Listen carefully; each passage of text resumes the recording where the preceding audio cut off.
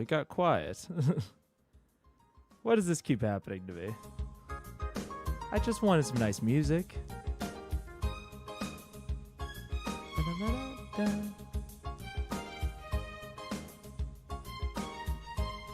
If you know the game, you have my respect. And that's all. But you do have that. Getting stuff ready. What's up? Hello. Crazy. Hello. Sounds like Undertale, but I know it's not. That's fair. I can hear that. No, Sheev, no. No. It's terrible. Happy Mother's Day. Also, to any mothers or maternal figures out there, welcome. And congratulations? I don't know. I guess just happy. Blank. I'm going to be calling my maternal figure after this.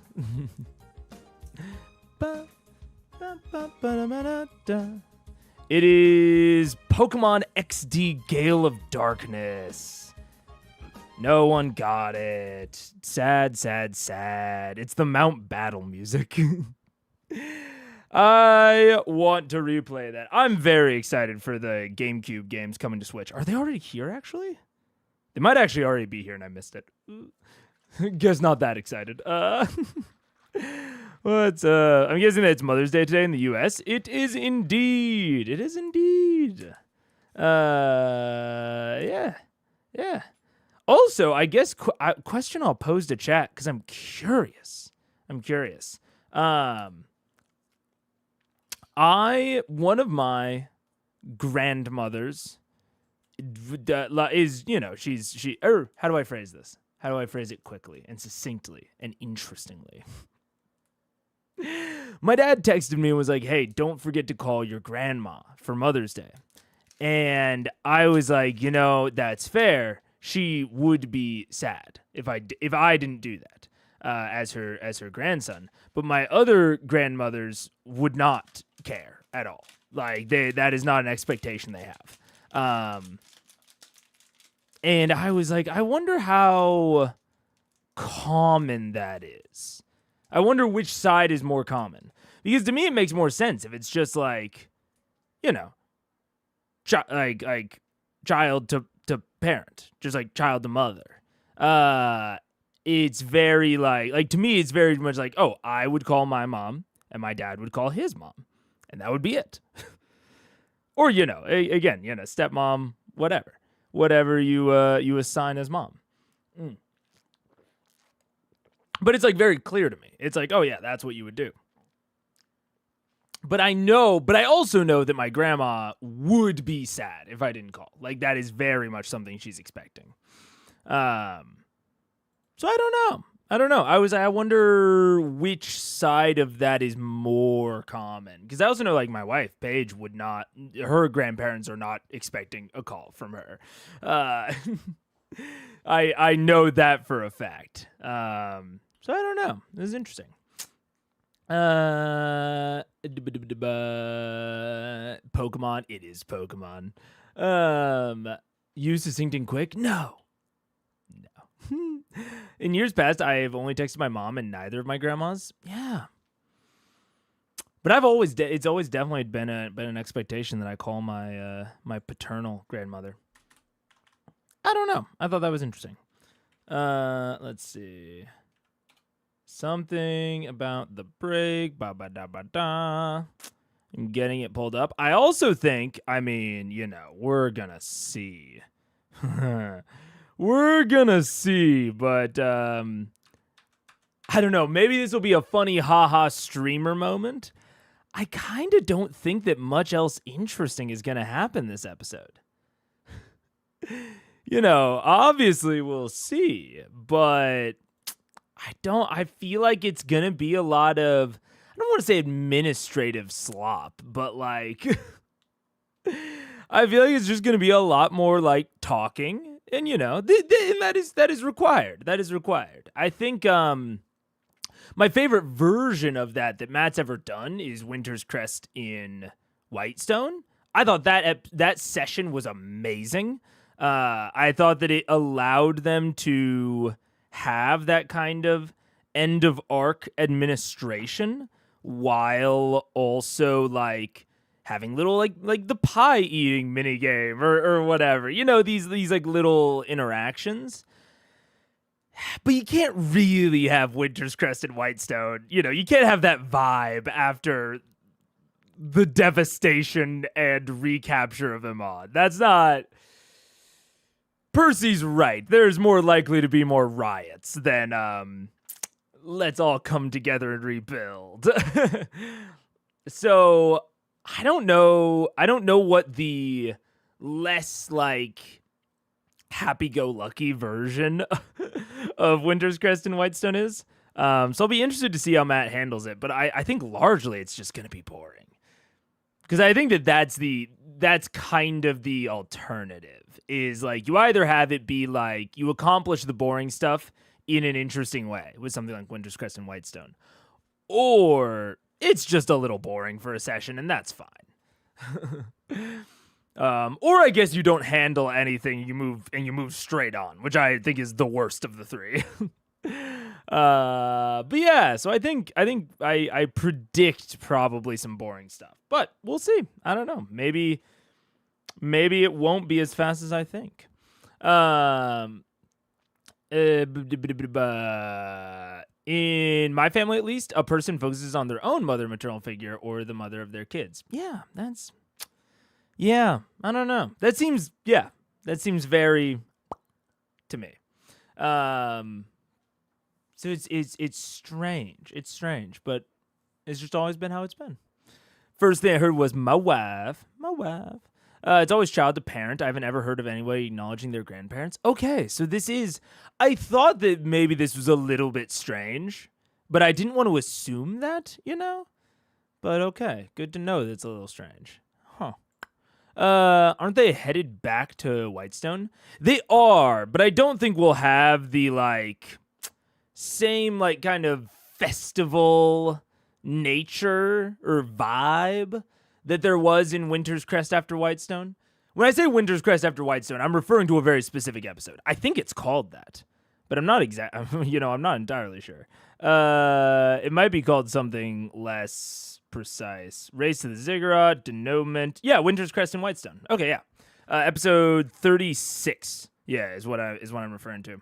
And yeah, it just has a certain air of not frivolity, but just celebration, and Matt works in a lot of these festival mini games into that of and they have these little individual interactions, and there's a speech, and then later there's the judgment of the former people. It's a really, I don't know, it felt very nicely paced to me and very simultaneously very relaxing, but also very engaging, and it actually dealt with all of the or not, maybe not all, but a lot of the lingering issues from the arc. That was one of my that's I think my favorite falling action episode that there's been. So that's kind of the what I'm judging a lot of other falling action against is that particular episode, because it's is it better? Is it the same or worse than that? And what parts could be maybe changed to get it closer to that? But I don't know how you do that after this sort of arc. It's a little bit different. What up, Daniel? Hello. Grabbing breakfast with my mom. I check in on my grandma. Oh, so Delphi checks in on the grandma. Okay, well, there you go. Have fun. In my family, you don't go out of the way to say Happy Mother's Father's Day to aunts or uncles, grandmas, grandpas, but if you happen to call or see them, you say it. Fair enough. That makes sense. You get to be a player in a one-shot? Woo! Let's go! You have to miss most of this episode?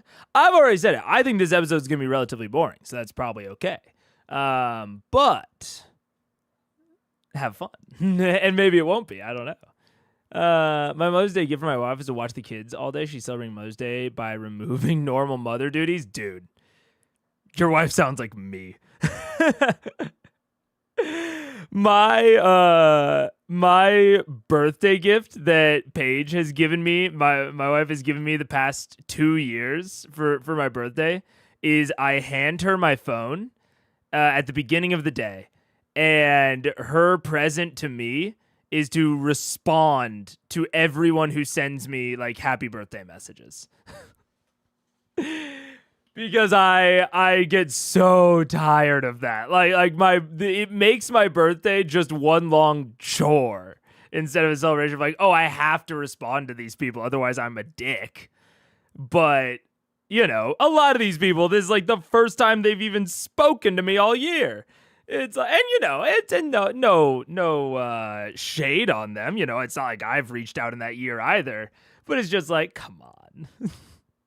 You don't really care that it's my birthday. It's like, you know, it's just something you feel like you have to do. So I would love that gift, is what I'm saying. If I was a mother, this would be my kind of shit. My kind of thing. I do know if this episode is boring, but I won't tell you. I've just lived out of state for the past half decade. That's fair. I also yeah, because I would probably, if I had to guess, we would do like a dinner with my grandma if I lived in Kansas still. And so then I would say it to her there, but because now I also live out of state, so it'd be a little different. Yeah. My family doesn't celebrate Mother's Day, so I forgot it was today. I never remember holidays. I have calendar notifications about it because I would absolutely forget if I did not have notifications about it. There we go. Oh, also I figured out what is breaking these. Because like this says break and then that also says break. This is supposed to be art break, but I have this. It's a long story, but I know what fucked it up now. Because I remember John was like, I didn't type it like that. You made me a liar. And I figured out why it looked like he was a liar. Let's see. Full screen. Get in here. Oh, wait. The rest of the break is down there. Shoopadow. There we go. I forgot what to wish my mother. Good looking out. Art break happens during the actual break, so same thing. True, but in case people wanted to know. And I also just know that like the things are like deleting words that John wrote. So it's literally not what even wrote. What's up, G Hercub? Hello. Also, I think Fantasy High Five soon. Also, oh wait. Let me make sure it doesn't open up on the wrong screen. 1 second. Fantasy High Five soon. Oh, it did. I knew it. I knew that would happen. There we go. Fantasy High Five soon, and Age of Umbra. Age of Umbra 5/29, which would be 3 Thursdays from now. Now, I don't know exactly what I'm going to do about it. Am I right? I don't know exactly what I'm going to do about it because I'll tell you my ideal situation, chat, for Age of Umbra. My ideal situation would be I watch it live, essentially. Or at least I watch one Age of Umbra a week. Maybe not when it's actually literally live, but one Age of Umbra a week and still one Campaign 1 a week. So still one Vox Machina a week. So it would be like either 3 streams it would be somewhere between 2 and 4 streams. But I am uncertain as to my voice's ability to handle that sort of thing. So,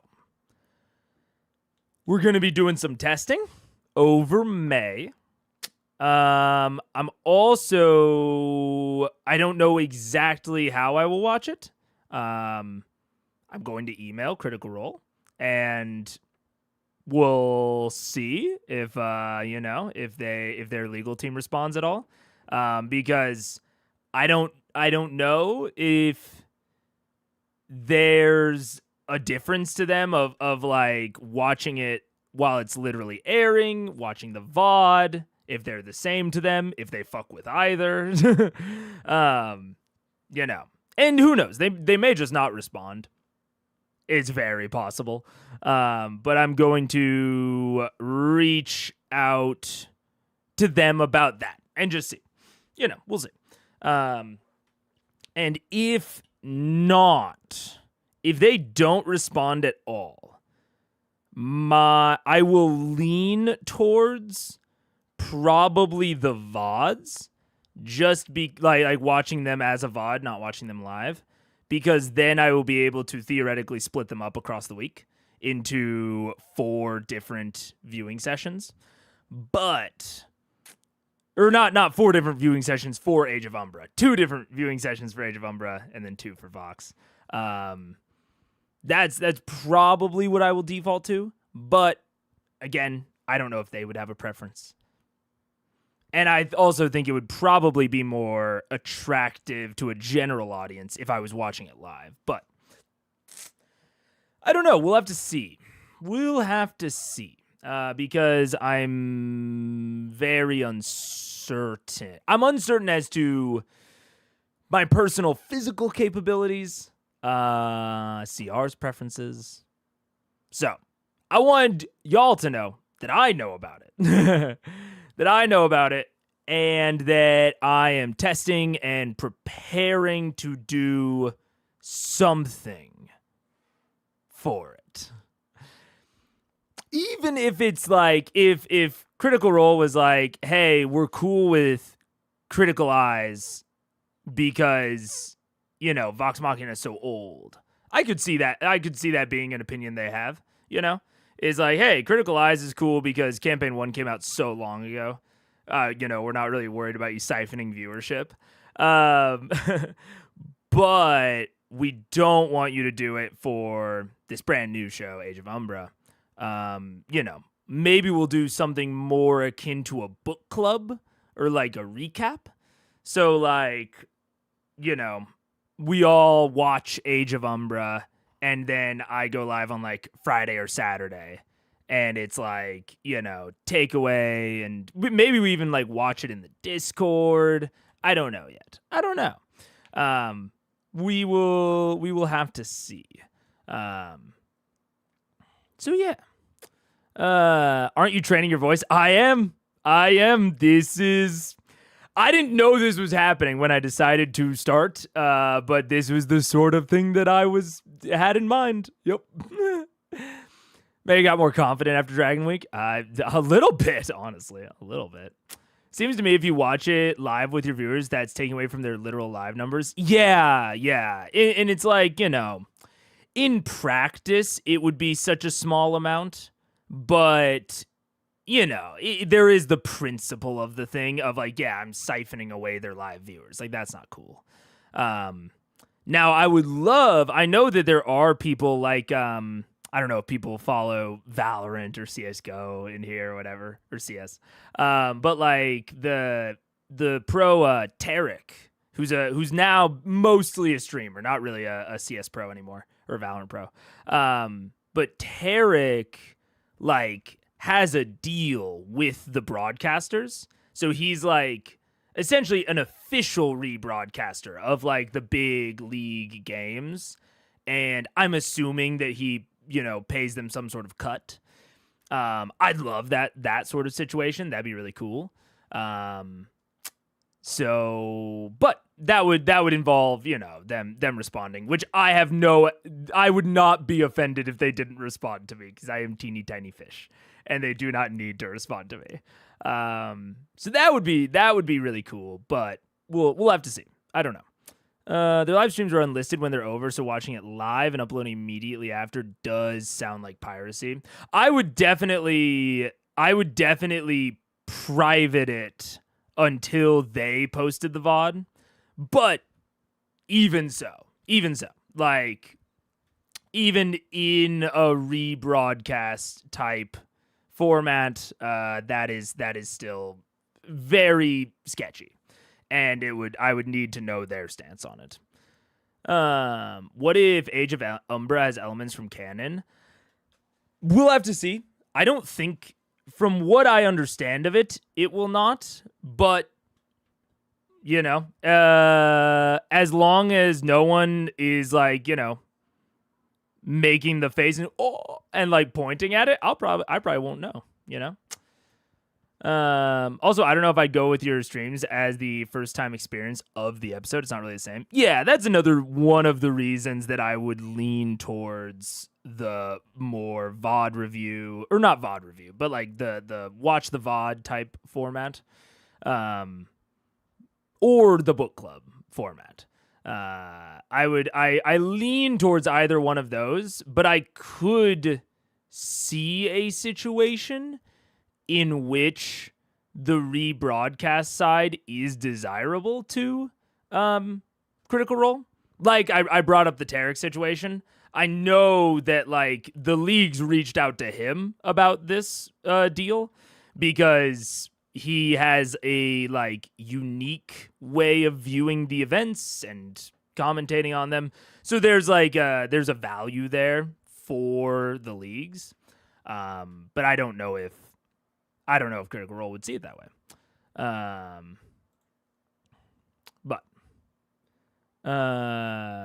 We don't even know if CR even owns the rights to rebroadcast, since C1 is still the GNS channel. True.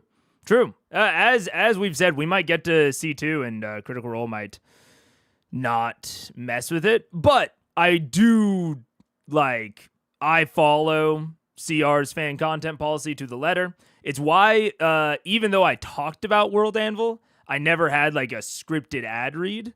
I only had passive ad spots on Critical Role streams. And I told World Anvil that when we started the sponsorship, I said, hey, I can't do live reads on the Critical Role streams because that is against their fan content policy. So I believe that I am following their fan content policy, but I could always be wrong, and we might get to C2, and we'd have to see. I usually skip these miniseries unless they're canon, and even then I didn't watch Exu Prime because I don't care for some of the spoiler things. Yeah, and I mean, this will be Daggerheart as well, so I'm extra interested in that, in seeing the people that, at least co-developed the system, and seeing them play it, I think will be very cool. But it definitely won't be for everyone. Yeah. You would have to upload your VOD the same day they do to avoid copyright. Either upload my VOD or the same day or later. Yeah. I fully agree. They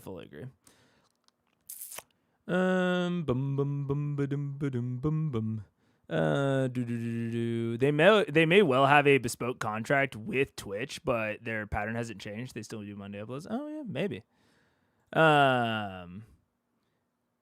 YouTube paused too much for a live watch. So is it like it goes live, and then when the broadcast is ended, it would immediately go private? Ooh, that might be impossible to watch live then.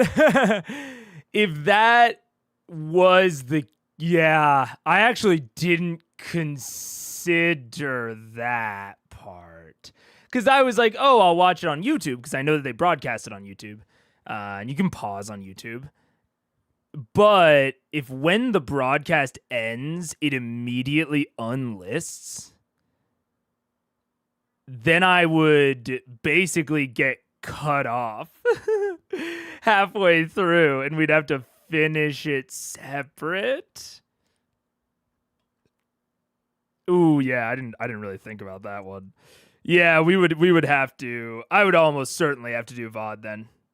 And maybe we will just do a book club style thing to make like extra squeaky sure. Especially if they don't respond. You know, if they respond, it's a whole separate thing, and then it's just how much can my voice handle based on what they say. But if they don't respond, then I'll have to, you know, make a judgment call based on what we can see and what they put out there.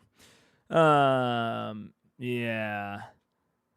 Who is Mega saying he has a way of things? Yeah.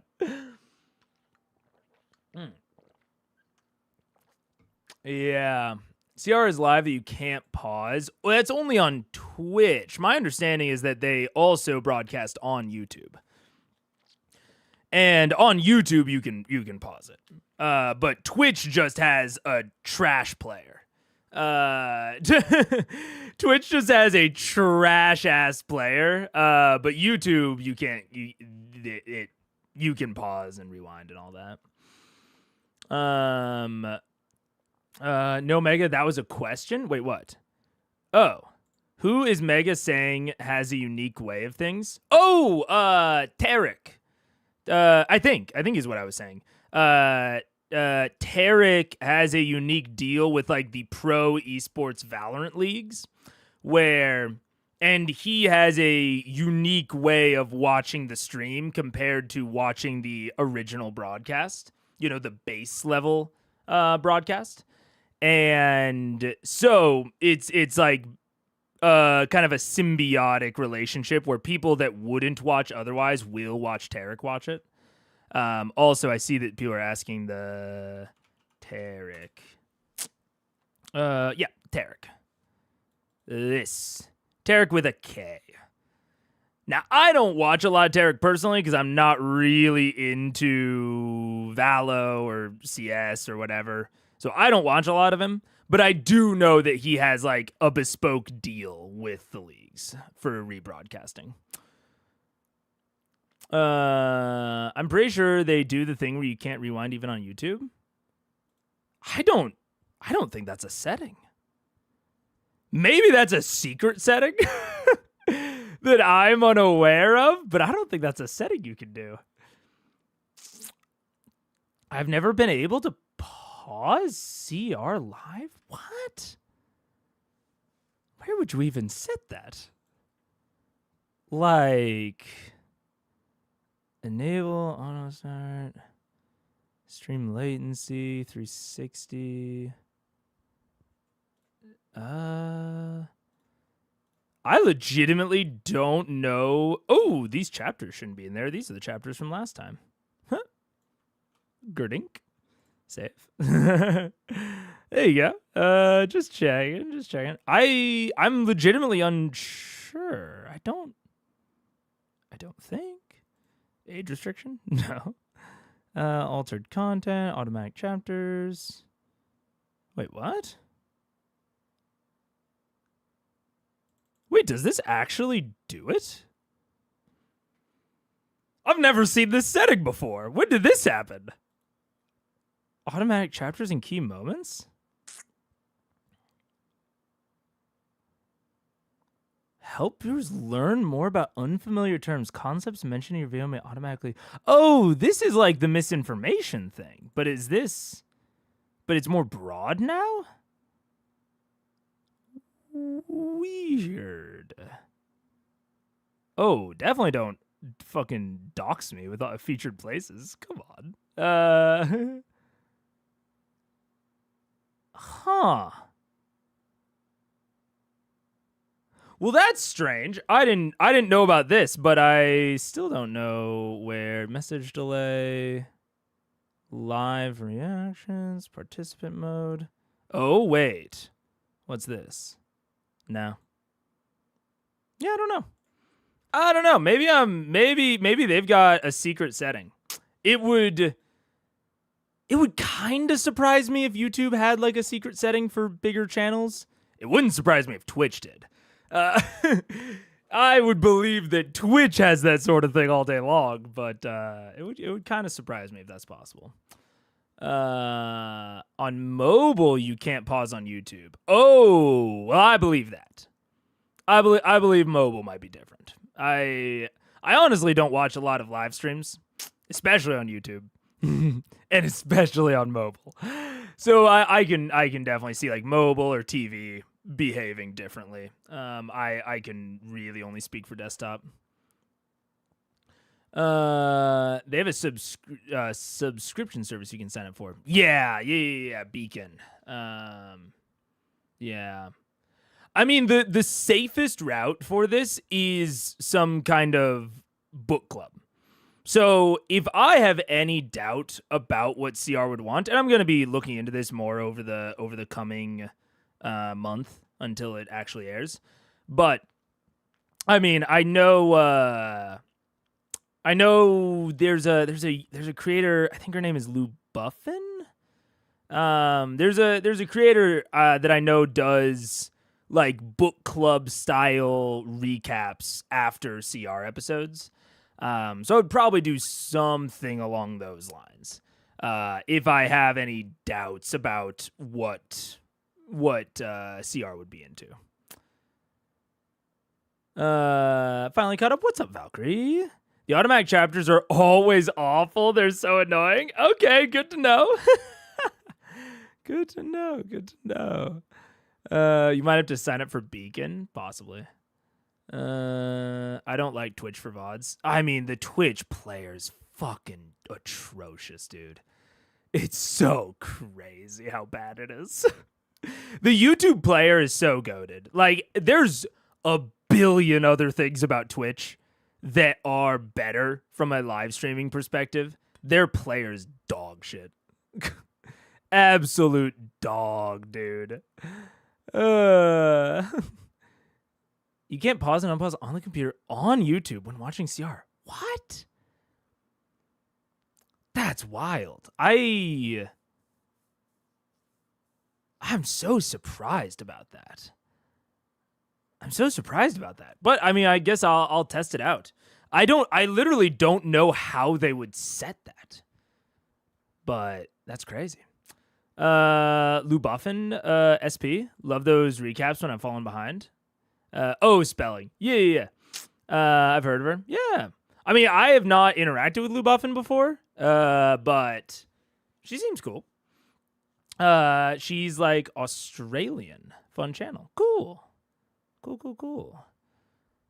I think she made VOD reactions to C3, kind of like you, but with more editing, but stopped. It's hard. This format is not easy, especially if you're editing it. Like, the fantasy highs are difficult, especially to make them algorithm friendly, but also coherent. Because I'm also assuming if she has like a recap style kind of conceit, or not conceit, like if that's like the hook, to make the VOD reaction edited, but also to where it like delivers the recap content, that would be difficult. I don't even try to convey the plot of Fantasy High with my with Dissecting 20. That is not even close to the point. So if she's trying to do that style of video, especially on Critical Role, which is so much longer than Fantasy High, like each episode, and she's editing them and trying to convey all the like important content and plot points, that'd be tough. So I do not blame her for not doing that anymore. That'd be really, really tough. The YouTube player works well. Can't argue with that. Yeah. There's so many things I would change about the YouTube live experience to make it more like Twitch, but the player is just inarguable. CR Live is weird. I will have to look at the CR Live because that sounds crazy. I don't know how they would even do that. Because I'm literally like, I've set up a billion live streams at this point. I don't know where you would even set that sort of setting, but it might have something to do with the way that they like feed it into the encoder on the back end. Like, because I know that it's all pre-recorded. So it might have something to do with the tech that they actually use to feed it to YouTube's services. I don't know. The amount of plot in a single episode of FH is way less than in some episodes of CR. CR is highly variable, but sometimes huge. FH is more consistent. It's absolutely substantially more consistent. I don't know that I would necessarily say I agree in terms of the like density. Although, well, I think their average densities, I think FH is probably on average more dense with plot and such. But CR does have crazy peaks. I very much agree on the fact that like CR is very variable in terms of how much. Yeah. She did recaps of CR plot and end section for theories. Theories? Theories. I can't watch any of her stuff though because it's all C3. I'm assuming she doesn't have C1. I guess I've never looked. But I avoid even watching like, Mike's CRD. Once I'm finished with Vox Machina, boy, I've got some creators to watch.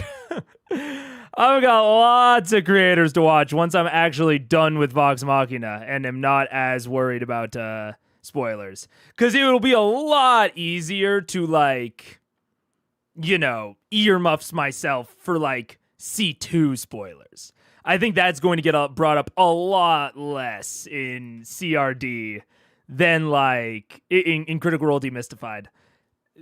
There's going to be a lot less C2 spoilers than there will be just future C1 spoilers. So I'm very excited for when I'm done with C1 and I can watch those. That'll be really fun. You'll finish C1 before SGM. I know.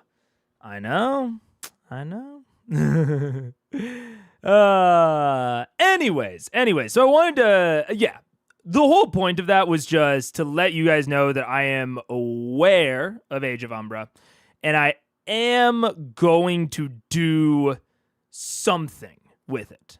At least it'll be what do you call it? It'll be the book club style. Because that'll not only be the easiest, that'll be way easier on my voice. Because talking about an episode is much easier than the normal like Critical Eyes type of format where I'm, the live reactions and tangents and all that. So that'll probably be the style that happens if either CR is not cool with the live react, either on the VOD or the broadcast. I probably just won't do the broadcast, honestly, if it's not possible. And even if it is possible, if it privates right at the end of the broadcast, I still wouldn't be able to do it. So I probably won't do live regardless. So it'll either be a VOD watch or it'll be a book club style thing. And if CR has a distinct opinion, then I'll go with them. And if they don't, or I'm uncertain, I'll probably go with the book club style because it'll be easier on my voice. So, with all that said, apparently as a streamer you can activate and deactivate a thing called DVR? What? Wait, I'm so interested in this. DVR? I wonder if it's only in the stream setup? Wait, okay, let me make sure I don't leak anything. Wait, let's go to live. Create, go live. Okay. Wait, because I would I mean, I definitely wouldn't use this. I think that like one of the strengths is in like being able to pause and all that. But it would be good to know if I could just tick a little box like that. DVR. Redirect trailer. What? Oh, I wonder if it's on a premiere. Oh, wait. I would almost bet you it is. And since CR is pre-recorded, they probably just premiere it instead of actually live streaming it. Wait. Okay. This is sure this isn't a spoiler. Okay. I'm sorry that I'm getting distracted with this. It's something that might legitimately be nice for me later. Language, recording date and location, license and distribution, allow embedding, shorts remixing, comments, ads, video, whatever. Off. This is a test. I don't care. Add an end screen element, subtitles, cards, checks. So, okay, if it's an instant premiere, okay, set as a premiere.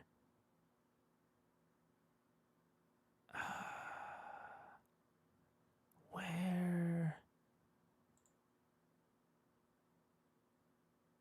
Set up premiere?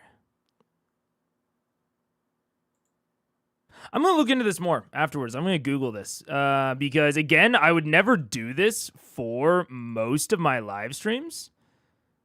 The page says it's about live streams? What? You passed by it? What? How? DVR was checked? Call me ruse? Where? How? Are my eyes deceiving me? These are tags, stream language, stream certification, license distribution, comments and ratings, redirect slow mode, reactions, participant live chat. Was it when I was setting up a new one? I don't know. I'm going to stop taking up this one with it, but I'm going to find it because now I am incredibly curious about how and where I do that. And maybe it's like a more global setting. Anyways, let's watch CR. Let's watch some CR. Oh wait, behind the scenes question. I love behind the scenes question. The name DVR is a blast from the past. It is. That's fair. Were you able to do anything for Chicago Live? No, I wanted to, but the Dragon Week video was taking too much. That was the first thing that got cut for Dragon Week, and then other things proceeded to get cut. I wish. I had such a good idea. Ugh. Do you ever do a single episode of FH in more than one real life session? Almost always. Almost always I'm doing it in at least 2. Now, sometimes those sessions are the same day. But I'm almost always doing them in multiple sessions. Because they also counterintuitively, they kind of take longer because I do more stuff during them that I wouldn't do on an actual live. So even though it feels like, oh, it would be a lot shorter because you wouldn't tangent as much, I ramble more because I don't have chat like there to confirm that they understand or don't understand what I'm saying. So I ramble more to try and cover all of my bases. And then most of that ramble just gets cut out of the edit. And it'll be like, if you think I go off on tangents of like researching things, for stream or researching theories during Critical Role, I do it so much more for Fantasy Eye. Literally, for Fantasy Eye 5, I finished the episode and then spent 3 more recorded hours just theorizing. And just like going around in circles, because that's also part of it, is when I'm theorizing for Fantasy High, I don't have chat to be like, hey, you missed this thing. Or, oh yeah, that is like going in the right direction, or that's an interesting direction. Even like last stream, I think it was Crazy Smith, or maybe Sheev is my city. It was one of the yellow names. I don't know if you guys know that this is a thing, but on my little chat program, you guys all have a different color for your name, and it's always the same color. So like Georgum is always red, Ebster is always green, Sarah's always blue. So I know, funny, I know it was a yellow name. But last stream, or maybe the stream before that, why am I yellow? I have no idea. I have no idea why you guys are the color you are. But someone was like, "Oh, your note about it's the same color you are in this. It's whatever color you are in this." But anyways, it is. There was a point where I was talking about the clasp, and I was talking about like, spiraling Vicar versus spiraling Shen. And one of the yellow names, I think it was Crazy Smith, was like, I think, like, what makes you think this? Like, I think you're wrong. And they were right. I was just wrong. It was crazy. Let's go. And I was just straight up wrong. And so like that also, like that aspect of live streaming it also, like, it doesn't necessarily speed things up, but it's just a different type of slow. I think overall, Fantasy High recordings are faster, like per minute watched, but not that much faster. So I definitely have to do it in more than one setting. What was the idea? It's not a spoiler now, right? Oh no, what idea? Oh, what was the idea? I might still do it at some point. But honestly, by the time that I would have the opportunity to do it, my tastes might have changed, or I might not want to anymore. Basically, I was going to do... I mentioned kind of all of the component parts of this, but I don't think I ever fully explained the idea. For those of you who don't know, when I was... Up until my like senior year of college, I was majoring in computer engineering, which is like robotics and sensors. It's not so much coding as it is like, I mean, there is some coding involved, but it's like coding like little Arduinos or like little like bespoke circuits that you like design and print yourself. So I did a lot of electrical engineering classes, so I know broadly how to build little gadgets and gizmos.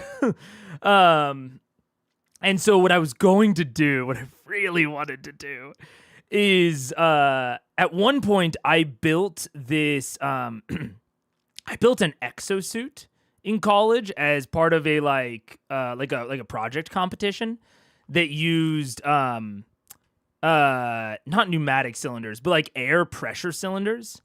And they're really easy to work with. They're shockingly easy to work with. And so I really wanted to, and I could have also just done electric pistons, but regardless, I wanted to have like a little like backpack and like hat. If you guys have ever seen How I Met Your Mother, when Ted's trying to avoid the who won the Super Bowl, I basically wanted to make a gadget where I could give Paige a button, and then Paige would have this long list of spoiler topics. And then I would go outside of the convention center and I would do man on the street style interviews with people going in.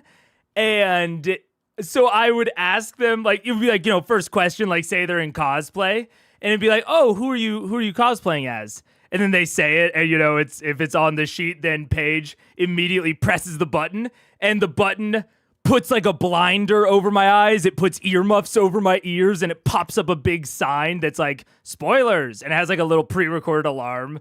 It's like, spoilers, please refrain from any spoilers beyond this episode, blah, blah, blah. And then I try to continue doing the interview with the spoilers, like, stuff on, and not being able to hear their response. I thought that would be very funny. And, like, making myself I think good man on the street content needs to make the interviewer the butt of the joke. I think it gets, like, super duper exploitative when you are making the people you are interviewing the joke. You should be the rube. It's like, I think it's Billy on the Street. Am I thinking of the right? Billy on the Street. Yeah, dude. Billy on the Street's awesome. Because Billy Eichner is the joke. And, like, normally the star that he's with is the joke in Billy on the Street. This is my type of man on the street stuff. And so that was the core of the idea. And then I wanted to ask, so, I would have a certain point where it lifts back up or whatever. But I thought that would be so sick. But we'll see. That's my main neurodivergent thing I haven't been able to mask. I will repeat myself like 50 times before stopping to ask, does that make sense? Oh, yeah. I'm with you. I'm with you there. Wait, now I want to know mine. Valkyrie, you are blue. Yeah, it's whatever you are in this little, in the side panel is same color. You're always that color. Fun fact. I also remember people's profile images pretty well. Like, I'd be able to tell you that Crazy Smith is this, like, oh, I didn't realize there were feet, honestly. But I would have been able to tell you that it was a blue, like, halo thing. Valkyrie's is a Valkyrie. Daniel is just his full face. Dude, it's so funny when Twitch streamers, like, multi-stream on YouTube, and they're like, people are there with their full government fucking name. They're just out there posting their full name and face. And I'm just used to it. People have usernames or people are just rocking their full legal name. I think I was purple before. Twitch is always purple. So if you were on Twitch, you would have been. But I don't know. I never noticed the colors were always the same. They are indeed. They are indeed. But in our chat, I'm something in like the blue-purple region. Really? Oh, yeah, you're yellow to me. I was fact-checking you. Yeah. Somega likes to play as a Warlock, but is an Artificer in real life. Well, yeah, the great thing about... man, and this is why I'm a Warlock main, is because Artificer is, like, absolutely my kind of shit. Especially the one that has, like, the little pet. Oh my god, that was my fantasy. That I did not fantasize about making Faustian bargains when I was a child. I don't know if that's a little if that's believable or not. But I can tell you I did not fantasize about making deals with the devil. I did fantasize about outsmarting the devil occasionally, but mostly if you had to take like my like childhood fantasies and embody them within one of the classes, it would have been Artificer. But Artificer's kind of lame. Caught! I'll say it. I don't think they're bad. I want to be very clear. I just don't think they're that interesting. unfortunately. And part of the difficult part about Artificer is that it is kind of the entire concept of like making magic permanent, you know? It's about harnessing it and mechanizing it. And in my opinion, it should be about combining it and building upon it. Like, I think the armor is possibly the class that gets the closest for me. Maybe the artillerist, because the artillerist has like these different turrets that then can do different things. So you're like kind of customizing it. But even then it's kind of okay. And then the armor is like you have one like thing and you like slowly upgrade it. And that's much closer to the fantasy for me than the like you have a set amount of magic items that you can replicate and then you can like swap them in and out. It's okay. And I get why that's the direction they went in to try and capture it. I get it. But it's only okay for me. It just doesn't really capture the fantasy for me. So, but Warlock absolutely captures the fantasy. Like, invocations to me, while not only being one of the coolest way to do, like, class customization, not only are invocations cool for that, but to me, they feel like clauses in a contract. Like, they feel like these bespoke, like, sections of a deal that you would make. You know, it's like, okay, I will give you this, this, and this in return for this, this, and this. It feels like I'm making a deal. Like I'm getting the things that I want specifically as me, as my character, in return, you know, for this deal. Like, invocations are so evocative of the Warlock flavor to me. It's also why I don't like Paladin. I don't think that the Paladin mechanics are very evocative of the Oath. Like, I think a Paladin Oath is super cool. Truly. I think Paladin Oaths are very neat. But I really don't think that the way that the class is constructed is essentially evocative of the Oaths. I've talked before about how I think that that paladins should basically like customize their oath. So at like level 3, they get one of like, I don't know, like 6 options or something, like, or one of 4 options. And like, that's like the first tenet of their oath. Those are the words that they speak. Very, very Stormlight. Sort of like a totem barbarian. I kind of wish that the entire paladin class was like totem barbarian. I think that would be much, much more evocative of the oath. And I also think that it would help the paladins have a more personal connection to the oath in their role-playing.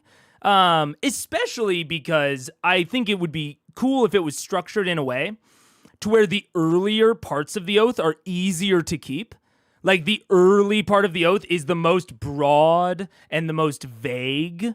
And so it's the easiest to justify any action when you're a 3rd level paladin.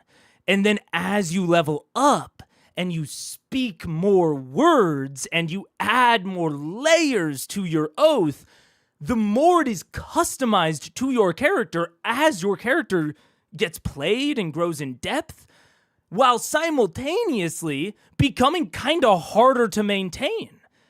You know, as you add clauses, essentially, to your oath that you have to follow simultaneously.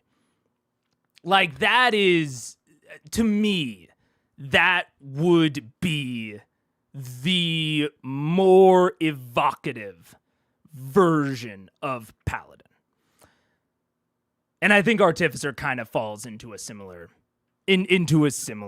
issue to Paladin, where, like, I understand why they went the direction they did in how they implemented it, but I would have preferred something different, I think.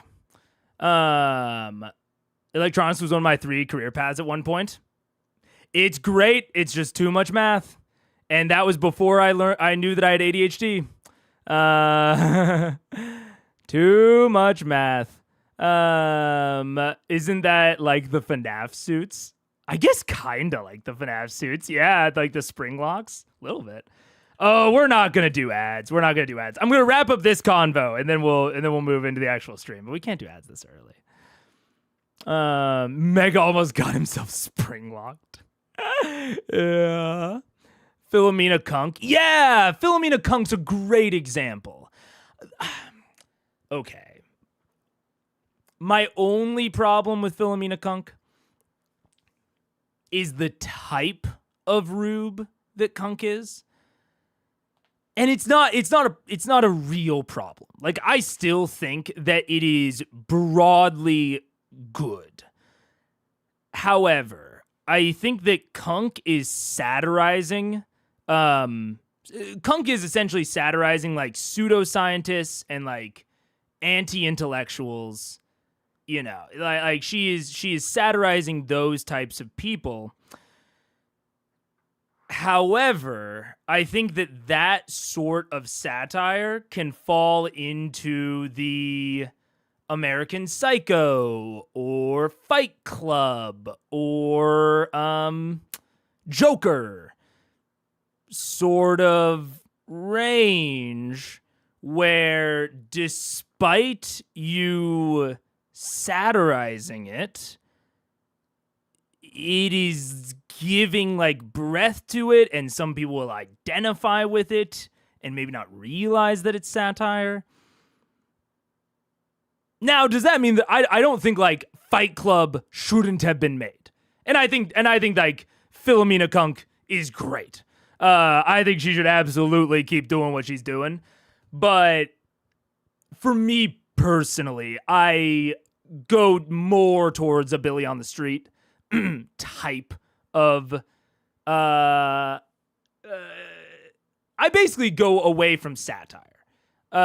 Satire is one of the most effective comedic forms for delivering a point, but it also runs into an issue of delivering a counterpoint, especially in the age of the internet. So I find it a little bit too complicated to want to interface with in my own content. It's even like I watch some streamers and I know they're like broad philosophical and like political leanings. Like, for example, Ludwig. I know Ludwig's pretty left-leaning, but he'll make jokes about being like MAGA or like supporting Trump. And the joke is that he doesn't. And so he is like putting on a satirical character. I would never do that because I watch it and I'm like, and sometimes I'm watching a streamer that is doing that sort of thing with my wife, and my wife hasn't seen the streamer before, and she's like, is he like pretty right? And I'm like, no, it's a character, and I'm just not into that. I'm not interested in that sort of thing. Again, I think it can be done, and it can be done really well, and I think Kunk does it really, really well, but it's a little too complex and misinterpretable for my taste. But oh god, I gotta skip through. Oh no, those are my middle school feet pointed to the sky at the beginning of my photography stuff. Oh, there you go. That's fair. I never bothered changing it back. I told my mom she needed to change it. Because my mom has gotten in chat occasionally with her full government name.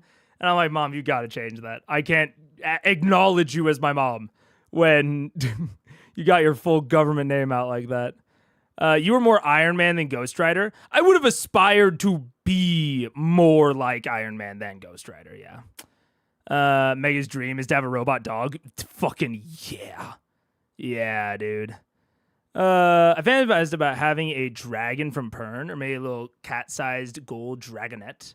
And Warlocks can get a pseudo-dragon familiar. That's fair. but I don't like Pats philosophically. That's also fair. Yeah. You can use any artisanal tool. Your magic could be cast with a glassblower's click or a Kut's cake. It is. And like, Artificer is so cool. I fuck with the lore so heavy. I just don't love the mechanics, unfortunately. I don't hide behind screen names. Posting with my real name helps me not say stupid shit. You know, fair enough, John. That is certainly that's an angle. I get that. Yeah. In the same vein, how evocative are clerics and bards? I think cleric is more evocative than bard. Although it kind of depends on what type of bard. Bards are a really weird, like, big tent fantasy. They're a very strange big tent fantasy. Where, like, they have this, like, they basically encompass, like, all artistry, but they also encompass, like, traveling smart person. Like, they basically encompass, like, lore master and historian. And I honestly think College of Lore Bard is incredibly evocative to the entire class. I think Magical Secrets is one of the coolest features in the game.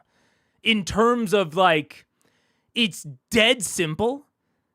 And yes, it is also, like, good and like, powerful. But especially if you're College of Lore, oh my god, it feels just right. Like, it so hits the flavor, I feel like. In a way that a lot of other features don't. And you can, you can interpret Bardic Inspiration, I think, along those same lines. But, like, College of Weapons is kind of weird, and Valor is, like, fine. College of Dance, I think, is actually kind of dope. I won't even lie. I think College of Dance is kind of sick. But it's, like, Bard is almost just too big tent. And in that same fashion, I think that Cleric, having the most subclasses of anyone else, and, like, not even being remotely ashamed of it. Cleric just being like, we're the one with a ton of subclasses. I think that's sick. I think that's very evocative of Cleric.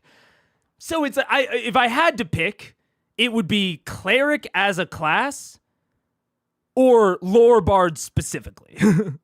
I think are both very evocative. Yeah. Yeah.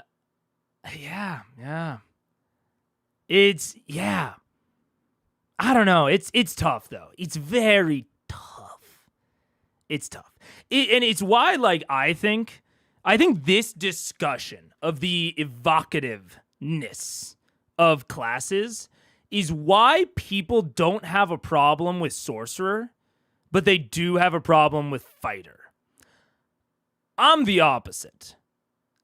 I have a problem with Sorcerer and I don't have a problem with Fighter, and it has nothing to do with, like, the evocativeness of their mechanics and their flavor. I think that meta magic is evocative enough for people to not realize how low impact it is. I'll go, this is my hot take. Meta magic is kinda lame as a class defining feature. I think it's very low impact. That's my hot take. But it is radically evocative of what people want Sorcerer to be. And, like, what people imagine when they think of the distinction between, like, a Sorcerer and a Wizard is this level of, like, individual control over your spells. Again, I don't think it matters most of the time. I mean, it does matter, but it's not. I truly don't think it's that. I think it's not impactful enough to regular play. And by the way, I don't mean that it's not powerful or strong or good. I think it does, like, give a decent power up to, like, the power of the Sorcerer. but I don't think it is useful often enough to be like the thing. In the same way of like sneak attack is the rogue's thing. Sneak attack is so it's like what rogue play it revolves around. And I don't think metamagic holds up to that standard. So I would rather have sorcerers just have spell points and not even have spell slots. I think that would be really cool. I think that would be very evocative. But on the flip side of things, people have a big problem with fighter because they don't think it feels fightery enough. I disagree. I think the multitude of feats are very cool. It kind of represents you like learning these different techniques. It represents your flexibility as a fighter. Like you are, not to take an Artificer feature name, but you're the right tool for the job in most situations. That's why I think Eldritch Knight is ironically the ultimate incarnation of 5e fighter, because I think it's the most flexible. And also Weapon Bond is just so sick. I can't throw away my bias there. The fact that you can get a thing that teleports back to your hand, come on. But people don't view that flexibility as a core part of the fighter fantasy. I kind of do, which is one of the reasons that I don't have a problem with fighter. But people want all fighters to be battle masters. They want them to have the maneuvers because that feels fighter to them. That feels like the person that is like the expert in combat and warfare. You know, they know these techniques and they know these things that they can do. And honestly, I think 2024 was a good step in the right direction towards making fighter more evocative, with giving them access to more weapon masteries than any other class. I think that's a step in the right direction. Like, I think people will ultimately like that.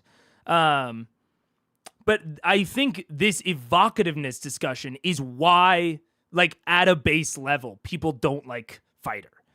Or at least, like, online people. Is because that flexibility isn't the fantasy that people have in their heads for fighter. It's the combat expert that they have in their heads.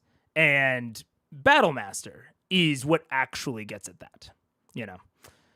I hate when people say that Artificer isn't D&D enough, because obviously if you make their invention steampunk flavor, then they obviously don't when you don't need to do that. Oh, absolutely. I think that's a terrible complaint, that it isn't D&D enough. Nothing about Artificer requires it to be steampunk. It's all magic, bro. It's all magic. If you want a more medieval, if you want something more medieval based on the inventions of Leonardo da Vinci, absolutely. Kunk has the mouthfeel of a slur. Yeah, a little bit. That's fair. The satire paradox, yeah. I personally take Kunk as an onomatopoeia of something banging against like a hollow. Oh, yeah. It's no longer fun to joke about politics, at least in America. Well, there's also that factor, yeah. There's also that factor, yeah. No ad breaks? Not for now, because I've got too much talking to do. I think you might be reading too into Kunk. She's British. We don't have a MAGA-like culture. Well, number one, everywhere has that. It's just how mainstreamed it is. Like, you know, like the AFD is making big gains in Germany. Everywhere has it to a degree. I just want to say that first and foremost. But second, I'm not saying that she's MAGA. I'm saying that doing a satire of pseudo-intellectualism or of conspiracy theorists, again, like American Psycho or Fight Club, like Fight Club is meant to be a denouncement of the characters. It is meant to show that they are wrong in their like philosophies, but it is still viewed as aspirational by some people. Same thing with like American Psycho or The Joker. So that's more what I'm saying, is like a satire that is meant to denounce or make fun of these things can be not interpreted necessarily as supporting, but it can be interpreted differently and used in a supportive way. I hadn't heard of the bard archetype in fantasy until D&D, even though I read so many epic fantasy books. Yeah. It's an interesting one because you can get it, like you can see what it is and like what's going on there. I think the epic fantasy protagonist that is the most bard-esque is Kvothe from Kingkiller. I think he's kind of the quintessential bard, but it's this weird big tent archetype. Mega liking magical secrets. Mega Sam.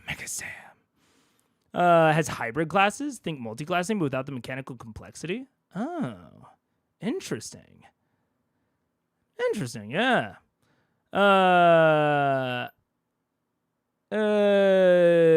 America has a lot. British has a lot of turfs. Well, yeah. If I had to pick for myself, I would probably be a bard or sorcerer. I could also be an artificer. Yeah, and I'm a warlock all day. I think you should cut Percy some slack. Man is tired, wants to go home and take a bath. I mean, yeah, the last episode was really interesting because it showed this level of apathy that they would have, even if they are tired, which I get, it's a long day. But a level of apathy that just shuts off your brain from critical reasoning is wild. But again, I think what I ultimately came to, and like, honestly, the legitimate takeaway is like they hadn't negatively interacted with the class in a very long time, and they had more recently positively interacted with them. So I think there's a little bit of a gut instinct that, they must have changed, I guess. But I don't even think it's like that conscious. I think it's not like a conscious series of thoughts. It's like purely instinctual. Now him being skeptical of the military is still crazy. But Bowmaster is the Swiss Army knife of subclasses. It really feels like it should just be the core rule set. I get it. I get why people feel that way. Because again, I think that it hits the flavor and the fantasy of fighter better. Yeah. Battlemaster for me is the most fightery fighter. And 2024 weapon masters are rough for me. I want everyone to have them because they're so cool, but also they're so obviously fighter. That's why I kind of like that, fighter just gets more of them. Like other classes do get weapon masteries. Fighter just gets the most. And to be fair, this is kind of a 4E situation. Everyone was using one weapon anyways. Everyone was using one weapon already. So everyone having one weapon mastery is fine. That's how people were playing. So everyone having one weapon mastery is fine. And then fighter getting multiple and now being encouraged to swap is going towards its fantasy. Yeah. Did we hit the break last episode? Yes, we did. Yeah, we did, Delphi. Canada and Australia were so anti-Trump that they swung their elections. Well, I mean, hey, that's true. And it's a very... Yeah, I'm trying to debate how political to get right now. I think I'm going to leave it there with I generally agree, because to get too much deeper into it, I would have to derail stream for much longer. But I get what you're saying. That, like, MAGA and Trump is a somewhat unique American phenomena, even if it has theoretical analogs in other countries. So yeah, I agree. Mega satirizing Andy and Electron doesn't sit with me these days. Yeah, and it's like, again, I don't blame Kunk at all. I don't blame her at all. I think it is a perfectly like valid and a lot of times necessary form of critique and comedy and that sort of thing. But it's not really something I think I could do. The charisma of the comedian is too high. Yeah. Back in the day, Colbert actually dealt with this a lot on the Colbert Report. He had to crank it up. He had to crank up the crazy. Yeah, I believe it. Yeah. So we're gonna watch the show. Yeah, I was gonna say I'm wrapping up. I'm almost to the end. I'm almost to current on the chat messages. I question if fighter having multiple will matter in practice. Haven't paid enough attention to see if people actually switch. I have a fighter in my game right now. He does switch. I can't guarantee that will continue to be the case, but currently he does. He does switch. Now he also, we're low levels, so he has less. I don't know how much it'll, how much that will carry on in the future as he gets more weapon proficiencies. But right now he switches. Mega, don't get political. I watch you for no real world politics. I at least don't want critical eyes to be that way. Because I also very much recognize that people watch it for like a level of escapism. And it's why I try, if I'm going to talk about it all, I try to only talk about it in the intro. And then the one or two times I've talked about it, I've tagged it in the chapters.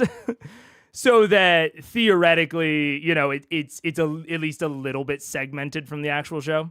I would talk about it in non kind of themed streams, which I want to do more of, but my voice.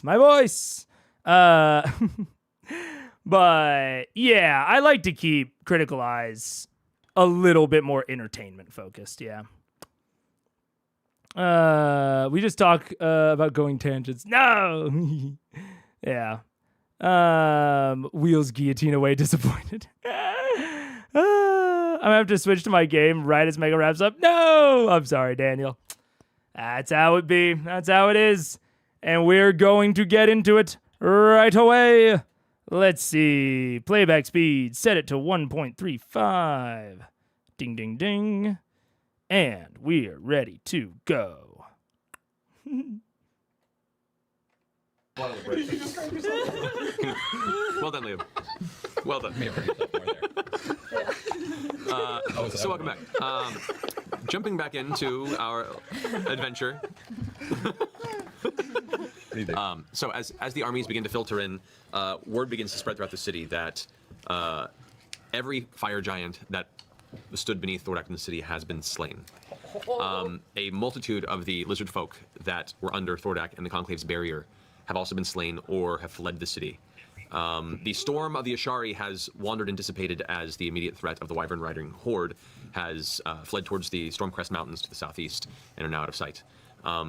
The armies have converged and have begun searching for survivors and putting them under their care. Members of the Clasp have begun to rise up and meet with the remaining armies in discussions of how to bring most of the survivors out, as the Clasp has actually been, as they discussed before, taking many of the survivors that aren't already bound to Thordak and keeping them underground and kind of building small underground tent cities for them to live in while they try and figure out what to do. It's very interesting, with those of you who've lived in Amman for enough time, to see so many different people and so many different racial backgrounds and so many different cultural decrees all coming to one point and all working together so quickly and so strongly just for the sake of recovery for aid. And there is an air of relief.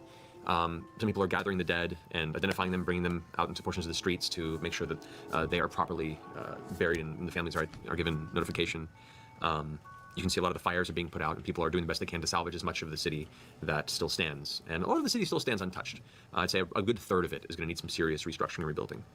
And being one of the largest, not the largest city on the continent, it's going to take some time. You guys have begun to speak with the War Master as he approaches with his army and kind of trade stories on what has transpired on their end and yours. And as this is happening, a familiar face steps into the district with a small group of cloaked figures.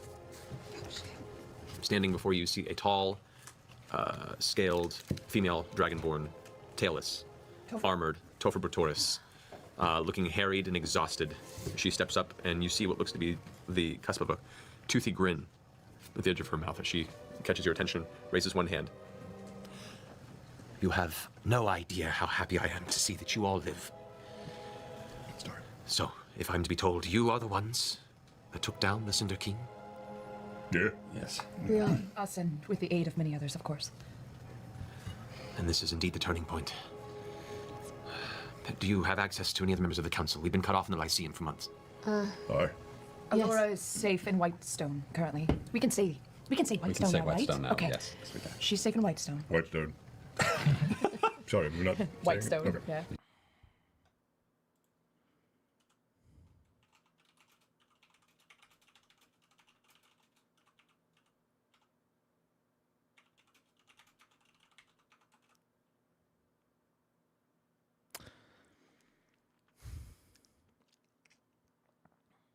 We've been cut off from the Lyceum for months.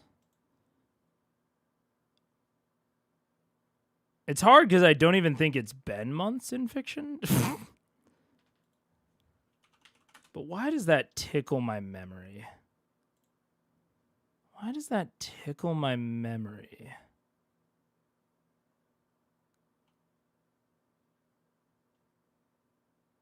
It's also interesting that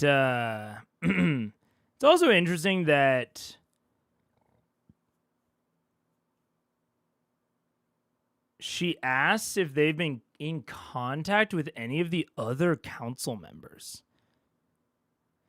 And I did think it was kind of weird that Tofor didn't come with them, but I kind of just shrugged it off. Like, didn't come back to Whitestone with Braum and Assume. But I kind of just shrugged it off as like, oh, she's back leading the charge. The only thing I'm really kind of squinting at is her saying that they're cut off from the Lyceum. I mean, I do remember Raishan saying that there was a distraction which let her take the teleportation circle, and we know that that was a lie. But I thought I remembered Braum or Assume mentioning the Lyceum. I could have sworn I remembered one of the two of them mentioning the Lyceum. And maybe I'm just smoking big reefer. Doing our best. The mages were ousted from the Lyceum. Okay. Yeah, so that all makes sense. Now the Lyceum has fallen to those who have sworn fealty to the Cinder King. So we don't have use of those artifacts anymore. Okay. No, that tracks. That tracks. Okay. Huh. It implies a little bit more recency, but I think that that's an easy. That's pretty flexible. I don't think unless his claim was that they got there really recently, or it fell really recently, that would be the only contradiction. But I guess that makes sense. They've talked about the Lyceum quite often. Which maybe the Lyceum was a little bit more, I mean, it probably was a little bit more substantial for the players and the characters, because I'm sure they used it more when they were regularly interacting in Amon. But, yeah. That's a way too common mistake for CR, confusing IRL time with in-game time. Fair enough. Yeah, which it's like, again, I would only really squint harder at it if it was like an extreme, if it was extreme, you know. The season indeed, was it not cut off here in the Lyceum? Do you have access to any of the members of the council? We've been cut off in the Lyceum. Oh.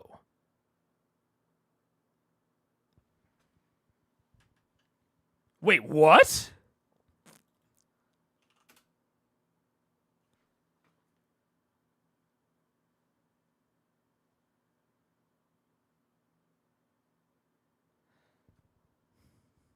That's a bit weird.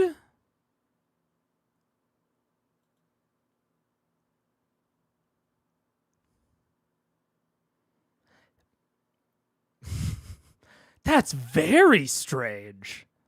What? Everyone else, Raishan, Assume, Brahm, have all implied that they have no access to the Lyceum. So cut off in the Lyceum is very strange phrasing. My assumption is that they have some sort of connection, or they have some sort of like sending stones in the Lyceum, and they've like snuck in and like tried to use the sending stones, but they didn't work. That's all I can. That's the only thing I can imagine that she means. But that's so strange. See, our timeline is low-key fucked. Oh yeah, of course. Yeah.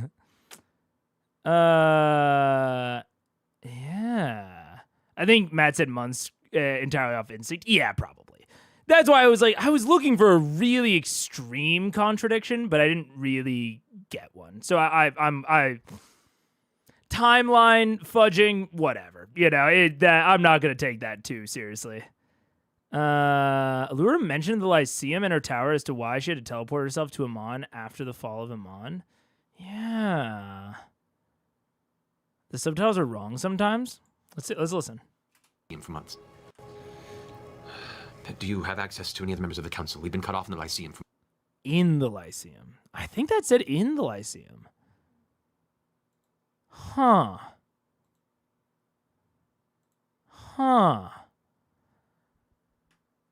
I mean, Thordak was probably barring people. No, I know, but it sounds like she's saying that they were like trapped inside the Lyceum. She was trapped in it when the others were trapped outside. But that doesn't track, because they've all been saying that they're working together. Unless they are working together just through it? Very strange. It could be a misspeak. I don't know. Yeah, very strange. Very strange. Point. Do you have access to any of the members of the council? We've been cut off in the Lyceum for months. Aye. Allura is safe in Whitestone currently. We can say Whitestone We can say now, right? Whitestone now. Okay. Yes. She's safe in Whitestone. Whitestone. Sorry, we're not. Whitestone. Okay. Yeah. You're good. It's kind of nice saying it again. Emperor Uriel's wife and children are in Whitestone as well. This is good to know. I was worried about them after the initial attack. Okay, all right. Hasum should still be here as well, right? Back in Whitestone as well. Also back in Whitestone. Whitestone. Yeah. I think. Wait, Raishan was supposed to take Assume somewhere. Did that ever happen? Thought came down yeah. to the Ziggurat. No. Yeah, She Oh, sounds yeah, like yeah, us, yeah. right? All right, Raishan brought Hasum back to us. Yeah, that. Sound Yeah. of confidence. Like a month ago. Very well. With the War Master's aid and any of you who are able to, we'll begin to do the best we can to restructure some semblance of law and order here within the city. And Kima's in there. She's kind of guarding the treasury, if you will. Solo. Solo, by yourself. We were hoping to peel off some of the troops, maybe some of Singon's troops, to help keep an eye on things in there. War Master, could you make that happen? And you see Mikhail Daxio, who is currently in the midst of giving orders to a few of his soldiers, kind of puts his hand and walks over. I'm sorry, what? Mikhail, if you would be able to offer some aid or strength of your troops to guard what remains of the city's economy. And Mikhail nods.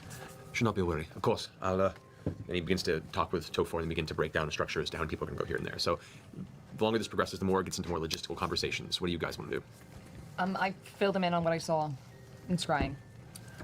More importantly, what this means is that she is on this plane of existence. I can't scry. Oh, right. She's on another plane, so she's here. Do you know where that island is? I could attempt to think really hard about it. It's gonna attempt to think. Scrying doesn't give any direction. Marisha race. No. I mean, even name the of my visuals I'm island. giving from a narrative standpoint are like a little more than the spell should, but it's for fun. Can I do like a roll to see if Make I an get intelligence check. Oh jeez. Oh, boy. Thanks for your vote of confidence. No, this is a That's vote of not good. confidence That's for the not dice. good. For the dice. This is your fault. It's a 5 total. Yeah, it is. Oh, Wait, no, intelligence, just a straight intelligence Yep, check? intelligence modifier. Yeah. Okay. Yeah. Yeah, you, for lack of a better term, are the homeschooled one of the bunch, and you only recently left the, before meeting the rest of these adventurers, left Zephyra to go and see what the world was about. So unfortunately, you don't have as much worldly experience as other people in your team would. So the visuals you have clear in your mind, you have no personal life experience or any place that you've seen that you can connect the dots to. I turn to Pike and ask and tell her of the island and ask if she has encountered anything like this in her travels. She closes her eyes for a second and kind of winces a little bit. Her tongue kind of peeks out the side of her mouth for a second. No. Wide ocean, you said, right? Big, nothing but ocean except for that one singular island. It looked like there was geothermal activity going on, so it must be God bless you. near a volcano or something Well, like that. most of my sailing was done in the Osmit Sea, and Nothing like that? nothing that I've seen. right. Sorry. It's okay, Pikey. I'll throw a Hail Mary. I thought she was. I thought it was during the discussion of her, like, kind of growing up in, like, satanic panic sort of areas. And college wouldn't, mean that she couldn't have been homeschooled. I could have been wrong about that. I thought that was a partner making a joke to another partner for a second, but I could be totally wrong about that. I might be Like, how wide-ranging was I back in the day when I was doing this for my career? Yeah. Any, you sound familiar to me? You roll an intelligence check. You were come on. Natural 20! Yeah. Oh, 18? 18 plus your something? intelligence modifier. 18. No negative modifiers. That's good. Must be nice. 0 today, kids. As Keyleth is going over the description again, you're thinking about it, and you did a bit of sailing. Sailing the Lucidian Ocean is difficult. That's why Wildmount. you're all right there. Take it outside, Liam. Don't die. The wrong card for the deck. The glass of many drinks. You've done a bit of sailing out of necessity, and the Lucidian Ocean is known for being the more treacherous of the large bodies of water, which is why between Wildmount and the other continents, there isn't a whole lot of trade, or the trade that's out there is generally considered very expensive, and for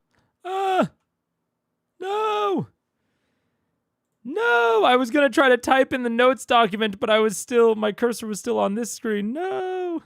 Shit. is the idea of geothermal activity, and while you haven't the idea of geothermal activity, Okay. and a whole lot of trade, or the trade that's out there is generally considered very expensive and for rarer items and resources. What catches your mind is the idea of geothermal activity, and while you haven't specifically been to a place like that, the islands that usually contain that type of sub-volcanic activity to expel that type of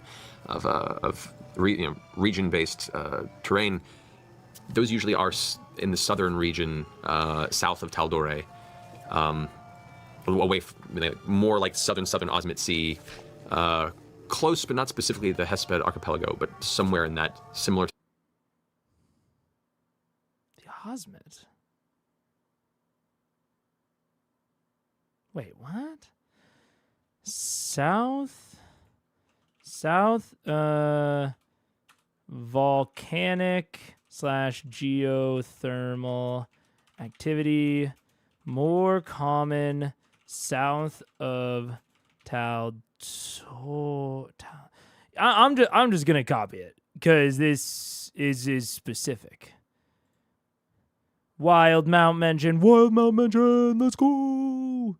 Wild Mount mention. Come on, transcript, catch up. There we go. What? So what's up? You've done a bit of sailing out of necessity. The Hesped archipelago. In terms of where the island is The island that Keyleth saw. The island that Keyleth saw in the scry. Okay. And the Lucidian Ocean is known for being treacherous. The idea of geothermal activity, specifically been to a place like that, the islands you know that usually contain that kind of subvolcanic activity to expel that kind of, region-based terrain. Those are usually southern, south of Taldore. Southern Osmond. Close, but not specifically, but somewhere in that type of region. I recognize the Hesped Archipelago in the Osmond. Osmond. Wait, do I not? Do I not recognize the Osmond? What? What? Okay, wait. Locations. Regions. Geographic regions. Well,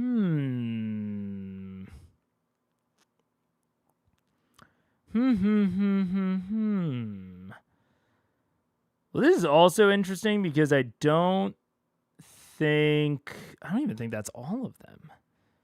Do I have some that are unpublished? I guess they might be. But like I'm looking at that and I'm like, that doesn't look like all of the ones that I have in there. Oh, let me see it. Let me see it. Okay, I might have to put it over here.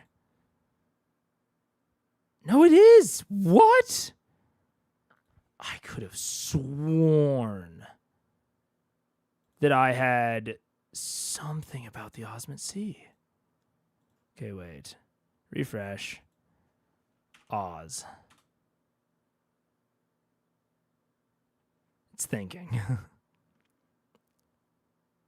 Huh. Because that really rings a bell. But I'm not seeing anything that reveals it to me. Or specifies anything to me about it. And it could be in one of the reports is one of the problems. It could be in one of the reports that I just haven't gone through yet. Because I don't have because those won't show up in the search function. Is it in VISCAN? Island in the south of the Lucidian Ocean. God damn it, that's not specific at all. They've definitely mentioned the Osmond Sea before. Oh, no. Damn it. Because it stands out to me. Well, I think it's down here. I don't remember what that archipelago is, though. Where southwest of Exandria, the dominant thing is Marquette. Exandria. No. I don't remember what the location of the Glint Shore is. Did I do a article for Glint Shore? I did. Good. Described as an Isle of Glass, barren wasteland, located in the island chain. You didn't write it down, Mega? You didn't write down the name of the island chain, possibly? Because that would be very useful right now.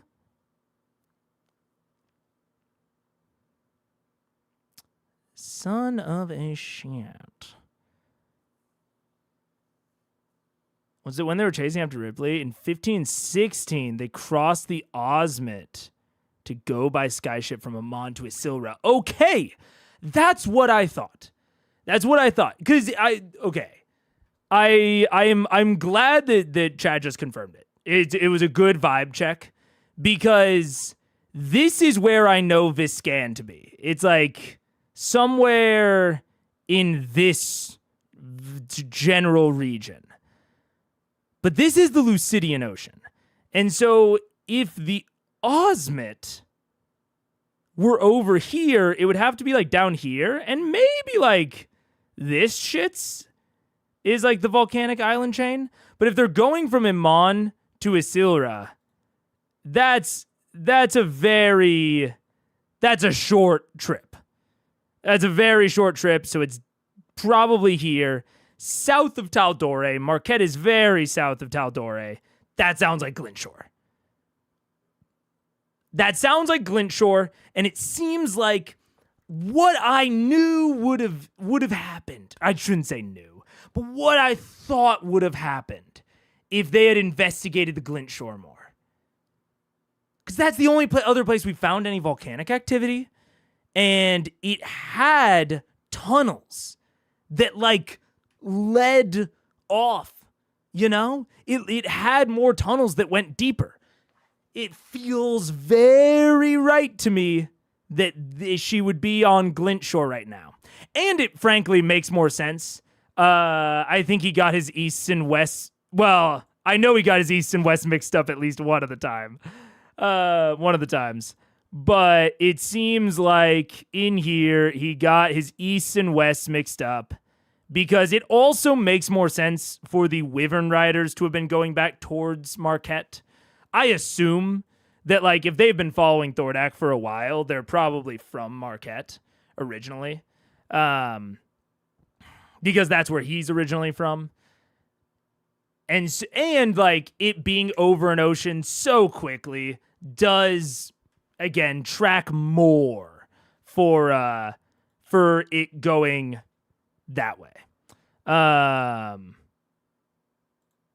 So it's the Glintshore. So almost, and it's the archipelago. It's the only other archipelago we've ever heard of, is the one that the Glintshore is a part of. So she's almost certainly on the Glintshore. Although, no, she's almost certainly not, because we saw the outside. Never mind. Wait, no. She's in the same island chain as the Glintshore, probably? But not the Glintshore itself, because... But not the Glintshore itself, because the terrain outside was all nice and shit. Unless it turns nice while Thordak is dead, but burned when he's alive. That'd be some weird ass soft magic, but I could see it. Huh. Taldore and Isilra. Yeah. Okay. The sea ocean to the east is Lucidian. Sea oceans, Taldore, Isilra, Marquette is Osmit. Cool. Okay. That makes sense. That all makes sense. So then this would have to be the Hesped Archipelago. It would have to be. I won't accept another explanation. I won't accept it. Okay? Type of region. Hesped Archipelago? Archipelago? I'm going to throw every dice at you guys. Southern Osmit. This lair did not seem to be the bookish sort of lair, like the sort of dragon who collects a lot of lore and would have like stuff like that. No. Although the only other thing I'll say, and I'll say it quick, theoretically this shit wraps around, right? So it's possible that this is the Hesped, but that would seem unlikely to me.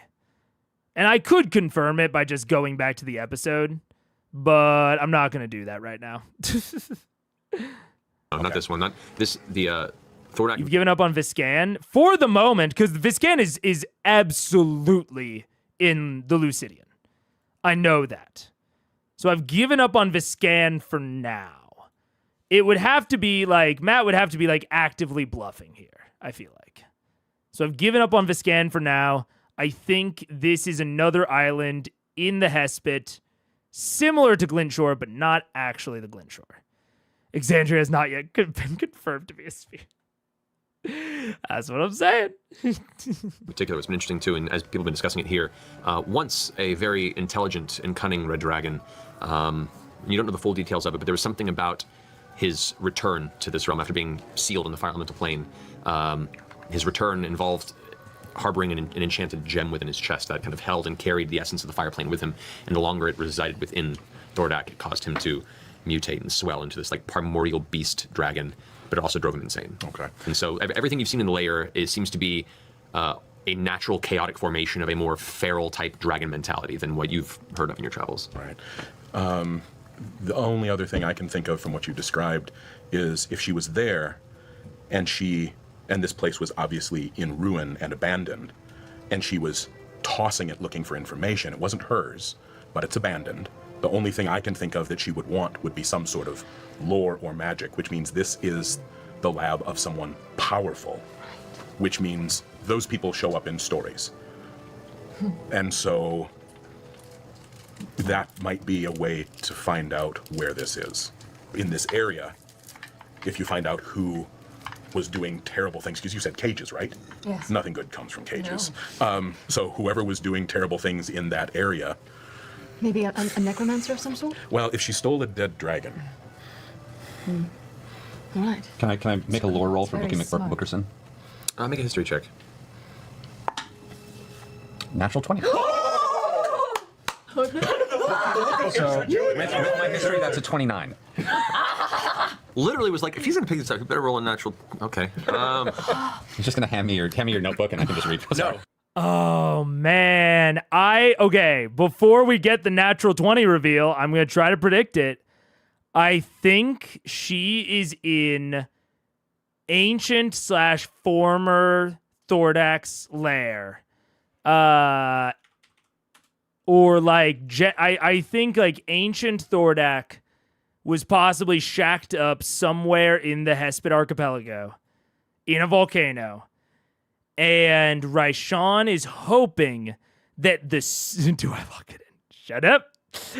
And that she is looking, for some reason, maybe her Speak with Dead spell didn't work. Or possibly he told her to go fuck herself. You know, I could see basically whatever she hoped to gain from his corpse, I think she didn't get. I'm going to take her at her word for now and say that she was looking for information on how to cure her soul curse. And I bet she did speak with Dead, and I bet he told her to go fuck herself. So I think now she is looking for the method that accomplished his resurrection. Because he did get resurrected. Like, let's be real. Thordak is not, in any incarnation, is not the type to just sit quietly for 400 years on a tiny island in the Lucidian. That ain't it. Come on. So there was some manner of resurrection to after Devosa killed him, to him being rediscovered in VISCAN. So I think that's what Raishan is looking for. She is in his old lair looking for that secret. And then she's going to revive him and then possibly, torture him, mind read him. There's a lot more you can do to something that is alive than something that's dead. Unfortunately. Maybe threaten his offspring. I don't know. But that's what I'm calling. And I am locking it in. In fact, I will be locking it in. Well done, man. Holy So shit. Raishan is on VISCAN? No. She's in the Hespit Archipelago because Thordak is originally from Marquette. Or Thordak's originally from Marquette. He was rediscovered in VISCAN. Now, how did that happen? Who knows? My theory... Okay, wait. Follow me on this, right? Follow me on this. Ooh, Oh, no. Oh!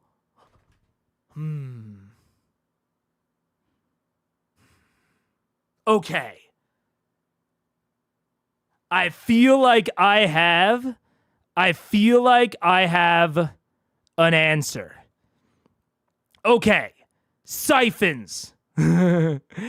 Siphons. We know that. How do I make the background on this? I know I've used like a million different drawing things. It's hard to keep up. But I would really like for the background to not be blindingly white. Whatever, doesn't matter. Okay, so we know that siphons take stuff from the black hole and they feed it into the Outer Wilds white hole.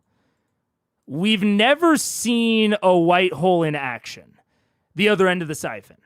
But we know that they are used for, like, rituals. And there was... Oh! Okay.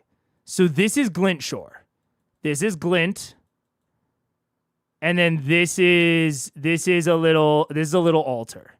This is the altar in the Glint Shore. And then I think there's another altar in VISCAN. Okay. Now, the siphon that is on the top of the ziggurat, ziggy ziggy yay, ziggy yaw. Hey, no. The one that's at the top of the ziggurat in Whitestone, the reason that it's there, like the reason that the Briarwoods like needed to go to Whitestone specifically is to like build this. So Whitestone. But they couldn't just use the ziggurat, right? Because the Ioun ziggurat was already there. We've seen it there, and we saw it in the Slayer's Take basement. And Osisa indicated that the ziggurat had been corrupted. It was a Temple to Ioun. It got corrupted. And so now, and the way that it was corrupted, I would imply, was via the Whitestone. And Whitestone is just concentrated magic, concentrated energy. And the black holes, we know, the siphons, suck in, like, break down stuff into raw, primordial energy. And then they transfer it to a different location. And then it is used for rituals. And they said that a lot of the original vestiges of Divergence were created this way, right? So,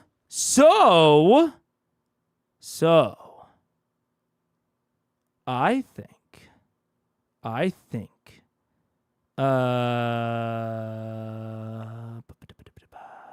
Magics. I want to go to the Siphon page. Siphon. Because I want to transferring extremely powerful raw magical powers. Several of these will place strategically throughout the world's crust at various nexus points. Siphons guaranteed to have 2 points that are connected. Unclear if these points are in the same plane. Is a means of constructing relics. Okay. Yeah. So I think I've finally found out why the Glint Shore is the way it is. I kept thinking, man, it feels like what probably happened to the Glint Shore is that Thordak was resurrected there, and that made a big, like, pew, little blow-up thing. And that's what made the Glint Shore, and that's even maybe what made it a volcano. I think I have it backwards. I think the important thing about the Glint Shore is not that Thordak was resurrected there. The important part about it is that it's on a volcano. That's the important part. maybe the biggest volcano. So in the same way that this siphon needed to be built in Whitestone above a ley line, they needed to channel the energy of the ley line into the black hole, into the siphon to get it to the other side. That's what the residuum was all for. That's what the Whitestone was all for. It was a channel. It was a funnel. Take the ley line energy out of the ground and go like an upside down funnel. Like you're pouring shit, like you're pouring water into a small hole, right? There's only a certain amount of energy that can passively fit into the siphon. Oh, fuck, we're gonna have to go to ads. That's fine. 1 minute, and then I'll keep going if I must. If I must. There's only a certain amount that can fit through this at a time. Maybe it dissipates on the other side. They need it more concentrated. So they build the funnel. The funnel takes a wider amount of the ley line energy and goes up into the siphon. I think that the Glint Shore siphon didn't have a ziggurat. It was a tiny little altar. Tiny. And it had the little, gate scroll compartment. I think that the siphons are just a fucked up gate spell. So I think whenever you want to form the siphon, you do a weird, arcane, fucked up gate. And that's what forms the siphon in the first place. And the reason that it was on the Glint Shore is because of the volcano.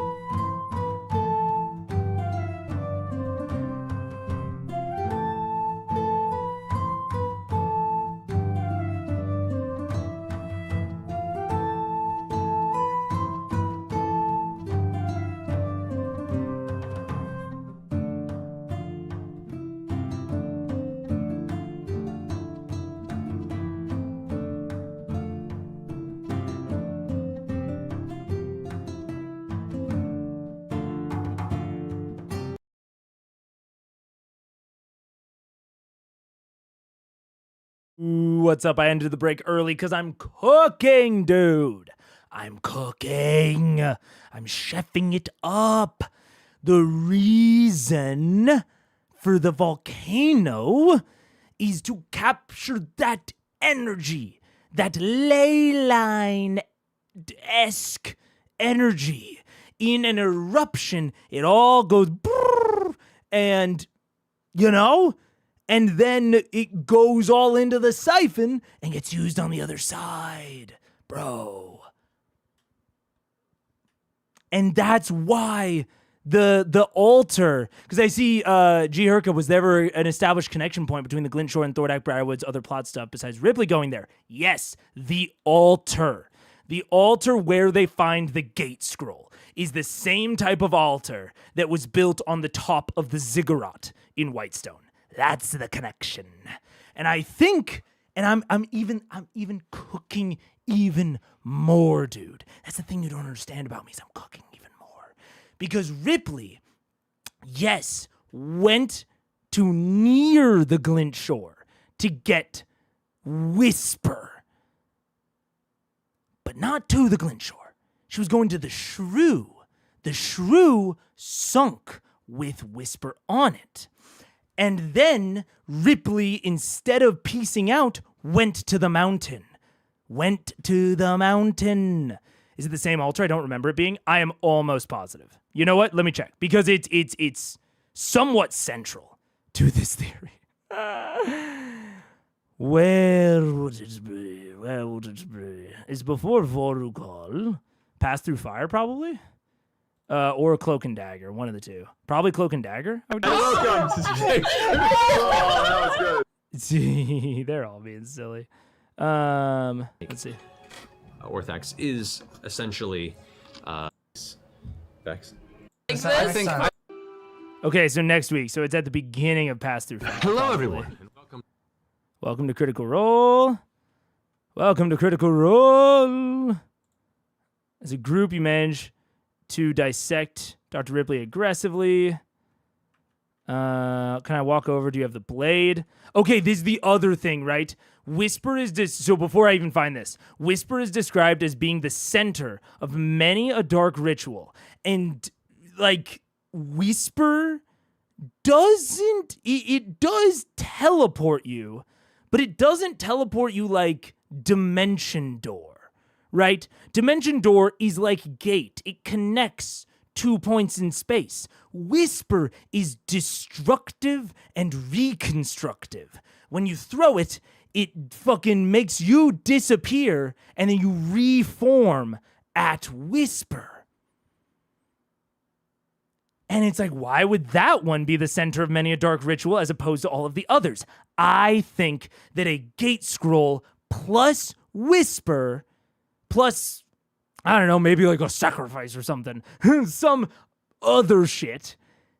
Those are the two things that are needed in order to form the siphon, in order to cut the barrier of worlds. Or maybe it's not just Whisper. Maybe it's a vestige broadly, and maybe Whisper is just the best at it. I don't know. But like it fits more with the destructive and reconstructive feel of the siphons as opposed to a normal gate. And that's why Ripley would know. Also, what does the Spire of Conflicts do again? Because that's the other thing that she had. She had the magical protection suit. She had the magical protection cape. I wonder if there's a specific reason she needed that. Maybe to protect her during the ritual? I could see that. Anyways, so Ripley was there to do something. We hear it in the beginning of Cloak and Dagger, I believe, or at the beginning of Chase to the Glint Shore. Like, Ripley is there very specifically to do something, and she talks about feeding them to the relic. So let me just transcript search this shit, because I think it's in this episode. Relic. No matches found. Let's try Cloak and Dagger. Relic. It's in the... Oh, I don't have the transcript up. It's in the part where they are talking to the illusion of Ripley, or where they're basically like overhearing the illusion. You aren't wrong. Luska, take the relic to the others at the mountain. We'll wait here and prepare for our pursuers. You mean to use the relic against them? It may be too dangerous given what little we know about it. Let me think. I think that Ripley, for some reason, was trying to form a siphon at the Glint Shore. That's why she was there. And she is talking about using the relic against Vox, as in like throwing them into the siphon, I think. That's my theory.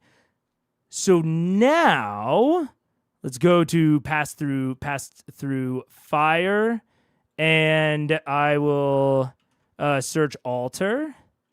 Yep. It abruptly comes to an end. In here, the soft, ashy, dusty that once formed the floor has given way to the crunching of thousands and thousands of tiny bone shards. And you see before you what appears to be a cluster of hundreds of skulls that are built up into one altar-like platform. I mean, yes, it is like bodies versus bones. It's bodies versus bones. But I'm just saying. And the elements of this look like a large fiery event, which I think is the mountain erupting. It's a volcano erupting. The skulls and rocks are mostly broken. It looks very old, which all of the like Ioun temples and ziggurats are all very old. No teleportation circle. And it could even be that Whisper wasn't on the shrew. It could be that it was in the altar, because there was an empty compartment in it. But I took it to be incredibly similar to the altar that's on top of the Whitestone Ziggurat. The relic implies it's Whisper. Either way. Yeah, either way. I'm reminded that this conversation was acted out for a trap, so nothing in it has to be true. What? I don't know what you're talking about there. But anyways. So, my thought is that the Glint Shore's over here. VISCAN is over here. And it has the other end of the siphon. So, we'll use the relic against Vox Machina combo. Well, that's true. It was acted out as a trap, so nothing in it has to be true. That's fair. I won't log that as evidence.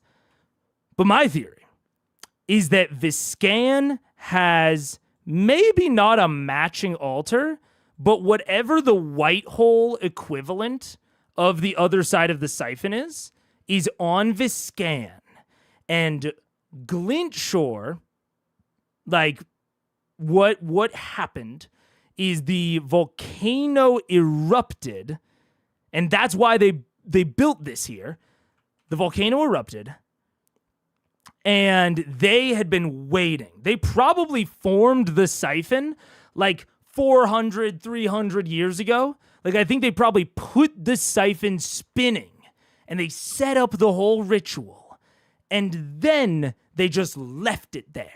And they waited until the mountain erupted. And then once the mountain erupted, it went all into the siphon. That's why the Glint Shore itself is still pretty small.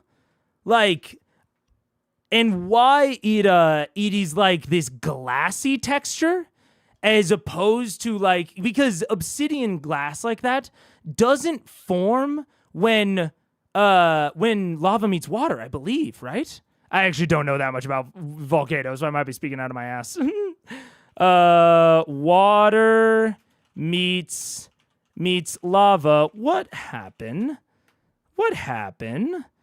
Rapid transformation, explosion, the formation of new land. So my what I'm thinking, right, from my understanding, lava and water just doesn't form like obsidian. The Glint Shore texture feels more like what would happen to me if lava met sand. Like, what would form lava meets sand? What happened? Sand comes in contact with lava. It can melt and form a type of glass. So, right?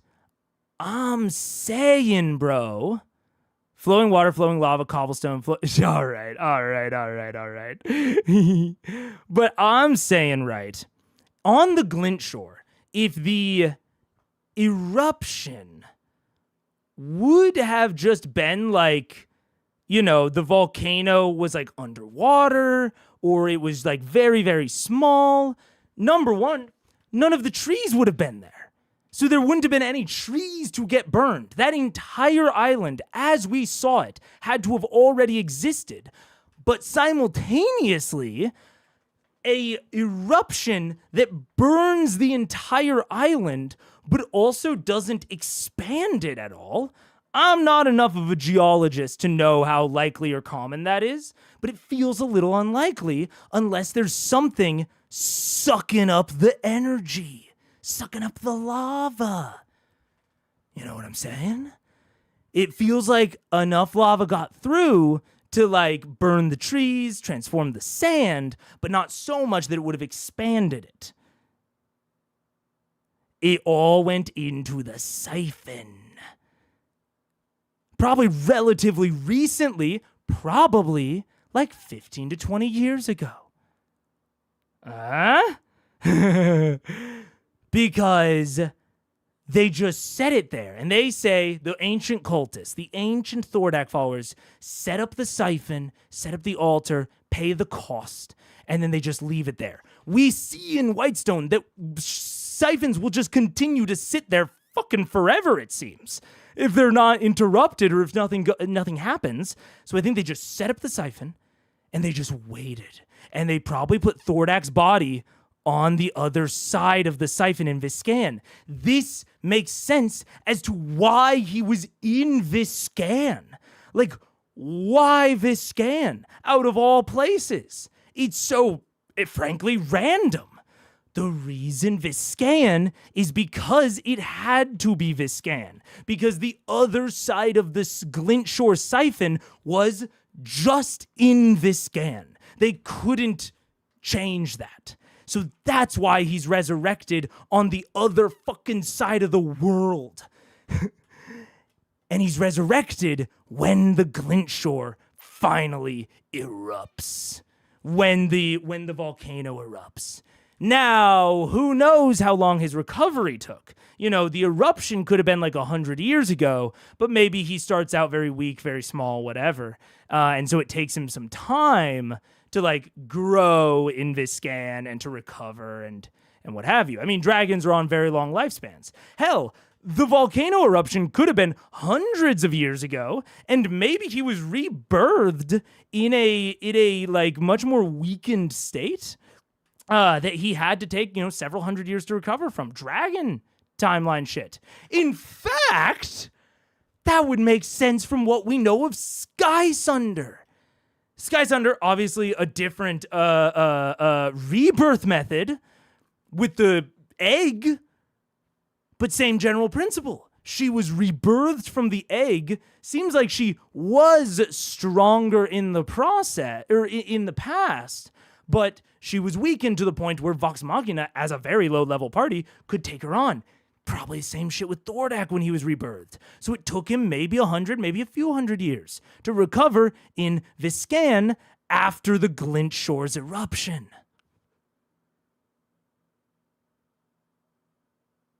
That's the shit I'm saying. That's the shit I'm saying, dude. Oh, it all makes sense. It all fits so neatly and nicely. I can't think of a loose end. There's a couple of points of evidence that are shaky, but it doesn't leave any questions. It doesn't leave any questions as to why the giant time gap. Why was Thordak across the world from his original domain? Why the altar in the Glint Shore? Why the gate scroll? Why is Ripley going in to like try and mess with this altar? Because it's a siphon site. And why would Ripley have even thought that she knew how to form a siphon? Because she was the Briarwoods' like right-hand science lady. She, out of anyone, would know how to start and form a siphon.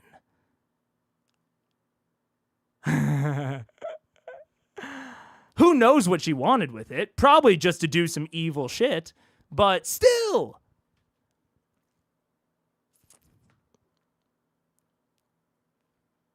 Ooh, I feel good. Ooh, I feel good about it. Ooh. Couldn't join earlier, but I have to say it's hilarious watching Mary crash out during the last 90-minute live stream because VM were being... Dude, I was crashing out. That was crazy, dude. I was absolutely crashing out. Obsidian requires silica or quartz to the sand. I fundamentally think there's a flaw in your theory. No! Because you didn't consider that Ripley could have gotten the portal spell from the cavern. Honestly, Ripley is not a core part of this theory. She's a point of evidence as to what's going on here, but she's not like a fundamental piece of the theory. But also, I don't know what this has to do with I don't know how this is a flaw. Glynshore doesn't have a volcano though; it's just a mountain. No, it is previously volcanic activity. Clearly.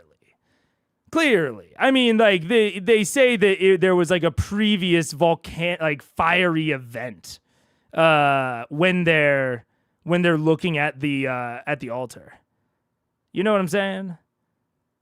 Like right here. Everything here is burnt. Elements of this look like large fiery event transpired here that destroyed much of what was once a more structured interior. Like, maybe it's dormant now, but it was definitely like a big fiery event can easily be taken as former volcanic activity. You know what I'm saying? Didn't the glass on the Glynshore get explained? Not to my remembrance. It did not. There you go. I thought it was explained before they even got there. I don't know what you're thinking of. if it did. Didn't Ripley want to use the gate to summon Yank, just like VM ended up doing? She was vestige hunting. I mean, that's a theory. It would draw a question as to how she knew that there was a gate scroll there. And I guess that would assume that there were 2 gate scrolls, or that she just didn't take the one that VM ended. Oh, no, she had the gate scroll on her. You're right. I mean, maybe. I think it would draw a big question as to how she would have known there was a gate scroll there, but I guess. That's definitely not confirmed. You know what I'm saying? Gate can only be used once, at least the spell sheet for it. And no, I don't. Everything you said sounded like utter nonsense. What are you talking about? What are you talking about, dude? I am honest. I honestly think this makes so much sense. Okay, I will lay it out like linearly.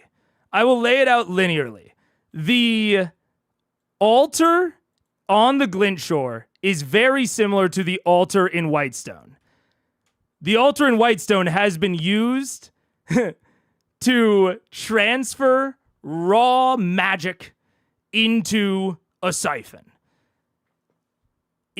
So it makes a lot of sense to me that a similar altar in the past might have formed a siphon and then used the volcanic eruption and captured a lot of that energy to go into the siphon to ultimately make something on the other end. Make something on the other end in VISCAN. And so, Thordak dies 400 years ago due to Devosa. And then his followers set up a siphon on Glynshore and just wait for the volcano to erupt. Wait for the mountain to erupt. And then when it eventually does, they take his body... they probably take his body, and then they just wait. They take his body to VISCAN, the other end of the Glynshore siphon, and then they just wait. And then when the mountain erupts, Glynshore captures a bunch of that energy, feeds it through the siphon to VISCAN, and then the eruption damages the altar and knocks out the siphon. So then Thordak gets revived in VISCAN, but he is weaker, right? Just like we see with Skysunder when she is rebirthed. Different method of rebirth, but still rebirth. So it then takes him an amount of time recovering on VISCAN to get back to his full strength, and then he starts pillaging in the modern day. That's the timeline. It explains why he was rediscovered in VISCAN, the huge time gap, the altar inside of the mountain, all of it. That's what I'm saying. That's essentially what I'm saying. I thought she acquired the gate scroll earlier. That is, I mean, maybe. It's not what is implied in Pass Through Fire. In Pass Through Fire, at this altar while it remains in place, they roll a check. They roll an investigation check. What you do find is in the altar, it appears that there was a compartment that has since been opened up and is left vacuous and empty. It appears to have been recently disturbed. And then Laura immediately goes, okay, that's what Ripley took. This is where she found the scroll. And once you do that, looking a little bit of the ashy soot on the outside of the scroll, you do get the sense that this is probably what was taken from the altar, the gate scroll. And then there's another passage that goes even deeper, and then they go back to camp. So the gate scroll was almost certainly, inarguably, from there. Yeah. What happened just before you paused? Not much. So why would the siphon be created on the Glint Shore? To take advantage of the Glint Shore's eruption, right? So the reason that it's like it's the same question as why would the Briarwoods have built the siphon in Whitestone? Like, they take over Whitestone specifically to get control of Whitestone and like the residuum and ultimately the basement, right? So that's it's for the same reason as the Briarwoods would have built it in Whitestone. But wouldn't it still be there though? I think that the eruption probably like disabled the containing structure, right? They have not fucked with the ziggurat at Whitestone. They have not fucked with anything on Whitestone. And I do think that it was probably there for many years. I think they built it and then left it until the eruption. But the eruption, while feeding a bunch of stuff into the siphon, also probably damaged the containing structure. I mean, not probably, did. Matt said that that whatever fiery event damaged and destroyed much of the rest of the structure that they couldn't still see. So that is what I think. And yeah. So I think that the eruption, while it did power the entire event, it also destroyed the altar, like the rest of the containing structure that was down here, and ultimately disabled the siphon. Or it's possible that the siphons also go down once they've accomplished something on the other end. Like, it is kind of interesting that the Whitestone one is still up, you know? And so there's a question as to, okay, when these were used in the past, were they just like always permanently up? I would imply that they probably were. I would imply they were probably like static fixtures until the structure that supports them was damaged. And I think that I know that the structure at the Glint Shore was damaged. Which leads into why it's not there anymore. I think this is the best explanation that I can currently come up with that accounts for Thordak's reappearance in a totally different part of the world for ostensibly no reason, and the giant time gap between his death and reappearance. I have not been able to come up with another theory that accounts for both of those things. Naturally. I can't think of any other way to justify it. My chat name is Reddish. I wonder what that means. I have no idea. I don't know. How does he do it? How does he do it? I just feel like the Glintshore altar and the Whitestone altar are too different. How are they different? Legitimately asking. Like, because of the, like, bodies? I mean... It's very possible that the Glintshore one originally had bodies. It's very, very possible that it was originally made of bodies. And then the fiery event is what turned them into bones. You know what I'm saying? One's in a temple. Perhaps a temple is needed. Maybe. I've definitely thought that before. I've definitely thought that a temple might be needed before. But it is the Iounites, like Usisa, say that the Whitestone Ziggurat was corrupted. So to me, it implies that the corruption part of it is more important than the specific, than the temple part. But that could be wrong. It could need very specifically a corrupted ziggurat. And I will also say, I think that there could be a ziggurat there. I won't put too fine a point on it, but like imagine an underground ziggurat, right? Like imagine the cavern underneath the Slayer's Take, right? So this is the cavern underneath the Slayer's Take.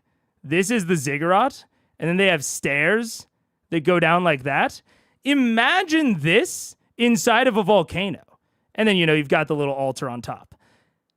This segment all gets filled in by lava. You know what I'm saying? Like, if lava was going to, like, pool and eventually harden into a surrounding cavern, it would pool in these segments. And, again, going back to the siphon thing, it seems like the siphons have, like, a certain radius. So, ooh, siphon, big and dangerous. I think that could be, I'm less confident about this part, by the way, but I think that could be an explanation for why there is a altar in this tiny little room. Essentially, the siphon protected that little room and the altar within it from the larger volcanic event that would have filled in around the rest of the ziggurat. Because Brum also said that the ziggurat sites have been hidden. So it also could be, it could have nothing to do with the actual eruption itself. It could just be that the Glintshore is an Ioun site, and it was just hidden, like Brom said, hidden underground. I'm not that confident, but I mean, the connection to me is frankly pretty clear. Is that it's an altar made out of bodies. Like, the Glintshore altar is made out of skulls, and there are thousands of bones all around it. And the VISCAN altar, or sorry, not the VISCAN, the Whitestone altar is surrounded by tied up living, corpses. To me, like, the death, the fact that it is a ritual site that seems so death focused. And it's one of the two ritual sites. The second being the Raven Queen's blood pool. I would say the only other ritual site we have seen is the Raven Queen's blood pool. And that one's very different. Beyond that, Glintshore and Whitestone are the only other real, like, ritual sites that we've seen. And they are very, like, death-oriented, which leads me to drawing a pretty clear connection, or a pretty distinct connection between them. But perhaps a temple is needed. My only issue with that is that if that is the case, and say there is no temple at Glintshore, and the Glintshore has nothing to do with Thordak's resurrection, then I still am totally unanswered as to how Thordak could have come back. And I could just say I don't know, which I don't. But this is the closest theory I've gotten that has the least leaps in logic, I think. Why is there a siphon at Glintshore? To resurrect Thordak. Glintshore doesn't look like a volcano to me. Wouldn't it make sense that a volcanic eruption came from somewhere else and that was the end point instead of the start? Not to me. Specifically because let's do it in reverse. Let's say the VISCAN is the volcano and that the Glintshore is the endpoint and that the Thordak resurrection was the fiery event, because we know that at some point in the past there was a big fiery event at the Glintshore. And I have in the past theorized that this big fiery event was Thordak's resurrection. But if that's the case, if Thordak got resurrected on the Glintshore, why does he eventually go to VISCAN? Like, it leaves this big open question. Whereas if we flip it and we say the big fiery event that happened on the Glintshore that petrified all the trees, that made the glass obsidian, which those are all things that could happen from a volcanic eruption at the Glintshore. If we say that all of those things are, if we assume that it was, a volcano from all of that, then the other end of the siphon would have to be somewhere else. It's probably not close. And so then that makes sense as to why he would resurrect at VISCAN. And why he would resurrect in a totally different place than he died. Because there's no reason for me to think that Thordak would just go to VISCAN, for no reason. The only thing they have in common is being ritual sites. Yeah, I mean, it's the death. It's the death ritual is my kind of thing. The blood pool is interesting, though. Do they refill it? It become very smelly otherwise. Is it even blood? Whose blood? I'm assuming the same reason that the blood doesn't smell is the same reason, or the reason the blood doesn't smell is the same reason that all those bodies were seemingly still alive at the Whitestone ritual site. Like, they were all like, am I remembering that correctly? I believe that all of the bodies were still alive. But I don't think they were probably all captured that night. So I think the reason that the blood isn't smelly is similar shit. It's god magic. The god magic preserves. Although there is kind of something somewhat interesting about that. Is the fact that at these ritual sites, life forces seem to be preserved unnaturally. That is a kind of interesting observation and connection, yeah. Percy took a vial of blood and gave it to Zara. How? Now the Whitestone Temple has a tiny pool. Where did Zara get the rest? Yeah, the question of like, does more of it spawn? Maybe like more of it like circulates. The Raven Queen like blesses the site, and then it's like a recirculating sort of thing. I don't fucking know. Like an endless decanter, or the big thing that Grog always makes mayonnaise out of. It's like that for blood. I think that's the solution. But anyways, that is my solution. That is my solution. And so Ancient Thordak's followers are the ones who set this up, which is why Raishan is looking through all of his old shit. Because theoretically, they resurrected him. They would know the method to resurrect him again. That's my theory. Or maybe the blood is still alive. That's the other end of Craven Edge. Yeah. And that makes sense as to why she would have gone back to the Hesped Archipelago specifically. Because this is the last place that, at least the start of the process to resurrect Thordak, where it would have started. Boop. Holy shit! Yeah, there was one in there. Also, I will also say, in reference to the Glintshore being a volcano, we just got confirmation that south in the Osmit Sea, in the Hesped Archipelago, which the Glintshore is a part of, that's where like volcanoes and volcanic activity are. So there's also like a point of evidence there of like, oh, like that's like in the world, that's where volcanoes are. We got a second ahead. Let's go. I just wanted to clarify. I wanted to add that little point. Somewhere. Oh my god, you just saved us a trip to the library. Okay. Don't say that yet. I was about to say, no, we're going to the library. Okay, and after all of that, I want to check exactly what Percy said, because I've forgotten. I just remember that he rolled well.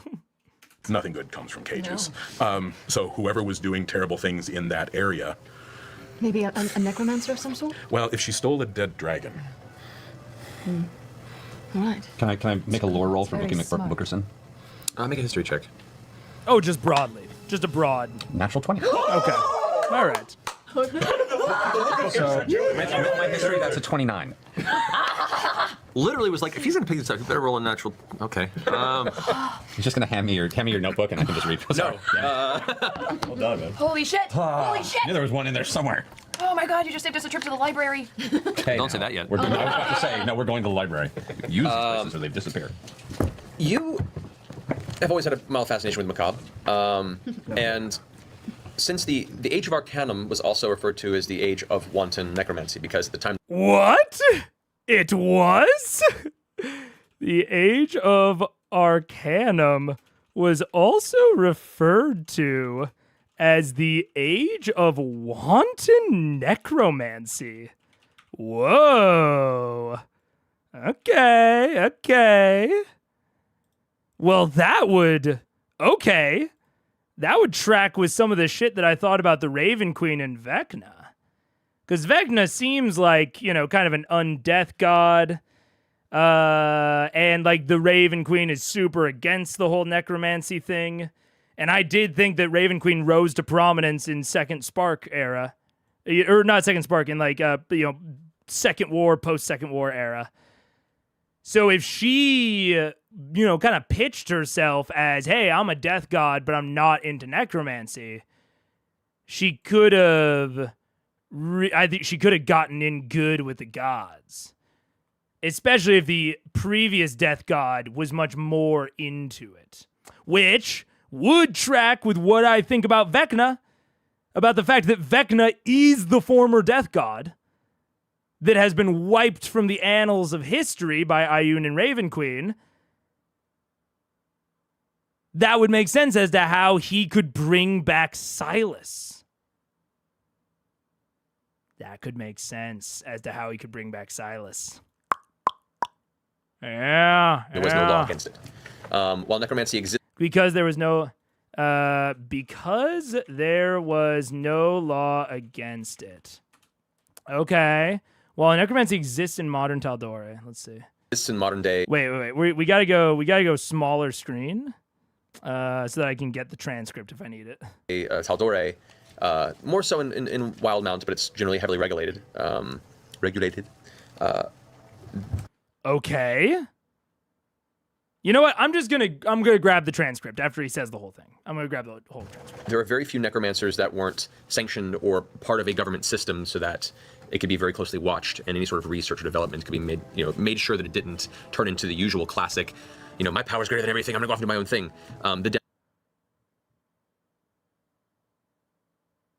A government structure like the Arcana Panisophical? Like Delilah Briarwood, we might say?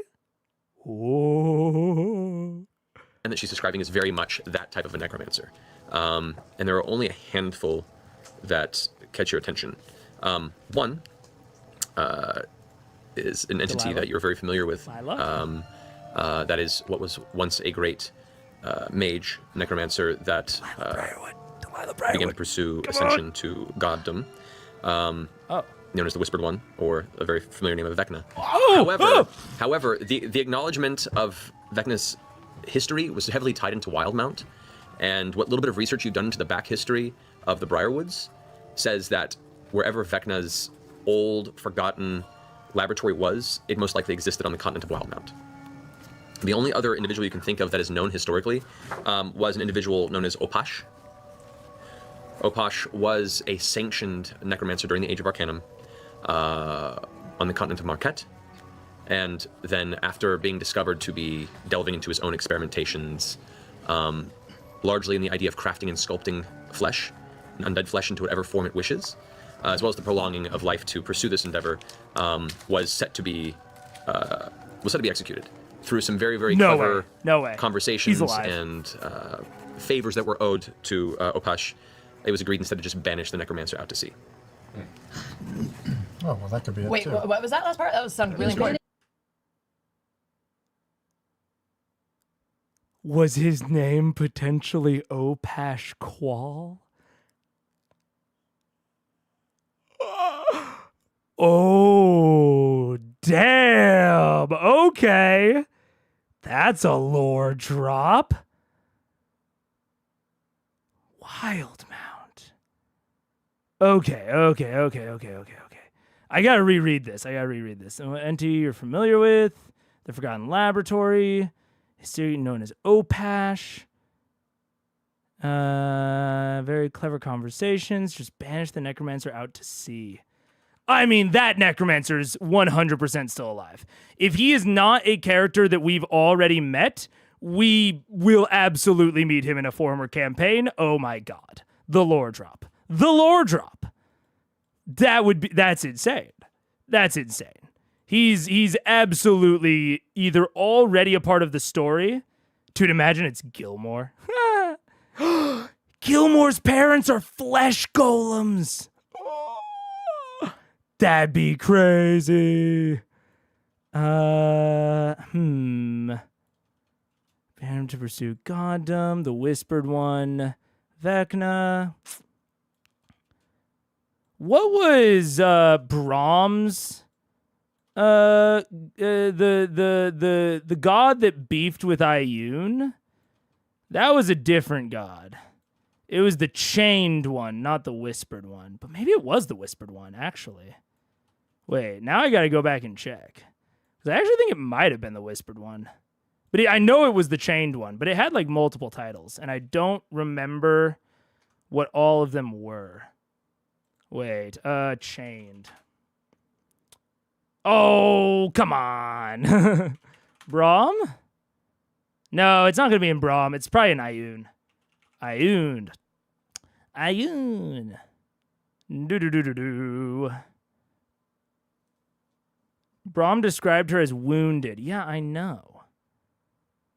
I know he described her as wounded. No! I didn't write down... Oh, I know I wrote it down in the notes somewhere. God, I need to... We've reached the point that we inevitably reach where I need to go back through my notes. Oh, the session 70... Theorizing! No, not the Soul Curse.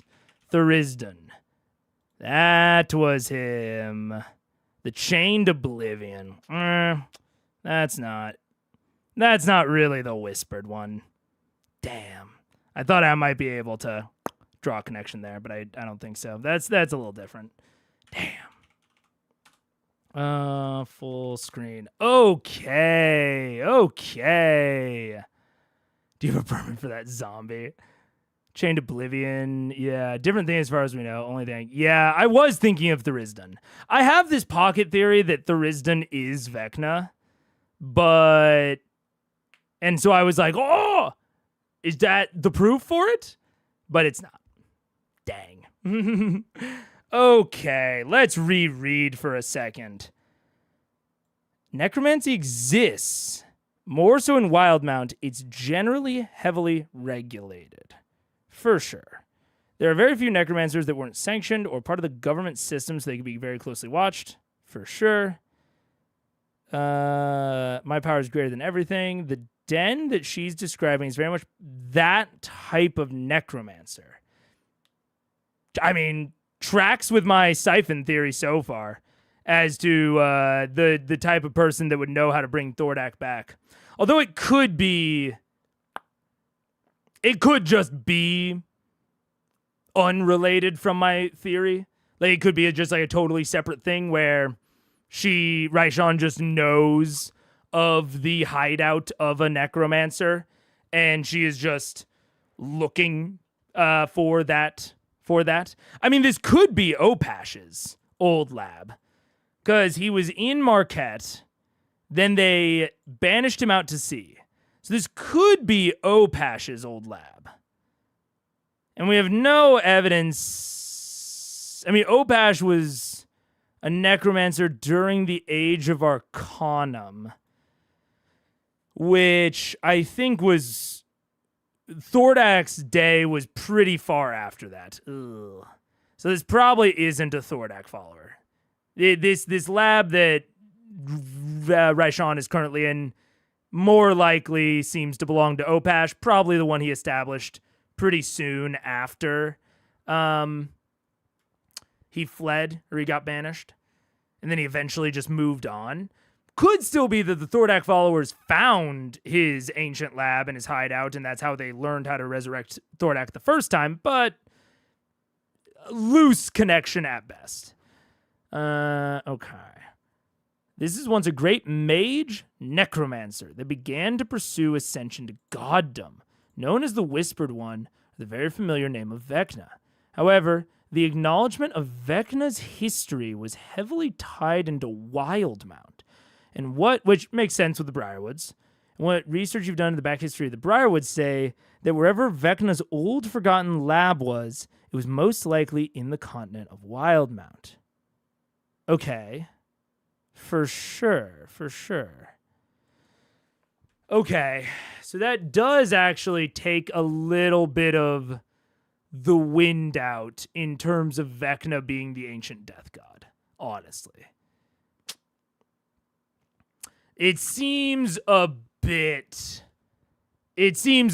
unlikely if there is like lore about Vecna's laboratory. It seems a little unlikely that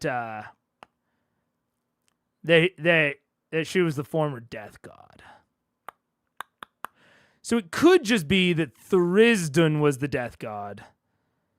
Vecna's attempted ascension might have been what kicked off the Second War, and possibly Vecna was trying to ascend with the permission of Theorizing,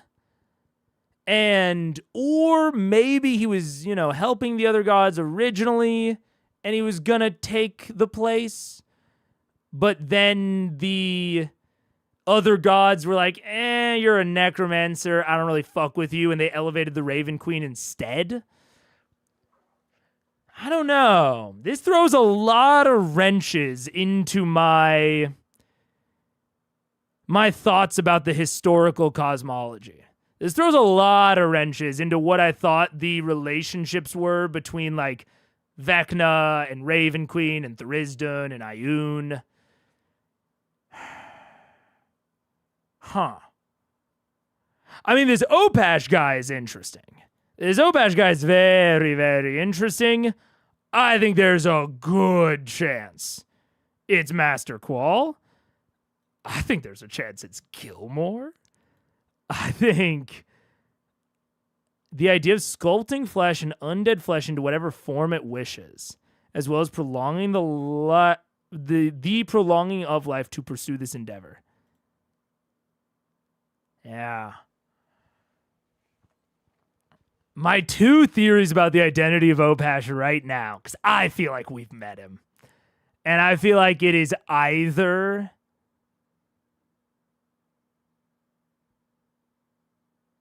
Okay, I've got three guesses, and I'm not locking any of them in. Master Qual seems the most direct to me. The Golemancer, for sure. Pretty direct. Gilmore, Marquette connection. His parents are fucking weird. Makes a lot of sense to me that they're just flesh golems. And then the third sneaky one that I could see is maybe Mikhail Daxio. I could see Riskel having been a flesh golem. He's his, because he's Mikhail's adopted son. He's, where did he come from? I want to know the origins of my birth. You're a flesh golem. Your memories are fake. Don't look into it too much more, Riskel. Your dad is a necromancer. I could see that. And that's why he gets radicalized into the Vecna cult. Because he's like this undead creation. And maybe Mikhail is in the Vecna cult. I honestly a little doubt it. I kind of think that Opash, to me, seems independent of Vecna. I don't think he would want to serve another necromancer. So maybe that was even like a bit of a betrayal.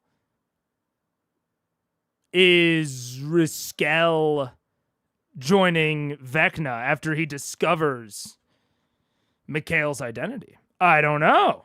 But those are the three. The Mikhail one is a little bit of a Hail Mary. But those are the three, I think, in terms of the identity of Opash. The modern day identity is Master Qual or Master Qual's servant. That's kind of one of the two. I could also see, like, whichever one of them isn't Opash, the other just being like a golem. Because, like, I could see, I don't remember what Qual's servant's name is. I could look it up. I definitely have an article for him, but I don't care that much. I would bet you one of them is Opash, and one of them is a flesh golem that is, like, meant to provide some, like, secrecy or legitimacy. Not Fassbender, the guy that they originally interact with that's like, I'm hiring you on behalf of my master. And then the master ends up being Master Qual. I think he had a V name, and he was like a dark elf, but I don't remember any other details about him. There's always more lore. Kima's not the BBG, Gilmore is. Dun, dun, dun, dun. Bring. Kima's definitely not Opash. This time we should get Mega's own corkboard and red strings. I'm looking into it. Where did he come from? Where did he go? Where did he come from? Mikhail Dexio. Dresvina. Yeah.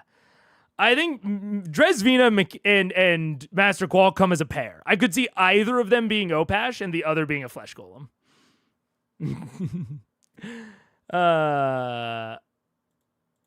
Okay. Let's do it. Let's keep going.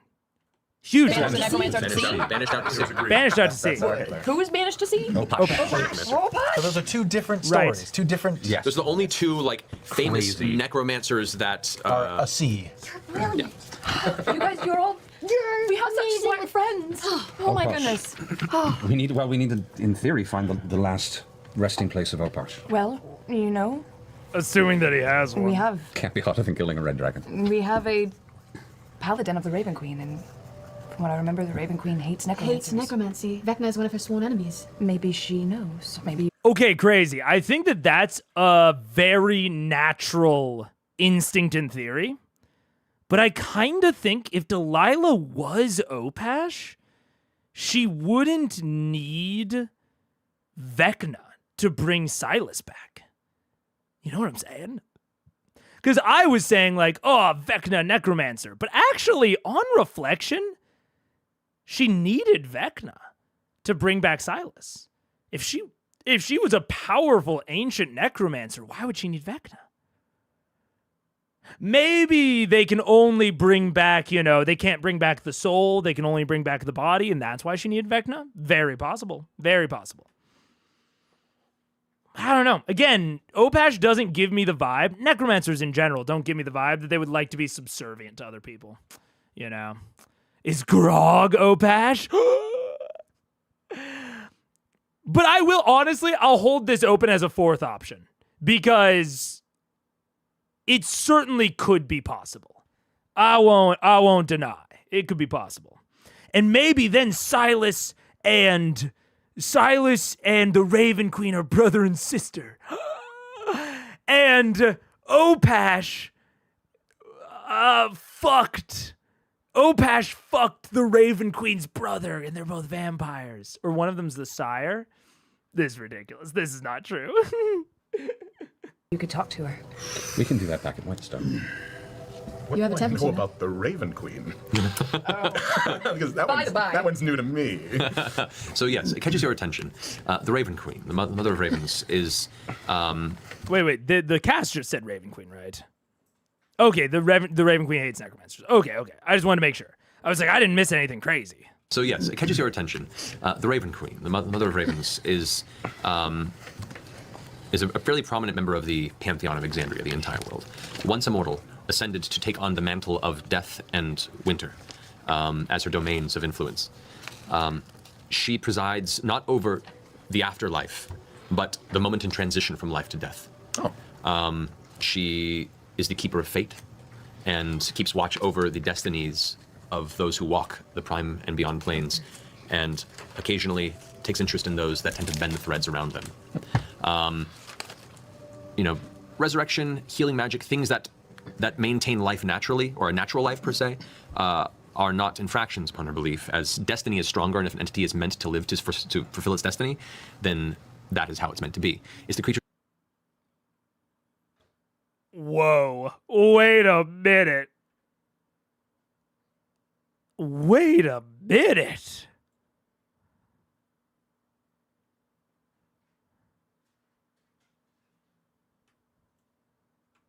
Wait a minute. No shit. Okay, we're gonna run ads in a second. Wait a minute. Dude, this is what I was saying. It's crazy that the stream is named this. I was saying that the Raven Queen might resurrect Vax, even though that's like not very cool. And here Matt is putting in a little exception. Like, oh yeah, she hates, that sort of shit. Unless destiny is stronger. Whoa. Okay. We did learn that Vecna was an Archlich. Yeah. But I don't know what that means. Like, I have a vague idea from...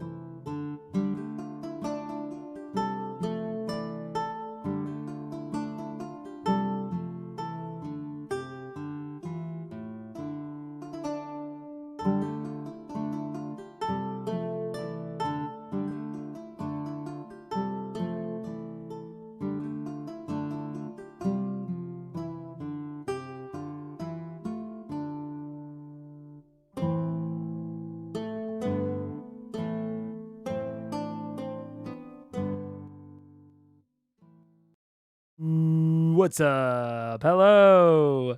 I was going to say that I don't know what that means in the context of CR, because I have a vague idea of like what an archlich is, but it's always so, it's so setting and campaign specific on how a lich achieves their lichdom and like what exactly it does.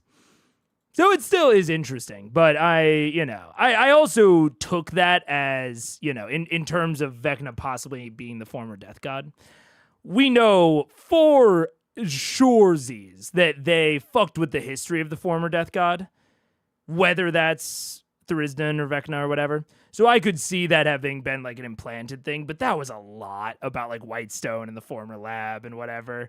That was a lot to the point where it's like, okay, I feel like they wouldn't have fucked with the histories that much. They would have just deleted shit more than that. I love the Pointy Hat series on liches. His rules make lots of sense. I should watch that because I would be very interested in that. Okay, let's keep watching. That pervert destiny, creatures that bypass the natural predestined end, and essentially, balk what in her sphere says is supposed to be your way, your path, your timeline. Those are her. You were wondering, okay, new Star Killer. I'll give a quiz. What happens when the campaign goes on? The party starts forming rivalries with each other instead of becoming friends. What do you do? I think it is important in at least D&D. I will speak for D&D and for Blades in the Dark and for systems like those. Because different systems sometimes have different goals. But for those systems specifically, I think it's important to have the group have a common goal. Because and you can wrap that into why the group is traveling together in the first place or why they're working together in the first place. But regardless of if you do, I think it's important for the group to have a goal separate from the goals of the individuals. And so, people can work in the same group towards the same goal without necessarily having the same personal goals, and maybe even while personally not liking each other very much. I think a good example of this is especially like the first couple episodes of Castlevania, of the Netflix Castlevania series. Not Alarad. What's his name? Alucard.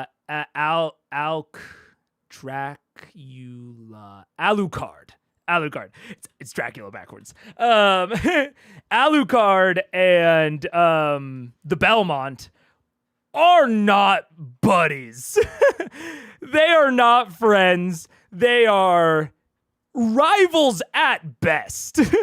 But they have a common goal of killing Dracula.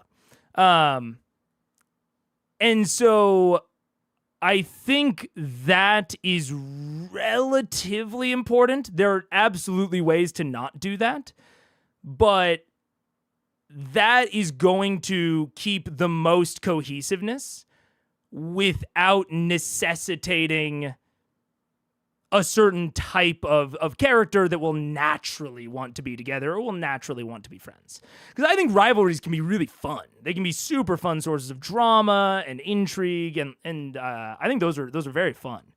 The other question is some characters, like imagine the party does have kind of a group goal.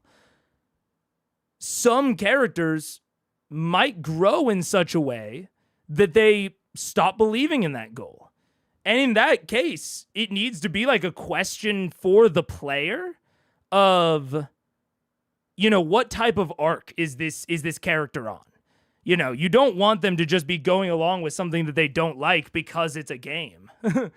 They need to either be like on board with the goals, want to hang around the rest of the party members, or they might need to leave. Like, they might need to leave, and, like, the player might, like, you know, sunset that character and, like, finish their arc and, like, try to give it as satisfying of an end as possible. But it's...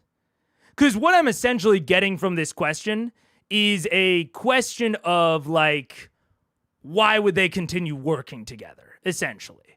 And I think that that is kind of the core of it, is there needs to be some rationale for why they continue working together. And if they wouldn't continue working together, it might be an opportunity to either take one of those characters on an arc where they, you know, at the end of the arc, maybe they do want to keep working together, or again, maybe sunset that character.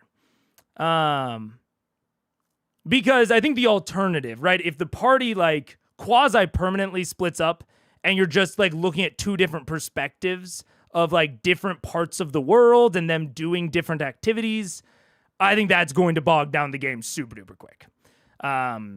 Like, I wouldn't want to run two separate crews in Blades in the Dark during the same session, even if they're, like, approaching the same goal but from different angles. Like, having a permanently or a quasi-permanently split party is just going to slow down your session dramatically. Again, in something like Blades or D&D. Other systems might be able to handle it better.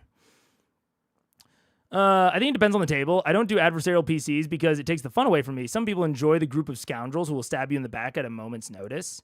Yes, but that group of scoundrels still has to have a base level reason for working together in the first place. And the stab in the back kinda either has to be the end of the campaign or the end of at least one of the characters, or a plot point of the group goal is so important that even though you stabbed me in the back, I'm going to continue working with you. You know what I'm saying? So there has to be some manner of rationale for why do they stay together. And if there is no rationale, there's no shame in sunsetting a character. Like, that just might be the natural conclusion of that character's arc and of that character's story. We don't need to play our characters from 1 to 20. That is not necessary in the slightest. So, you know, I think it should be more than feasible to say, this character doesn't really align with the goals of the group anymore, wouldn't work with them, gonna head out. And maybe then that PC becomes an NPC that is now a rival, but it is just being controlled by the DM, and that player draws up a new character that actually joins the party. So I think there just has to be some manner of rationale as to why they're working together. And you can have adversarial relationships beyond that if you want to have them. If you don't want adversarial PC relationships, that's probably just an out-of-game conversation you need to have. Like, if everyone is aligned with the group goals, you just don't like the role-playing like an adversarial relationship, or of role-playing, enemies or rivals, then that's just an out-of-game conversation you got to have with the other players about, like, hey, how can we bring back together? Because I don't really enjoy this type of role-playing. Maybe the overly sarcastic productions video and stream tier list on OSP can help. Possibly, since it's a pre-established and common trope about adversaries working together. Yeah, that could help.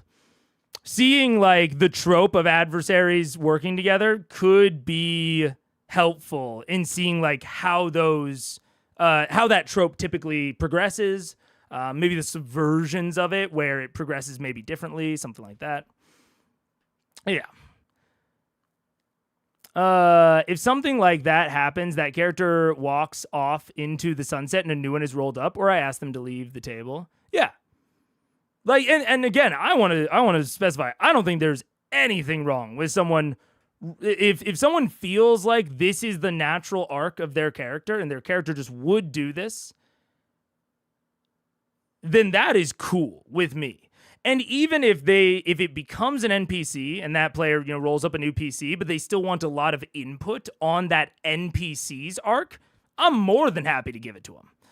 There's just a certain point at which, like, consistently splitting the party because the party has different goals or doesn't want to work together is just not conducive to like a functioning game, unfortunately. It can be a cool story, but not as much a game. On Lancers. Oh, yeah. Lancers are a great example. The 5-man band archetype of like you have the leader and you have the Lancer. The Lancer basically exists to kind of poke holes in the leader's arguments and like, go against the leader. They're kind of natural rivals. And that trope is all over the place. So you could definitely find it, yeah.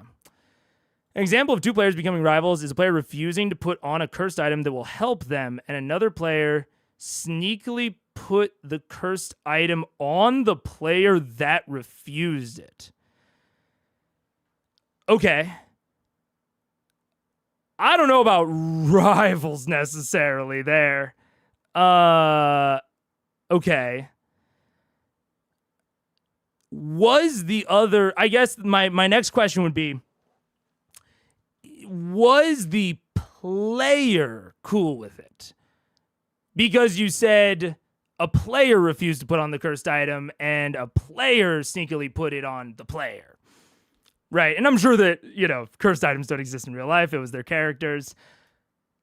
If the players were both cool with that, like if the players were both cool with how that went down and they're just doing, character work, then that's fine. I don't see any problem with that. However, if the player that refused the item is not cool with the fact that the other player chose to do that, and like that type of adversarial roleplay, because that is roleplay. Like that is incredibly similar to when Scanlan fucking enchanted Percy to throw the list into the lava. Right? It's a little different, but it's really not that far off. And so it certainly can be done, but you have to make sure that the players are on board with that sort of adversarial relationship. That doesn't sound like a problem with like the characters and the story to me. That sounds like an interpersonal problem between the two players in that circumstance. And if the players are cool with it, then, go nuts. But if the players aren't cool with it, you just have to have a conversation outside of the table, unfortunately. It's the hardest advice to give is you got to talk to people. There's no bespoke piece of advice I can give other than, hey, talk to them and say, I didn't like that and I don't want that to be a way that we role play. It's just interpersonal at that point. The backstabbing can work, but it should be disclosed above the table and consented with everyone involved. Great, concise view of it, Joshua. Yeah. Backstabbing, rivalries, adversarial relationships, gotta be consented to. Everyone has to be on board with it. Even if their characters aren't. Again, that's like, that can be really, really fun. If the character, doesn't want that to happen, but the player is cool with it. That's what you need. As long as the players remember it's a collaborative game. Exactly. I just realized the Lancer in Vox Machina is Keyleth, and I think I need to sit down for a bit. Oh, yeah? Because I would put Vax or maybe Percy? This is like the leadership triangle right here. Kinda. No, actually, Percy's more of the smart guy. So I'd say this is the leadership duo in the twins. Grog is obviously the strong guy. What is Scanlan? Is Scanlan the heart? I don't think so. But yeah, I would say that Keyleth is the Lancer. And Scanlan is probably also the smart guy. And then Pike is the heart. That feels a little weird. That feels a little strange. I don't know. Vex doesn't go for leadership. She's like kind of in and out of leadership, I would say. I'd say Vax is a more consistent, but Pike is a guest star. I know. Please explain Lancer. 5-man band archetype. The 5-man band is it's the OSP image. That's very funny. The 5-man band is a very classic archetype that you will see in a lot of media. It's a very classic trope where individual characters basically embody a certain dynamic within the group. So the leader doesn't necessarily come up with plans, but they're most often the deciding factor, and they moderate discussion and debate and keep the group focused. The smart guy solves smart guy problems. The big guy solves big guy problems. The smart guy and the big guy are pretty direct.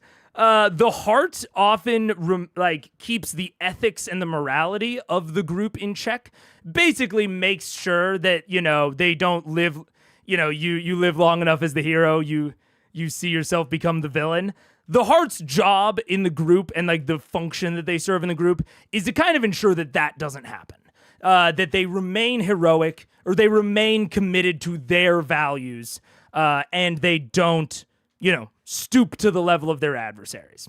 And then the Lancer exists basically to contest the leader, to provide dramatic tension and conflict within the group, because the other three don't contest the leader nearly as often. The leader kind of pulls them for their plans, and they mostly go along with the leader's decision. The Lancer exists to question the leader, to make sure that the leader, through force or charisma, is not getting them, is not basically swaying the others into bad decisions.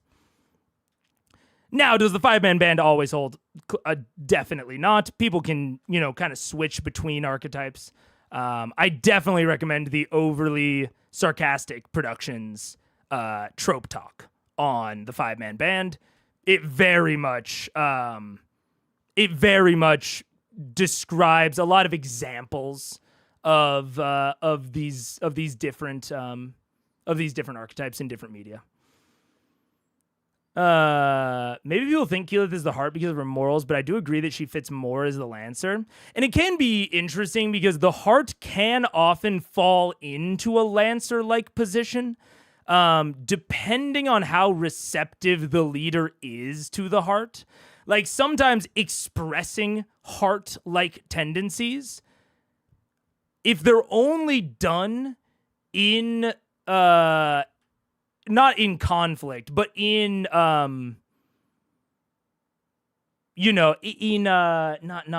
resonance is the wrong word. I can't think of the right word. If those values are only expressed when the decision that the leader makes is in conflict with them, then they're taking on more of a Lancer-esque position.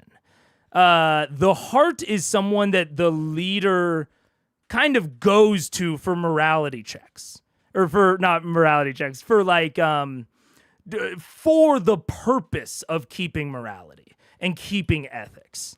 So if a player's using morality or ethics that the group doesn't necessarily abide by in order to conflict with the leader's decision, that's more Lancer behavior. It just happens to use heart-like stuff. Vex and Vax would make sense as leaders. I think Keyleth doubles as heart sometimes. I kind of think that these two kind of swap back and forth between Lancer and heart. I kind of think they share the role. I think Grog is obvious strong guy. Percy is a smart guy.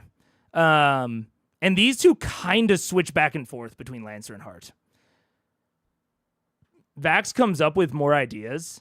That is true. Vax does do a lot of planning. That's why I kind of put them as like shared leadership. And I even kind of put this as like a triangle of leadership with maybe them also being the smart guys.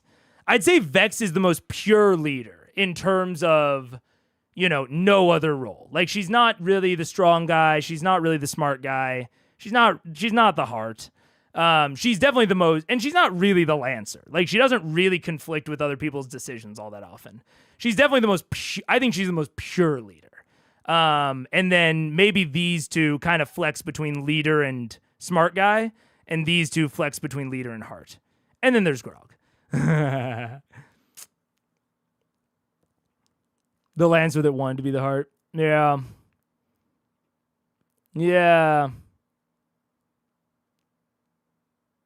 Scanlan is 100% of the heart then, just an example of what not to do. Little bit, kinda, yeah. Yeah. That leader description sounds more like Vex than Vax. Yeah, I can see that.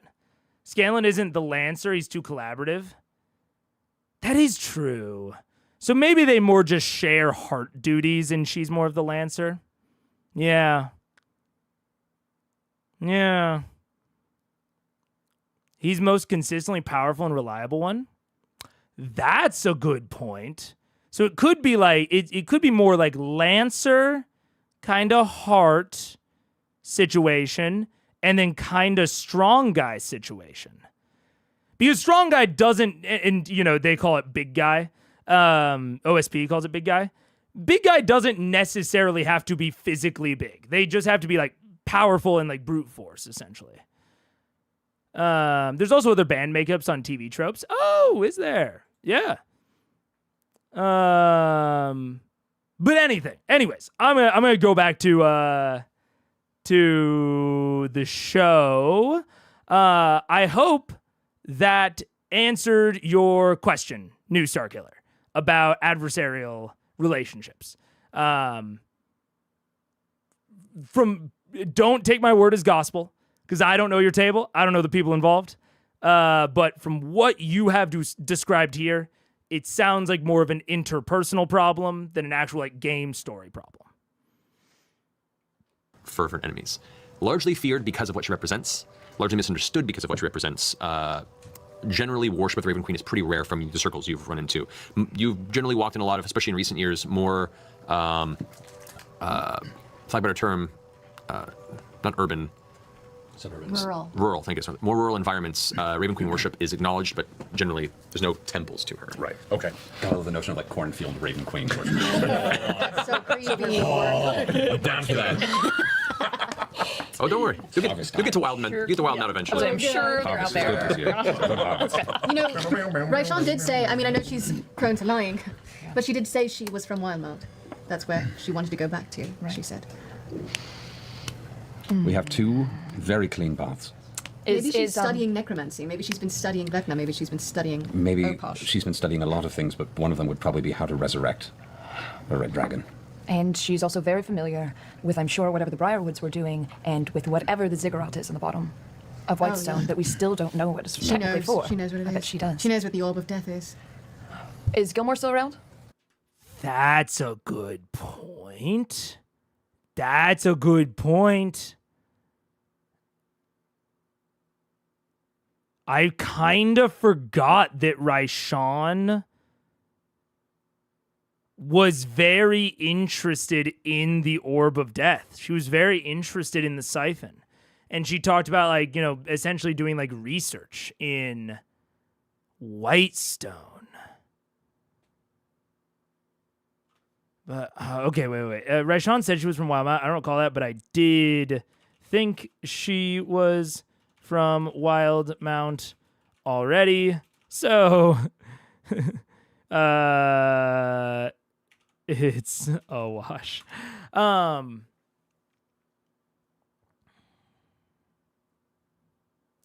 it could really be a question of, like, I always thought that Raishan wanted to get the info from Thordak.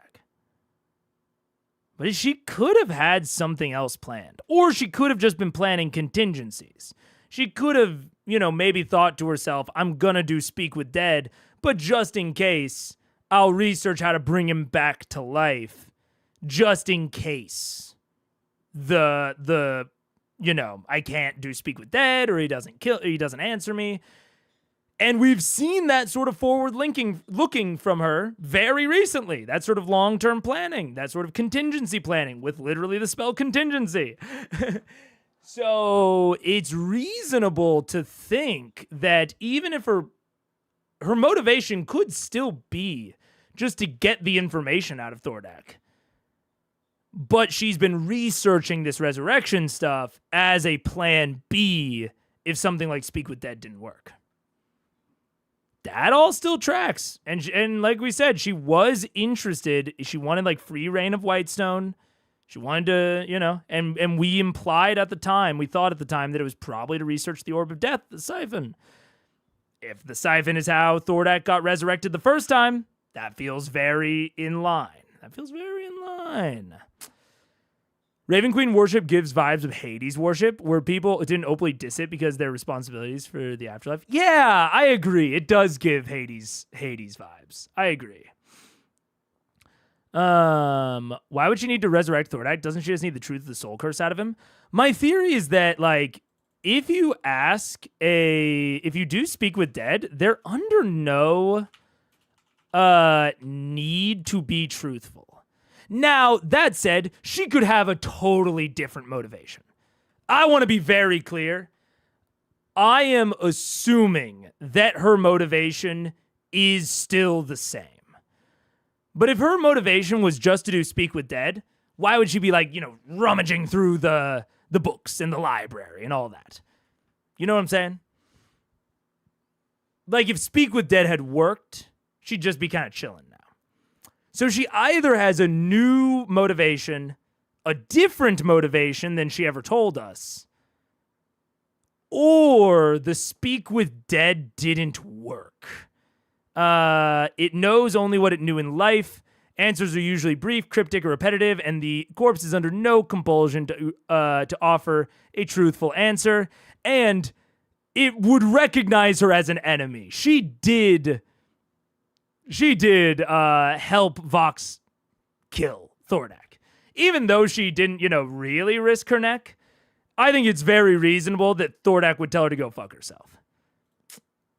So it's possible that she just has a totally unknown motivation at the moment. It's possible she just wants a big Thordak puppet. Or it's possible that she's trying to resurrect him to get the truth. I'm not exactly sure. Yeah. I could be wrong, but isn't Speak with Dead, the dead person can tell the truth or remain silent, but they can't outright lie? It just says they're under no compulsion to be truthful. So I think they could lie. I think they could. I generally wouldn't. Like, I would generally, in my runnings of Speak with Dead, I would probably make it to where they couldn't lie. Just because that feels more right to me. But I would absolutely let them, like, tactically lie by omission or be hyper vague to the point of uselessness. But raw reading, I don't see any reason they couldn't lie. Yeah. Maybe the only solution for the curse is to die and be resurrected. Oh, that's interesting. That's very interesting. Because that is a situation in which Thordak might have just told her in the Speak with Dead. And he might have told her, yeah. You die, the curse on your soul lifts, and then you have like a Rube Goldberg-esque, a Rube Goldberg-esque mechanism where it's like you kill yourself, your body slumps over and triggers a set of dominoes that each like tick over a bigger domino, and then it pulls a lever, and then it starts the whole resurrection ritual. That'd be crazy. That'd be kind of dope. I like that interpretation. Because it keeps her motivation the same, but it makes it very clear why she is now like desperately trying to research resurrection. That's fun. And I like that as a loophole. That's a very fun loophole. That's Zone of Truth. Yeah. Zone of Truth. Yeah. I thought the target couldn't lie under the spell, huh? Yeah. I mean, I think if you combined Zone of Truth and Speak with Dead, they would overlap, and they probably couldn't. But very easy to get it mixed up, especially because mostly clerics do them. So they're doing on both. Theorizing KOS, you live, you die, you live again. Interesting.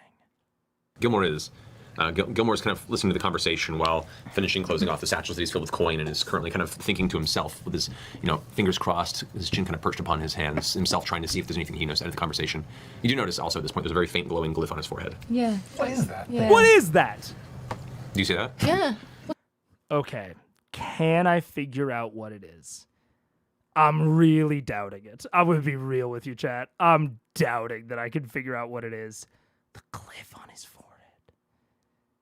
Matt's brought it up twice. It's not an accident.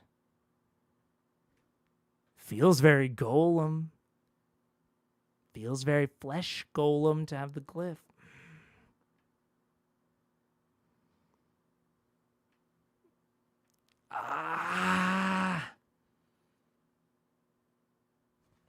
I'm going to guess flesh golem. I have no idea.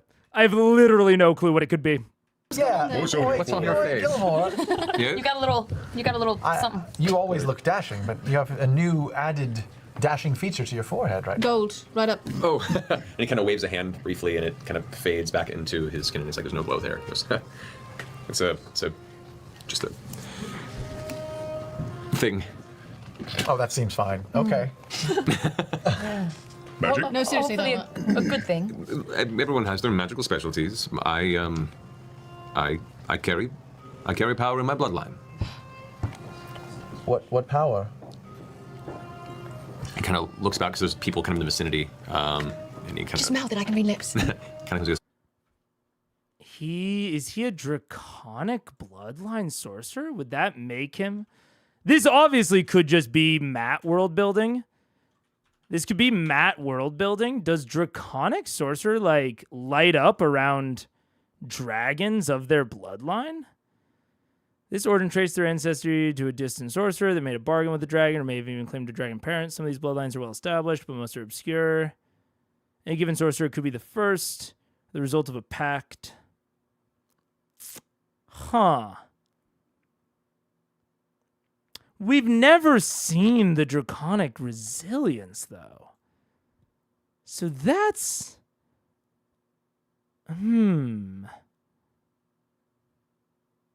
It just... your parts of your skin are covered by a thin sheen of dragon-like scales? We've never seen that.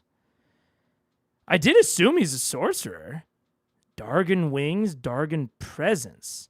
You can channel the dread presence of your dragon ancestor, awestruck or frightened. Huh. Weird. I don't know what the fuck this rune is. I'm what they refer to as a rune child. What's that mean? You don't know. I know. What's it mean? Go make a history check. Okay. Oh, no, I don't know. You don't know shit. No, I- You know less than me. What's a child? What's a child? Who are you? Who am I? They're all one child, really. I've got a new weapon down in the lair. Can you identify this?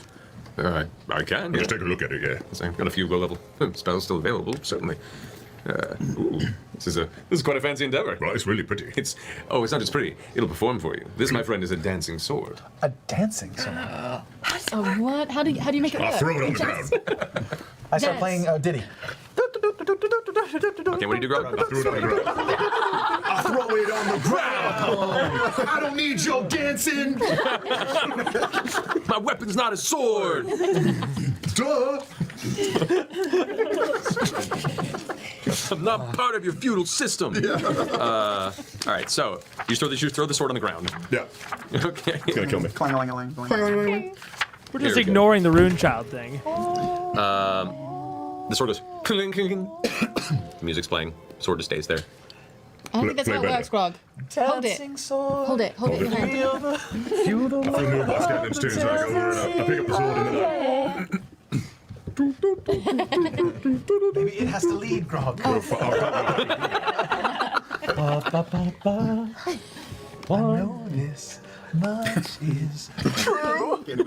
As Grog slowly rotates, caressing the back of this ornate scimitar, the music emanating from Scanlan's fantastic sham, a number of the nearby military begin to slowly turn and just kind of cock their heads and watch as an unexpected display presents itself amongst the cloud top ruins. Perfect. Gilmore leans in. You might want to spend some time with it first. Oh, we have to I don't think it trusts you yet. Yeah, but it's very sharp. take it. Just sit down and compliment it a lot. I think you have to hang out in the shitter with it for a while. All right, shitter, compliments, take it to dinner. Conjure some wine in your chuck. Oh, good call. For it or for me? Both. Okay. Once it likes you, it'll tell you a magic word. Use the word, and that sword fights on its own. On its own. Really? Like a Warner Brothers cartoon. So you can fight, he can fight, and he can fight with another thing? Oh! You should give it a Scanlan. What? I'm sorry. She forgets herself sometimes. It's all right, John. Thank you, Gilmore. Of course. Anything else you need? Back to the rune child thing. Yes. What's that about? What's a You rune did, child, did you? I mean, you don't have to tell us if you don't want to, but please. Well, I just. It's a natural thing that some people are born with. It's a gift. It's Like scoliosis? adjacent. But no, it's there aren't many of us, and let's just say in times past we were rune children were sought after. Not always by the best of intentions. So I'd like to keep this information. Sure. Of course. That's all right. Was that a problem even in Amon, or just where you hail from? Another thread we need to deal with. Oh, it pervaded the entire Age of Arcana, but it's not that it's just not well understood, and just please. Your word is safe with us because I don't know what you're talking about. That's why I like it, Grog. The details go nowhere. Gilmore, in your time in Yes. growing up on Marquette, did you ever hear any tale of someone named Opesh? Opash. Opash? Opash. Terrible necromancer? But don't tell him. Can't say I have. I'm sorry. Wasn't really a history buff. Sure. Sorry. Damn, I bet your mom would know. We have to go back anyway. We have a hand to deliver. We do. We have many things. If anything else, the next order of business is to make a list. That's what I'm doing. I'm not actually going to build a list. We're just going to make it. Yeah. Saw that in her eye. How much longer do you think Raishan will stay there? Until Especially if she's not finding what she's looking for. Not long. I think it'll be a base of operations. That's what I would do. If I thought that I was going to be safe somewhere, I would stay there and simply hunt out, much as we did with Whitestone. Safe until it's Do not. you think she knew you were scrying on her? She didn't seem to notice. A lot of times you can kind of tell. Yeah. And She seemed distracted. All right. she's been beaten pretty badly. Yeah. We should get to Whitestone. Is here taken care of? And do we need to stop in on our home, our keep, and do anything there before we leave? I mean, aren't we all tapped out? Can you get us to Whitestone now? Maybe we spend the night in the keep. Yeah. For old time's sake. Yeah, the old I could get us back to Whitestone using my last 7th level spell, and then that's it. I'm done. We can But go you, home. you couldn't get all of us, right? I mean, Tree strike. No, transport via but plans. like Jarrett and Yeah. Kima and Gilmore and... It lasts 6 seconds. We all go quickly, yeah. In a line and I think my record was like 25 people when we were moving refugees it's through. pretty cool. Yeah, it's pretty good. Still trying to break that? Nice. I would recommend not really trying to break it. I get 25 and a half. You've seen it happen, I can tell. Well, 2.5 kids, that's fine. Well, I'm glad I'm alive. I'm glad you're all alive. Thank you for helping. thank you, Sean. Oh, it's the least I could do. And if anything, it's this experience has helped me come to terms with the fact that I should not be on the battlefield. I need to stay in the shop. That is and not I need true. That finger of yours is very powerful. Yes, and I was also on fire a lot. I want to avoid that. That's true. But Are you going to be you're sweet. rebuilding a shop here, or are we going to see you in Whitestone as well? You know, my intent a while back was to start a franchise. We'll see how the wind's carrying me. After all, I think and he kind of tucks open this like large heavy sack and satchels on his side now, and another to the side that you see is a small like compact bag of holding. And he goes, he goes, I think I've got it taken care of. Nice. Brilliant. We wish you well, Gilmore. Well, I mean, if we're going to Whitestone, I'm coming with you. No, you gotta stay. I'm just kidding. You can come. Care? Are you going to come to Whitestone with us? Stay the night and have a drink with us.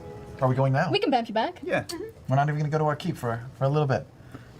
Did we go there? No. We did. We came in. did. We stopped. Stopped by the ruins. All right. Ayo, okay, ayo. I could use a drink. I would love to. I would love to. Give me just a moment. And I head back to the troops, and I talk to like the couple of them that have kind of like risen up. Samantha. Samantha Yeah. is like fucking runs the She's whole thing amazing, right now. Sam. Sam's pretty legit. Yeah. Yeah. And I also kind of circumspectly I sort of distribute a little bit of money. I give Samantha some, and this is like, it's like, if something happens, if I don't come back, here's how long you stay. Here's what to do among the populace. Like, and and I don't need to give them the talk of like no looting, because they've already had Daddy Care like constantly lecturing them about how to not be dicks. The kind of people that would follow you into battle for this, as small as your group was, the kind of people that you can trust this. And Samantha with her like kind of graying hair that's pulled into this kind of hard top knot on top, and her darker skin with like the scar across her cheek, and her breastplate armor, she comes up and kind of grabs your hand and goes, "Don't worry, I've got it taken care of. It's fine." Right? Yeah, I've already. Yeah, it's right. You've done it before. We've gathered the dead. We'll make sure with what you've given that we'll get it back to the families that remain. Right. This is going to be a tricky place for a couple of weeks, and not only could our people maybe use a rest, but maybe it would benefit from 30 or 40 level-handed people with swords, maybe keeping an eye out, maybe traveling in pairs around the city, making sure nobody's houses get broken into. Just, you can't take care of everything, but it would not be bad to camp out maybe for a week. Wait for me, and I'll be back, and if I'm not, you know where to go. Hey, I'm always down to rough up some ruffians. It's that. Oh, yeah. Okay. Care, go with your friends. Okay. Should we? Just ignore She has that breastplate. You're yeah, I mean, she looks like she could definitely bruise you in the face with a left hook. So for you, yeah. Hey, Care, put in a good word. Hey.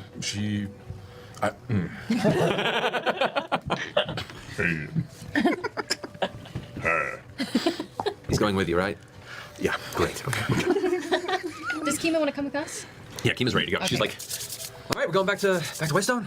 Does everything look like it's in order with Daxio, with everyone here? Sure. Are we good to leave? I don't do the whole council thing, Okay. but they assure me it's fine. Allie's gonna know what to do. This is really depressing me. Yeah. Leave. I look at Daxio. Is everything okay? Can we cut He's out? in the middle of the conversation. Yes, we've got it covered. Let Allura know as soon as she can. Come to us. We have a lot to discuss. Will do. Everyone, thank you. Thank you. And from me, from all the civilians of the city, from Taldore proper, we all owe you a great debt of gratitude. Thank you for having our back. Thank you for having us. Yeah, off with you. You know where to find us. Kima, come on, let's get you back to Alley. We gotta find a tree.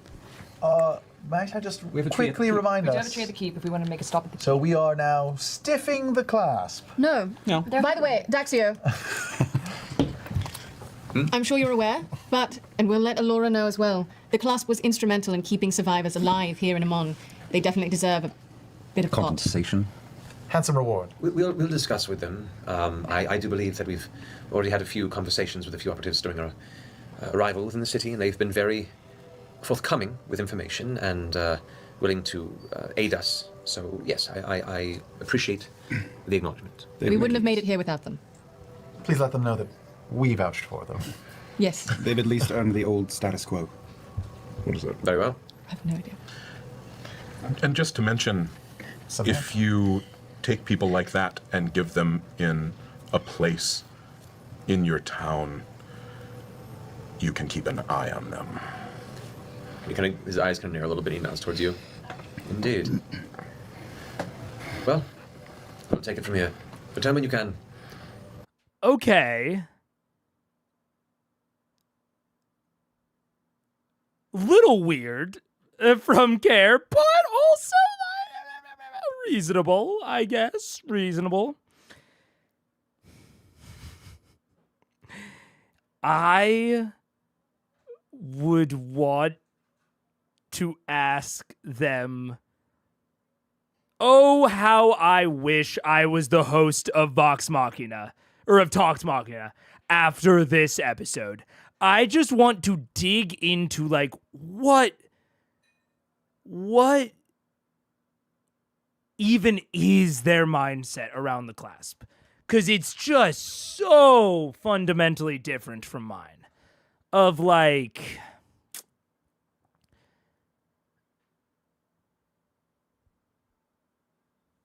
again, I fully understand ignoring them. giving them a kickback, whatever. I totally get that. But this, almost kiss assery. I'm kind of like, what the fuck is this? Why do you care about it so much that you're putting in a good word for them? They led you to the place pretty reluctantly. And it's we wouldn't have gotten there without them. And it's yeah, you probably would have. Let's just be honest for a second. Maybe you don't get there as quickly. There's more civilian casualties, but, they were a shortcut at best.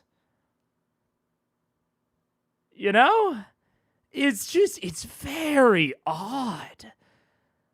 They clearly think that they are that the clasp are downtrodden and they are only criminals because they have no other options. That's the type of organization that they seem to be picturing, is a group of people that had no other options. And they are only a criminal syndicate because they didn't fit in anywhere else, right? They see them more as outcasts, I guess.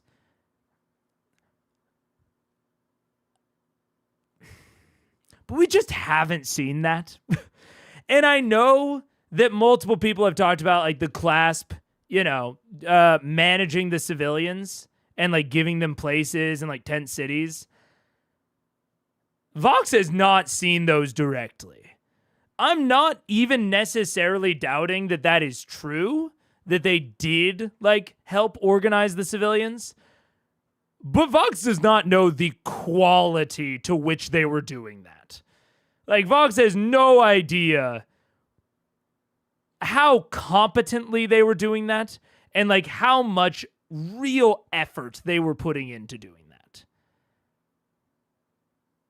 And again, not even saying that they couldn't have been. I'm just so weirded out by their by them kowtowing to the clasp. It's so strange. They didn't behave like this to Jamon Saord. Well, they probably did. But they are so flippant in the face of power and powerful figures that it just weirds me out to no end. That they are so overly respectful towards the clasp. So strange. The entire fandom wishes there had been a different host. Yeah. It's very weird. Yeah. At this point, it just weirds me out. Because it's not even I don't even think they're dumb at this point. Everything that they're doing just speaks to a fundamentally different mindset from mine. And I so wish I could ask them about it. And ask them, why? What made you think like this? I'm curious now. I just want to know. Maybe they'll talk out loud. I don't know. Get Laura back to us. Okay. And stay safe. And he turns back to handle some more business. What do you guys want to do? Make for Grayskull, keep Where on the our giant tree is, so we can go to our other giant tree. Okay. They said. Okay. You guys make your way walking southward through Iman, and Just loot everything along the way, Just all of it. decking Every trees. person we see. Matt starts rolling random encounters. 6 episodes just getting out of Iman. How the hell did we walk? You guys make your way through, and as you do, it's an emotional journey, because as you walk through the city that became your home as you all became a family, you can see familiar sights, you can see familiar thoroughfares and street sides and taverns, many of which have sustained severe damage, many that have been reduced to nothing but rubble and ash, and some that still stand defiantly versus all the difficulty and stress and strenuous struggle that has existed for weeks and weeks and weeks here. You see people slowly emerging from the shadows to try and reclaim what remains of their life, but you also see them helping each other. You also see a comparison between the busy bustle and kind of general selfish lifestyle that most people in a well-off capital city exist in, replaced with a newly understood sense of kinship and looking out for each other. You see the guard themselves beginning to really understand in their lifetime the first true large-scale victory for the betterment of their people and what that means to them. And there's kind of a sense of pride through the sadness that many of the armed soldiers you come across probably never had. It gives you hope, though to see it in such a state in itself is harrowing in its own right. You can already begin to see through this energy and through the slow crawling return to life that you've helped ensure that Iman still has a future, let alone Tal'Dorei itself. No one catches your attention as you...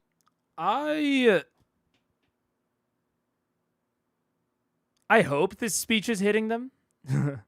I think it's almost certainly hitting them more than it would hit us.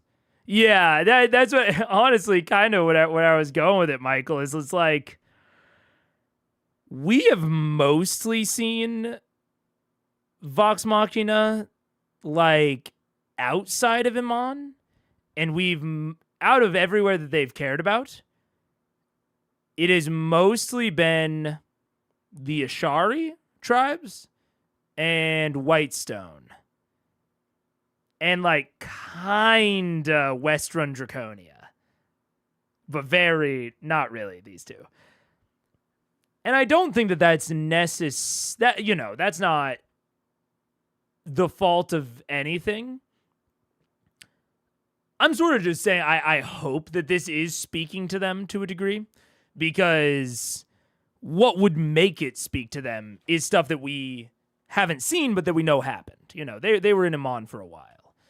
The other thing that I will say is this is one of the reasons that I like either containing a campaign to a city or really firmly establishing a city as, like, the hub city in my games now. Because it does allow you, when a place becomes the place they always go back to, if you've ever played like Sunless Seas or Sunless Skies, and you make those kind of looping patterns as you always come back to the central place. Like D&D is almost fundamentally going to involve travel and wonder, right? It is about looting dungeons and fighting things. And there's only so much to loot and fight in a given area. So it will inevitably kind of require ranging out. But I really like, as I've DM'd over a long period of time, I've started to find that, I used to not have them, or not even encourage them to lay down roots anywhere.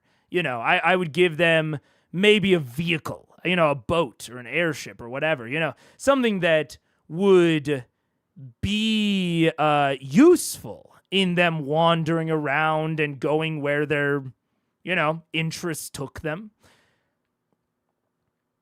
But I think this is a good example of one of the really strong benefits of a hub world, or not a hub world, but of a place they always come back to, is that changes to it and threats to it and, the aftermath is going to be more impactful.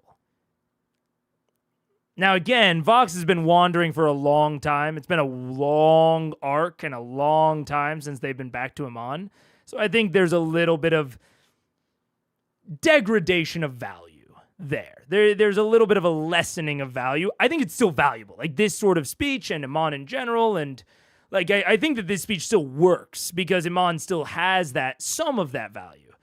But the fact that they've been gone for so long and Whitestone has kind of evolved into their new hub, I do think it lessens the impact. I mean, you hear a lot of them aren't even really interested in going back to Grayskull.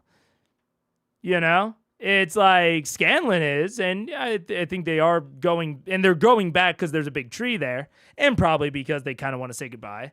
But they're ultimately going back to Whitestone. They're not bringing people to them in Grayskull. They are going to Whitestone. So it's interesting. It's the only thing that I could blame it on, or blame the maybe lessening of value, is just the length of the Chroma Conclave arc. Because it was an arc that required wandering, and it was an arc that required that they, unless they had managed the arc very differently, it somewhat required that they weren't in Iman. Like, they could have worked with the Resistance, but they didn't. And I think that the arc broadly did not push them to. And that sort of arc, especially when it's so long, that is going to naturally, I think, degrade the value of Iman as a hub specifically. When I was 7, when the Wall of Berlin fell, and I don't remember. I was 7 when the Wall of Berlin fell, and I don't remember it, but my BF is 3 years older, and this reflects his feelings at the time pretty accurately from what he told me.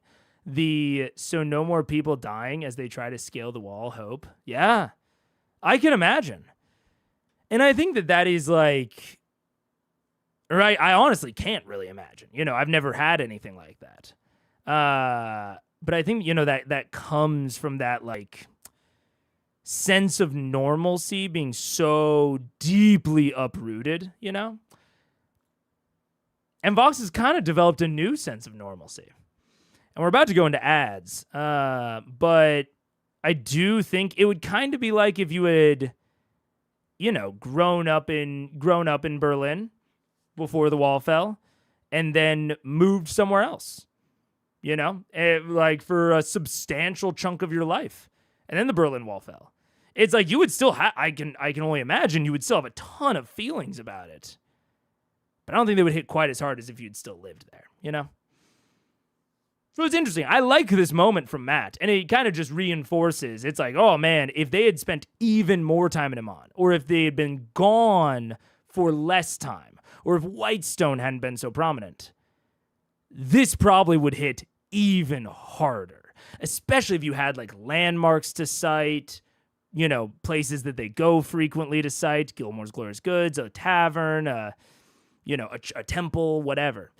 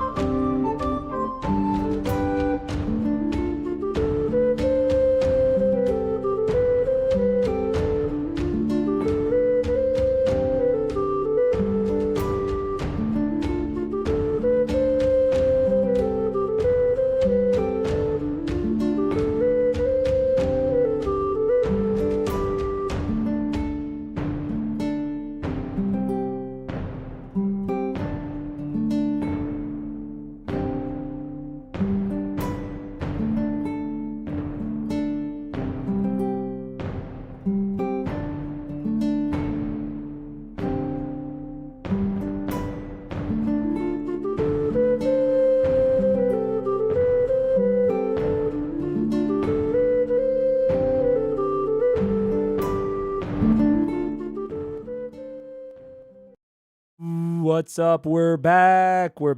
And I'm going to turn up the playback speed a little bit. Just a skosh. I might turn it back down if there's stuff happening. You leave, but a number of eyes train onto you as you exit, and many of them flash with recognition, their face going bright, and then with just a solemn nod of thank you. Eventually, you find yourself at the southern gates of Iman, exiting out into the charred fields that once were green and lush with grain and grass, eventually coming upon the exterior of Greyskull Keep, the home of Vox Machina. Just as you left it, abandoned, the front gate partially ajar, there stands the keep, mighty, defiant, and somewhere there is a jar of no longer magical poop. Making your way inside, there is the garden that you left within the Temple to Sarenrae, and the large central tree that you use for most of your transport to and from Keyleth. How's the garden look? Looks as good as you left it.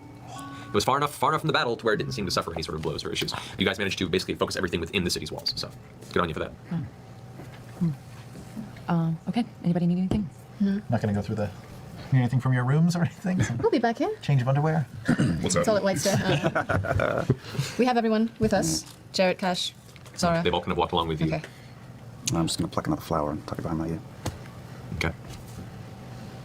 As Keyleth steps forward and places her hands across the base of the tree, she focuses, and it's almost like grasping two ends of a bag and then pulling it open with alternating zippers. You watch the bark split, and as it opens up and crawls from floor to the 7-foot apex, a doorway is opened temporarily, and on the other side you immediately see the slow morning sun beginning to rise in Whitestone across the city. Let's jump in. 6 seconds, 6 seconds. You all go charging as best as you can, all merging into the center of Whitestone's central area, the twilight being slowly cast away by the rising sun, the sun tree at your back as the doorway closes behind you, and the cold air immediately catches your lungs. You've been amongst the heat and the clouds of smoke and soot of Iman for so long, amongst the struggle. The cold, crisp air is almost a welcome moment of respite from that experience. You look around you, and little bits of grass have broken the cobblestone and floor of the open area, have bits of frozen dew across their surface, and it's this beautiful crystal moment of peace that you didn't realize you've been seeking for quite some time. And You then can see there's the a different bit of scream. light beginning to crest over the mountains, hitting Castle Whitestone ahead of you. You've returned. What do you want to do? Well, I thought it would be a nightcap, but it seems like it's a morning cap instead. That's our It's nice specialty. somewhere.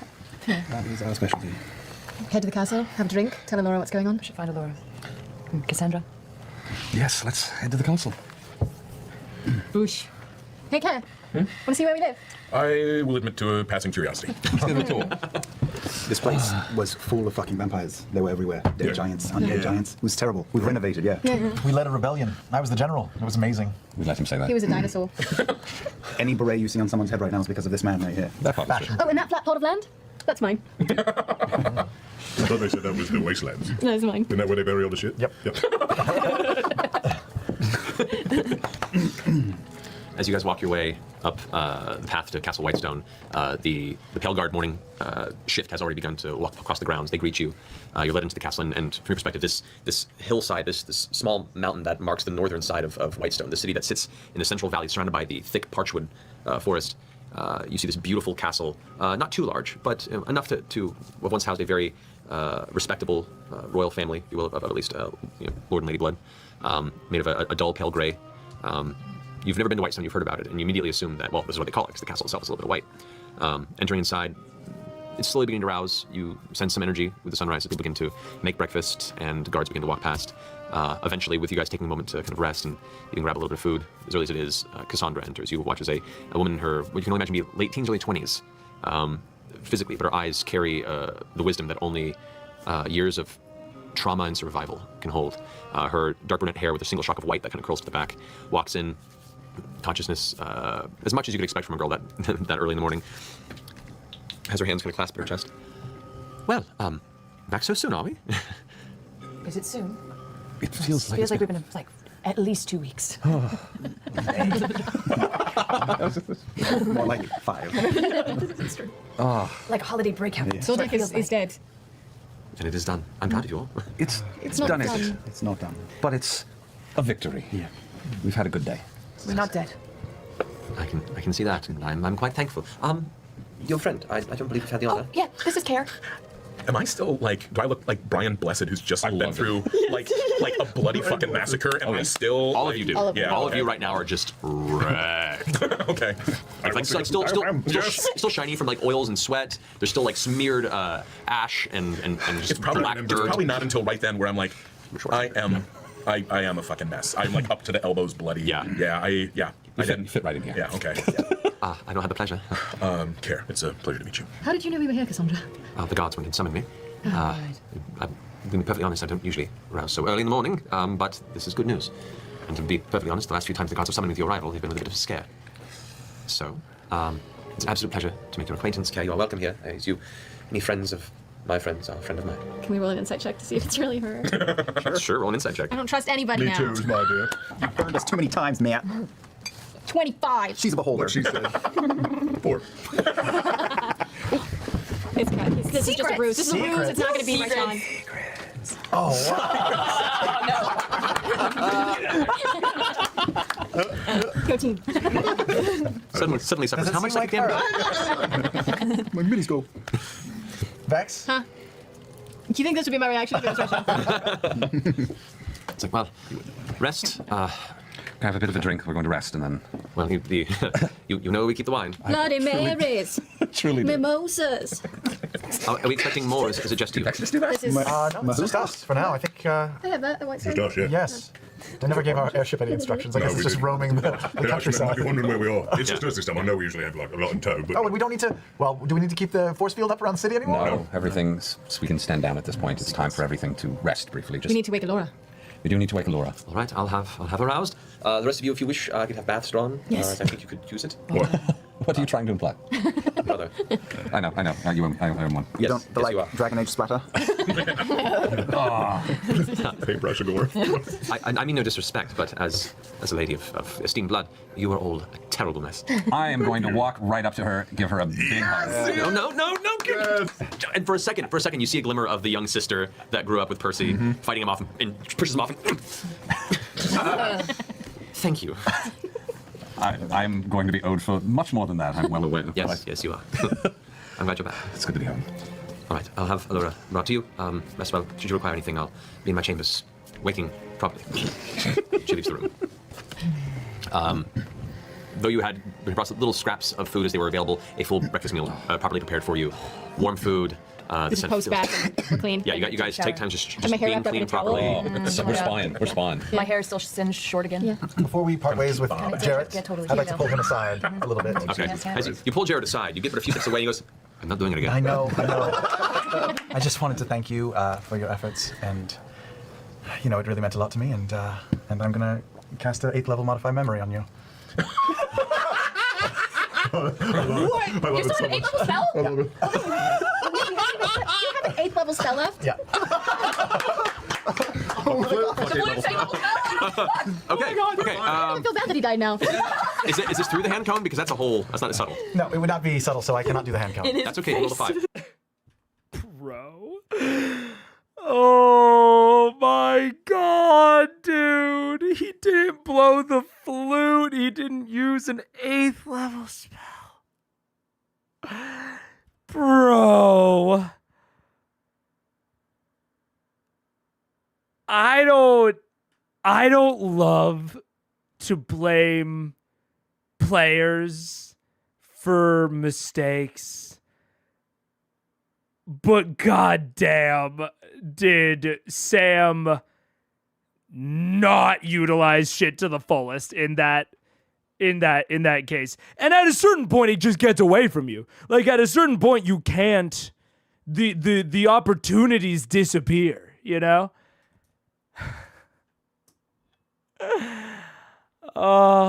So I kind of get it, but man, it's wild. Yeah, Ebster, exactly. That's what I'm saying. It's like at a certain point, you can't field it anymore. Like, that's one of the strategic difficulties and interests of D&D is the when do you use it question. Because there does come a point of no return where it kind of doesn't matter anymore. But But I don't know, man. It's like you can do that. You know, you could do that with a 5th level spell or a 3rd, but an 8th is crazy, dude. Oof. The master of resource. This is the most fucked up thing Scanlan has done. I'm kinda with you. I know I've been back and forth on defending people and accusing. I've been all over the place.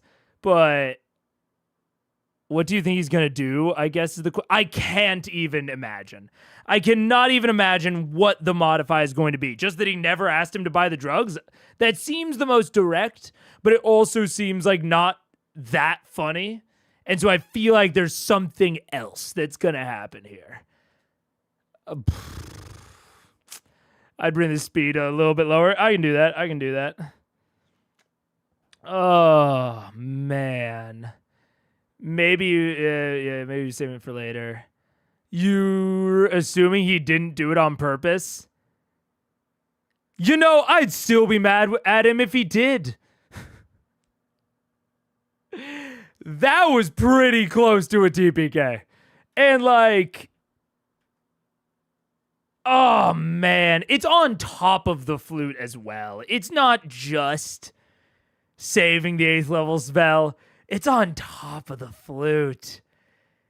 It's like doing both of them is just... Frankly, it's a little arrogant. For someone who spent so long defending Vox Machina's choices in that episode, that's a little arrogant. To save your most powerful spell slot and the flute.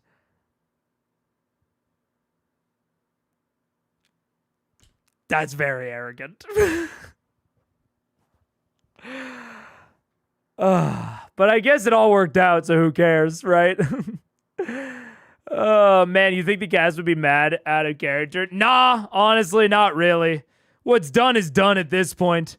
I think if he died, and when he died, he said out loud, oh, and I had an 8th level spell slot, I think the cast would be like, you what? I think they would have been mad at him in that moment. But in this moment, it's kind of what's done is done at this point, you know? He 100% did not use the 8th on purpose. That smile's way too big not to. Unless he has... No, even then, I don't know. I think that's a little too generous. That's the sort of smile that you get when you realize you are alive still and happen to have an 8th level spell slot because you mismanaged your resources.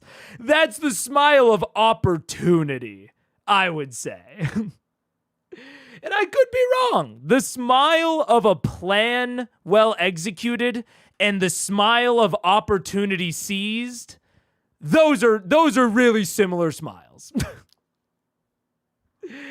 So I can only speculate. But I wouldn't say 100%. I'd give it a 50-50. I'd give it a 50-50 that this was planned and 50-50 that this is a very happy accident. I don't know. This has the same energy if I might need this awesome one-time use in the same for something else, so I need to save it whenever I play video games. Yeah. To be fair, Scanlan did die. That's kind of what I'm saying, is it's like,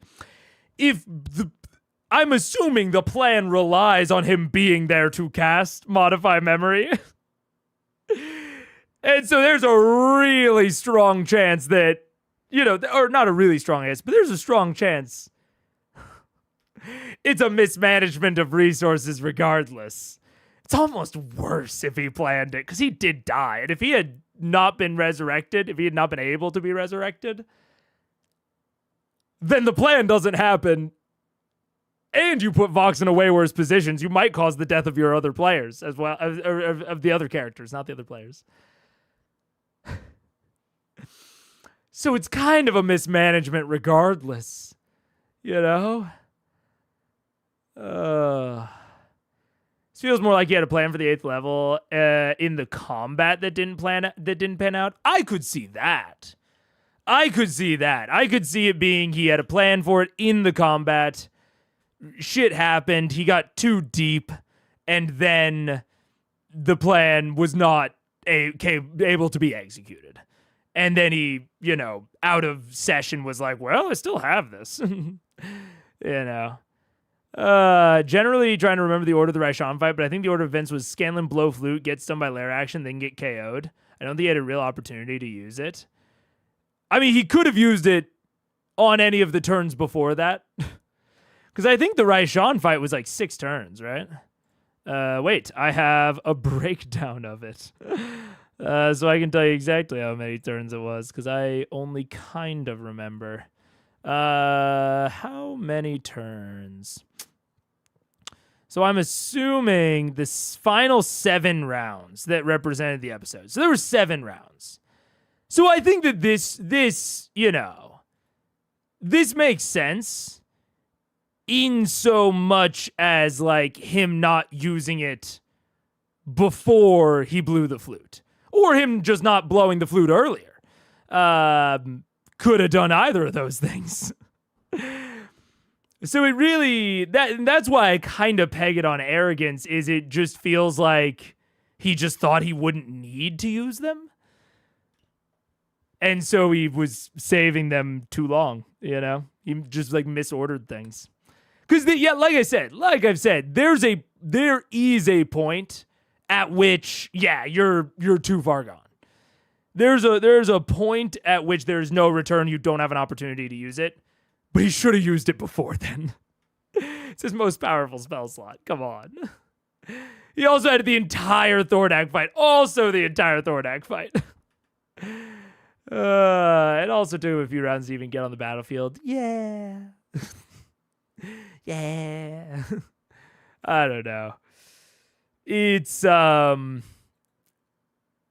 would call it resources mismanaged and a certain level of arrogance, because I kind of defended him not blowing the flute during Thordak, but really he should have blown the flute during Thordak.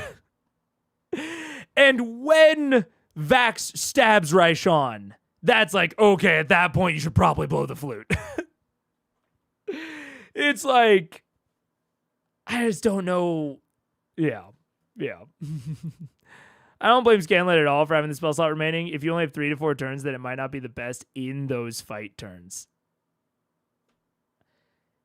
But it would have been good earlier, is what I'm saying. Like, Scanlan clearly held all of these resources for some reason. Like the flute, the 8th level spell slot, what have you. I doubt that he forgot about them. But I can say pretty confidently that it was a mistake to hold on to those things. And I do kind of think he should have known that.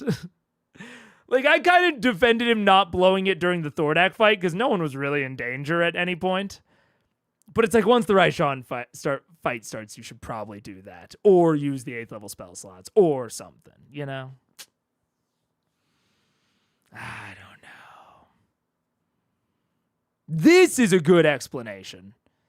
I could buy this as a reason to save the 8th level slot, is saving it for Counterspell. Because Counterspell can be upcast, right? I'm not totally making that up. Counterspell can be upcast, and it gets the automatic counter the higher it's cast, right? The interrupted spell has no effect. Yeah. Okay. You know what? And especially, depending on what spells he knows, maybe he only knows like out of combat, and so he would have to upcast something anyways, and Counterspell is maybe the best thing to upcast. In that case, he probably should have counterspelled the Cone of Cold that killed him. I'll just put that out there. Like, probably should have counterspelled that Cone of Cold. Because that killed, I think, 2 people. Or got 2 people very close to death. So I think that's a decent explanation, but then it comes to, like, mismanaging shit, you know? Yeah. Didn't he try, but he was too far? He was unconscious? Wait, what? The Cone of Cold knocked him out, right? Am I crazy? Or did the Cone of Cold just kill him and something else knocked him out? 2 legendary actions, Dispel Magic, Scanlan. These are all just her legendary actions and like the things that she cast. I don't know the exact order. Exactly when they went down. But the cone gave him the 3rd failed save. Oh, I see. Well, was there anything else big between him going down? So he went down earlier. So I'm assuming he was down during the contingency. I'm assuming... Is this the prismatic spray that he counterspelled? It is. So this is the prismatic spray that he counterspelled. Wait, was this Cone of Cold? Or was this the Cone of Cold that killed him? Was it the last or the first? I feel like it was the last. So he could have counterspelled this one? I don't know, maybe. I'd have to dive too into the details to see, but maybe. He was unconscious when he got the Cone of Cold, the 2nd. So he could have counterspelled the 1st. I don't know, man. If it was any individual thing, I would get it. It's the pattern of behavior. It's like... I think holding it open for the counterspell is the most reasonable explanation. But... even then, not counterspelling one of the spells that he didn't counterspell feels like a misuse of that. But maybe that's a little bit harsh because, you know, she had brought out the Meteor Storm and the Prismatic Spray, so maybe it's fair to not want to counterspell the fifth level thing and save it for a higher. I don't know. It's just the pattern. The optics are not good. He was incapacitated from the smoke during the turn he went unconscious. Right. Yeah. I don't know, bro. It's just... I can come around to the idea that, you know, that it wasn't that bad. But the optics are not good on him having this still. Definite both could have been used overall earlier. I think that's the thing. It's like, inarguably, there's a certain point at which he couldn't use it, but he could have used it at several points earlier. And we're only talking about times he could have counterspelled. He could have just used it to upcast a different spell and just not held it for counterspell. But that's at least a tactical decision that I can understand. But then coupled with the flute, I don't know. So, what do you modify? When he delivered the Suda to me, I thanked him for it, and I went into I'm implanting this memory in his head. I told him why I needed it so badly, and it was a very sad tale of how a goblin killed my mother, and the image haunts me to this day, and I can't get through a night. I can't function without some sort of sustenance. He felt terrible for me and vowed to get me more, much more. And at that time, I gave him 50 platinum. Holy shit! Turn it into a drug lord! Which he finds in his pocket now because I gave it to him. We have met the enemy! Oh my god! You're going full Heisenberg! He feels for me. He is Heisenberg. Scanlan is the He's the one that knocks! I can't believe it. Fucking doors! Oh my god! I broke down, and he's never seen me break down like that. No, he his hasn't. mind, anyway. He hasn't, and Wow! Outstanding. okay. Holy shit, how do you deal with this as Matt? Because this is weird, because it's not mind control. It's a false memory. So it's like, if he remembers something that feels super wrong to him, like, I never would have done that. If that happens to me, I'm probably assuming I was mind controlled. I'm probably not assuming it's a false memory. I'm probably just assuming that he mind controlled me back then and I just somehow forgot about it. And that, like, you know, maybe there was a timing on it when I would remember it. That's how, I don't even know how you handle that as Matt, because this is fucked up. This is so weird. Character alignment shift change? I don't really believe in character alignments. I mean, I'm gonna be real. I don't really fuck with character alignments. So it's like, you know, maybe if you use those, sure. But I don't know. More of what I mean is, I don't know how I handle it in the literal moment. Like, I don't even know what I have Jarrett do right now, besides be extremely confused. And it is going to drastically change Jarrett's opinion of Scanlan. And that opinion is probably going to disseminate to commoners and soldiers and etc. So it's like, people are going to treat him different from this, depending on how Jarrett interprets it. People are absolutely going to treat him different.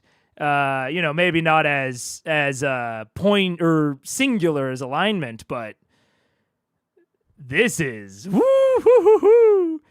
It's very funny. Don't get me wrong. But holy, Breaking Bard. Lol. Scanlan dominated me in his mind. Yeah, it's like, I don't even know how I would rationalize this as Jarrett, because Jarrett's not a caster. And so my only assumption, if this is something that is like fundamentally not something Jarrett would do, which I don't think it is based on Jarrett's previous comments, I think I would rationalize it as, wow, Scanlan mind controlled me in the past, and like the mind control broke, or I'm realizing it now because a certain amount of time went past, or maybe because he mentioned it again on accident. I would assume that there was some sort of clause that caused the mind control to break. And I would assume it's mind control. I guess. If Jarrett would legitimately never do this, which I that's what it seems like to me, but I don't know. In comparison to Broomgate, Scanlan doing this is much worse. Oh my god, it's so much worse. So much worse than Broomgate. If Vex's alignment changed for Broomgate, Scanlan's alignment should absolutely change for this. Absolutely. I don't really think either. I just don't use the system. So it's hard for me to be like, you know, decide when it should be affected, because I just don't use it. So I don't even have experience like changing it or modifying it or whatever. But if Broomgate caused an alignment change, this should certainly cause an alignment change. That's fair. There's something true in this enormous lie. Scanlan's mother was killed by a goblin. Fair enough. Oh. Was to a player instead of an NPC. Yeah. Honestly, to me, that makes it better. I'll be really frank. Unless I found out that, what was his name? Chris, I don't remember his name, not Chris Perkins. Whatever his name is. If I found out that character, or that player, Hardwick, thank you. If Hardwick had a massive problem with it, you know, kind of like what we were talking about with new Starkiller earlier. It's like, if Chris had a big problem with it, and he said, hey, I'm super not comfortable with that, then maybe, maybe there's an alignment change discussion there. But that feels more like, broken expectations. Like she expected that would be okay and it wasn't. It doesn't even feel like it should have an in-game consequence to me. Just looking at the in-fiction and in-game stuff is way worse than Broomgate. Not that I agree with Broomgate Backlash, but it is different. No, I agree. It's different. I think I'm honestly more sympathetic to Broomgate for that reason. Oh, yeah. Crazy. The Candlemaker was a guest, yeah. Yeah. Jarrett, the guy who got Scanlan drugs would never get him more. I don't know about that one. He was very hesitant to get Scanlan drugs and started this conversation by saying, hey, I'm not going to get you more. The start of this convo is, hey, no more. Right. Where is it? Oh, you have an 8th level spell. Yeah, before we part ways, I'd like to pull him aside. Jarrett steps a few steps away and says, I'm not doing it again. Jarrett preempts the ask. Scanlan doesn't even bring it up. He feels so strongly about it that Scanlan corners him, and he goes, I'm not doing it again, Scanlan. I think he did it once. I think he's done. I at least think it would, I don't know. Which again, that's where it comes down to where like it does kind of depend on his underlying thought process, which I can't know. That's only in Matt's mind. Maybe he would do it again. And he just doesn't want to? I don't know, man. Jerem got him the drugs once, yeah. That defeated fair enough, yeah.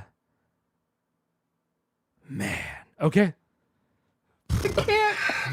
What? Okay. That's that. All right. And at which point you watch as his eyes kind of glaze over for a moment. As he was about to make his way towards getting his own shower. He let everybody else go first. And he kind of stops for a second, and his eyes glaze over, and he kind of blinks for a second. Well, I understand these have been very trying days. If there's anything I can do to help, let me know. You know how to help. And you see the look in his eyes that you've seen before, which is I don't do this. I barely know how to do this, and the connections I have. He's Jesse. It's going to be hard. And you see this look, but as opposed to where previously it was, I can't do this anymore. He reaches out, touches your shoulder, and goes, I'll do what I can. That's all I ask. Yeah, Mr. Shorthalt, yeah. The meat man coming. Rest well, Jarrett. Thank you for your brave battle. Oh my god. Oh my god. Just so you know, I'm expecting a raise. Because, I kind of almost died like twice. It's ridiculous. You should have seen me. I did. I will stand my ground on this until the day I die. Necromancy should be legal. Enchantment magic is so evil. Enchantment magic is so scary, dude. It is so fucked up.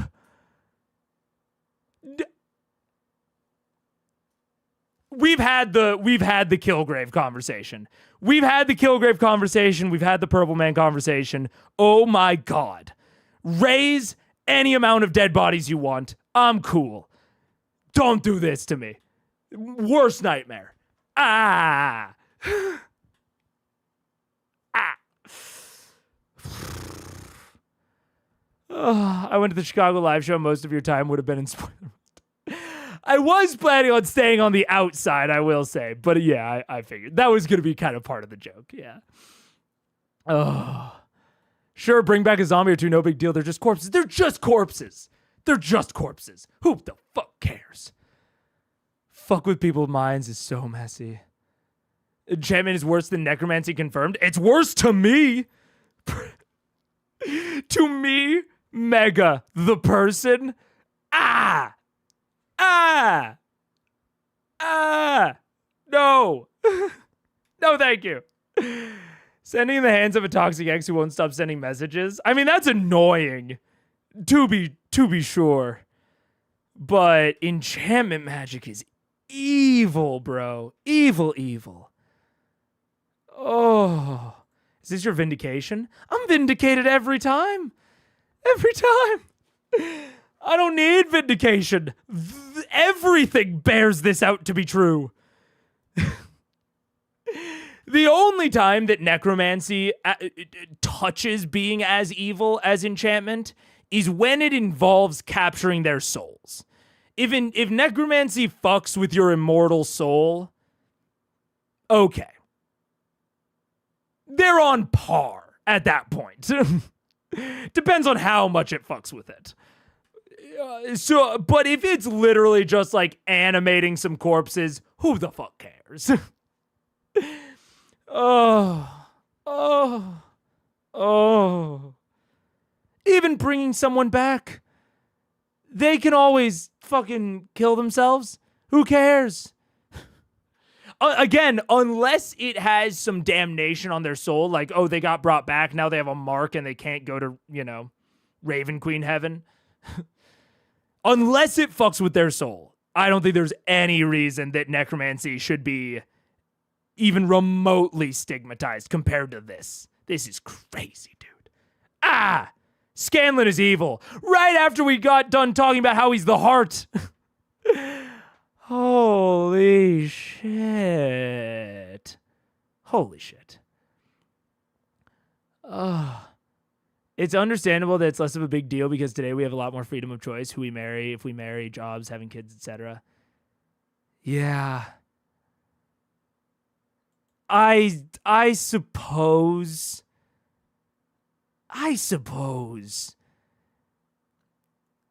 like free will is more of a like standard belief nowadays. But Steve, I think the thing, and I don't feel super confident about this, but I think the thing that feels a little off about that to me is that control was like, the reason that control was in place is because it had the authority to do so, right? Like monarchs were supported by the will of God, and that is why they had that control and could take that freedom away. Your parents quasi-owned you. Like, there was a hierarchy of authority in how that control was distributed. So at the very least, this would still be subverting that authority. Subverting, in a lot of ways, the will of God.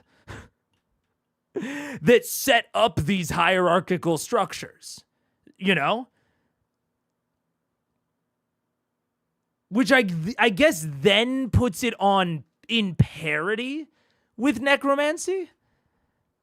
But I still wouldn't even say that it would make it something that should be legal and accepted. It still seems incredibly fucked up. But I take the point that it's maybe less fucked up than we would view it nowadays. Because it's still subverting that authority,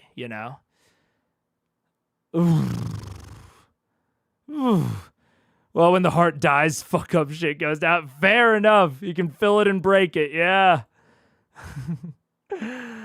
I mean, this does go back to my, Vox Machina aren't heroes tirade, which I'm not going to repeat, but I have made that point before. I think there's a place for using enchantment if it's purely to avoid violence that you would do if people were in your way, but using it like this is pure evil. It is like, yeah. It is something that it like, I can see an argument for it in the same way that I can see an argument for doing things that are viewed as illegal in the modern day, or, things that are viewed as amoral. You can have situations where it does make sense to do those things, even though they are mostly considered immoral or unethical or illegal. But I feel like those are exceptions, you know, towards all the bad shit you can get up to. Ooh. Ugh. Ugh. In a way, it's one of the most revealing things about the character's true morality. When they can control the very thoughts, the very opinions. When you can control the morality of someone else, what you choose to do is so revealing about your morality. You know? So it's like, yeah, if you are a good person, a good guy, and you use enchantment magic to exclusively enact good, it's very telling because you could have done so much more harm with it. You could have done so many bad things with it. And so if you choose to only do good, it is very revealing. And likewise, you know, vice versa. If you play with people's memories like this, it is so telling as to the level of lesser that you view them. The level of disposable. It grosses me out. Ugh. Like self-defense laws? Kinda, yeah. Yeah. In my VTM game, I had a friendly NPC mind control a PC to leave a crowded place. Afterwards, she told the PC and apologized. It was an interesting scene. Yeah. Yeah, that is interesting. That is interesting. And again, I suppose it is just kind of revealing about, like, this is the ultimate tool of imposing your will upon others. The ultimate tool. And so it's like how you engage with that is intensely telling about your inner world and your inner character. Oh. Power doesn't corrupt, it just shows you who you really are. Yeah, maybe that's the way to put it, is not, I guess not necessarily that enchantment is evil. I mean, power of any kind isn't evil, really. But this is maybe the magic that is the most revealing about your internals. Yeah, power reveals absolutely. Yeah.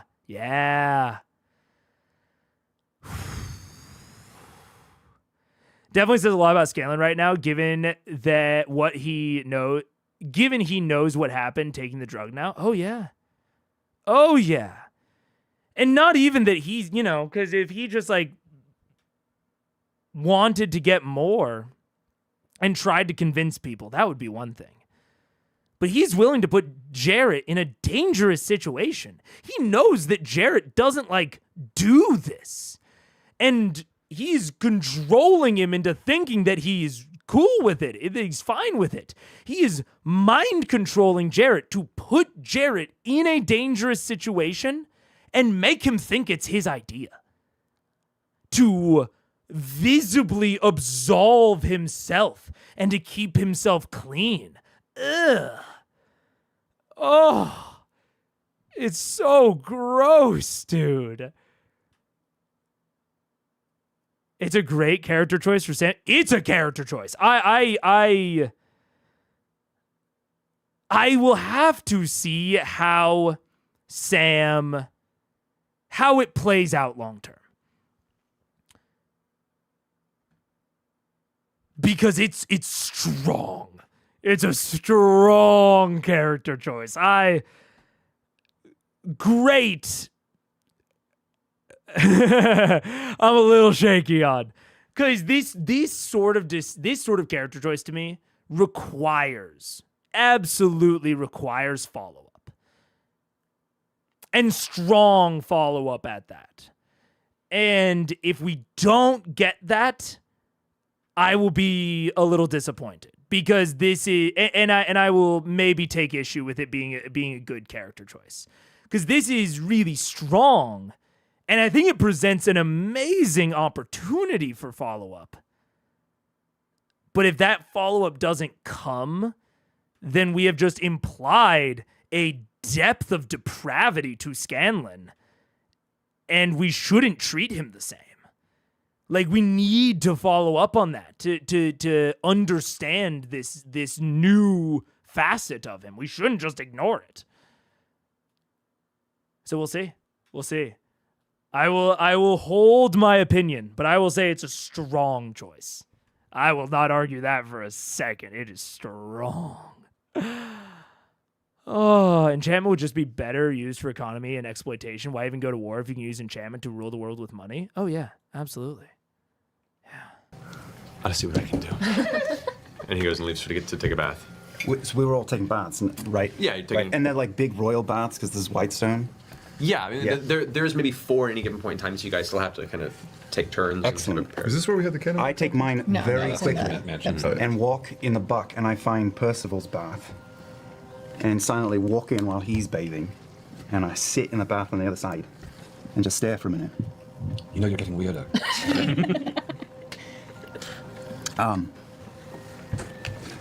You and I are very different. I would agree. Although again, I'm in a bath at the moment. Cut to it. I think I was really working on something. I didn't think you were. You made me a little off. So meek. Anyway, I still plan to honor your request, but I want you to know that you are like a brother to me. Now, I have a sister and we fight constantly, so I expect to do that with you. I hope so. But I'm glad I have you around still. Me as well. I like this family. I'd like to keep it. Okay. Don't say another word. I really show him don't- my ass and I leave. As soon as he leaves, I come up from the water and go, oh! I thought he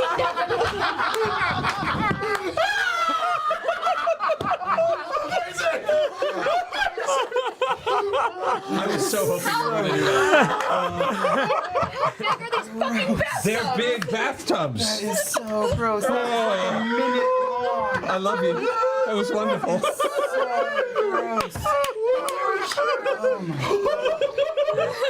My opinion of you has changed. You don't know, you're gone. No, you Legend. She was just tickling the back of my knee the entire time. I'm not talking about Vex. I don't think she was tickling your knee. She wants. I don't give a fuck. Percival, is that a euphemism for something? I'm sure.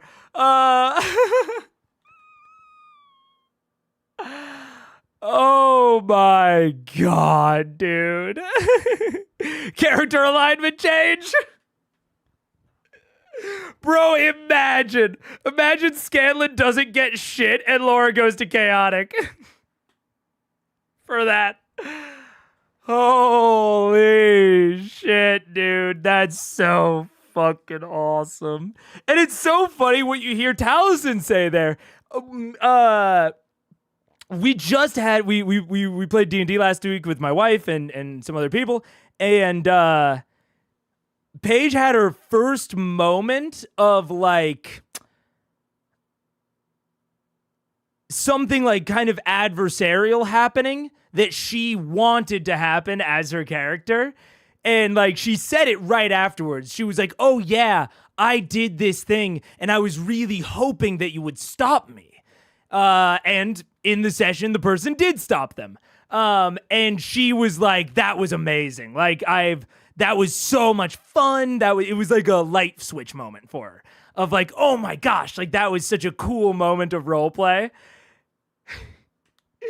And you hear it there with Percy. It puts his like, hey, can you speed things up a little bit? Can you cut to the point? Like, it puts those in such different contexts. And Taliesin just, he just says it and he just hopes, He has it in his head, and you can't say anything to Laura Bailey in that moment. You just have to hope that they're on the same wavelength as you. And sometimes it lands. It lands perfectly. It's the 10-point landing. Oh, man. Chaotic hot. Yeah. Chaotic sexy. Whatever the Briarwoods were, bro. Oh, that's so funny, dude. Our wizard basically did something similar. Used Wish to make an NPC love him forever. That's gross. I don't like that, Sarah. Oh, man. As a wizard thinks it was just RP for the laugh, I told the GM my character would maybe get violent over it. Oh, mine would. For sure. For shizzle. I mean, I guess clarify that with the player, but my character would absolutely not be cool with that. Go watch Laura's face at the start of the scene. Can do. Laura Bailey's always in a dirty mindset.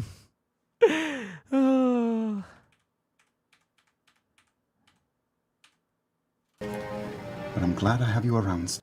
Wait, like right at the start? So I just stare for a minute. You know you're getting weirder.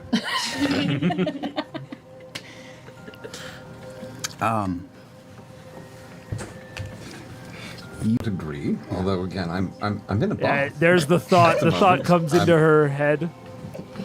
Cut to it. I think I was really working on something. I didn't think you were. You made me a little off. So meek. Anyway, I still plan to honor your request, but I want you to know that you are like a brother to me. Now, I have a sister and we fight constantly, so I expect to do that with you. I hope so. But I'm glad I have you around still. Me as well. I like this family. I'd like to keep it. Okay. Don't say another word. I really show him don't- my ass and I leave. As soon as he leaves, I come up from the water and go, oh! Oh my god, she was waiting. She was Johnny on the spot, dude. She was so ready. She was just like, when is this motherfucker gonna say he walks away? She was just waiting for the walks away. Oh my god. Leaves, I come up from the water and go, oh! Travis. Oh my god, dude. This is funny. I don't know if I should say this on. I think it's okay. My Paige was basically like, she was flirting with an NPC in the session, and she asked another one of the players afterwards. She was like, "Hey, is that like cool? Like, I know you guys have never really like done a lot of like romance stuff at the table, whatever." And the other player was like, yeah, it's cool. Like, you know, it's especially, it's way less weird given that you are, that you guys are real life partners. And Paige looked at me and she's like, is it cool with you? And I would go, I wouldn't care if you flirted with anyone. Like, I wouldn't care if I was the DM, if you were flirting with someone else at the table. I don't give a shit. I'm just happy you're getting your rocks off. That's great. I am very Travis Willingham in this. I would just be I would be ecstatic. Yeah. Which one of you said at the start of stream Percy just needs to go home and take a bath? Ah! I remember someone saying that. That's so funny, dude. Oh, the courage scene happened, and Mega was like, Vex Percy was like him and Paige. What do you have to say about this scene? Oh. I think it's very possible that Paige would do this if her sister wanted to walk in the room and talk to me while I'm having a bath. I think it would be extra duper weird because of the gender switches. But say Paige had a brother, I also think she would hide under the water. Oh man, that's so funny, dude. Although I guess it would be me. I would definitely hide under the water. I would definitely hide under the water. Oh my god, dude.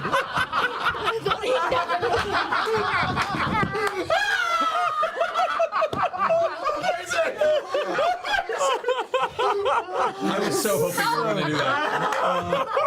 How big are these fucking They're big bathtubs. That is so gross. I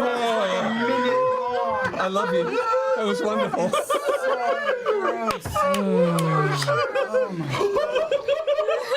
My opinion of you has changed.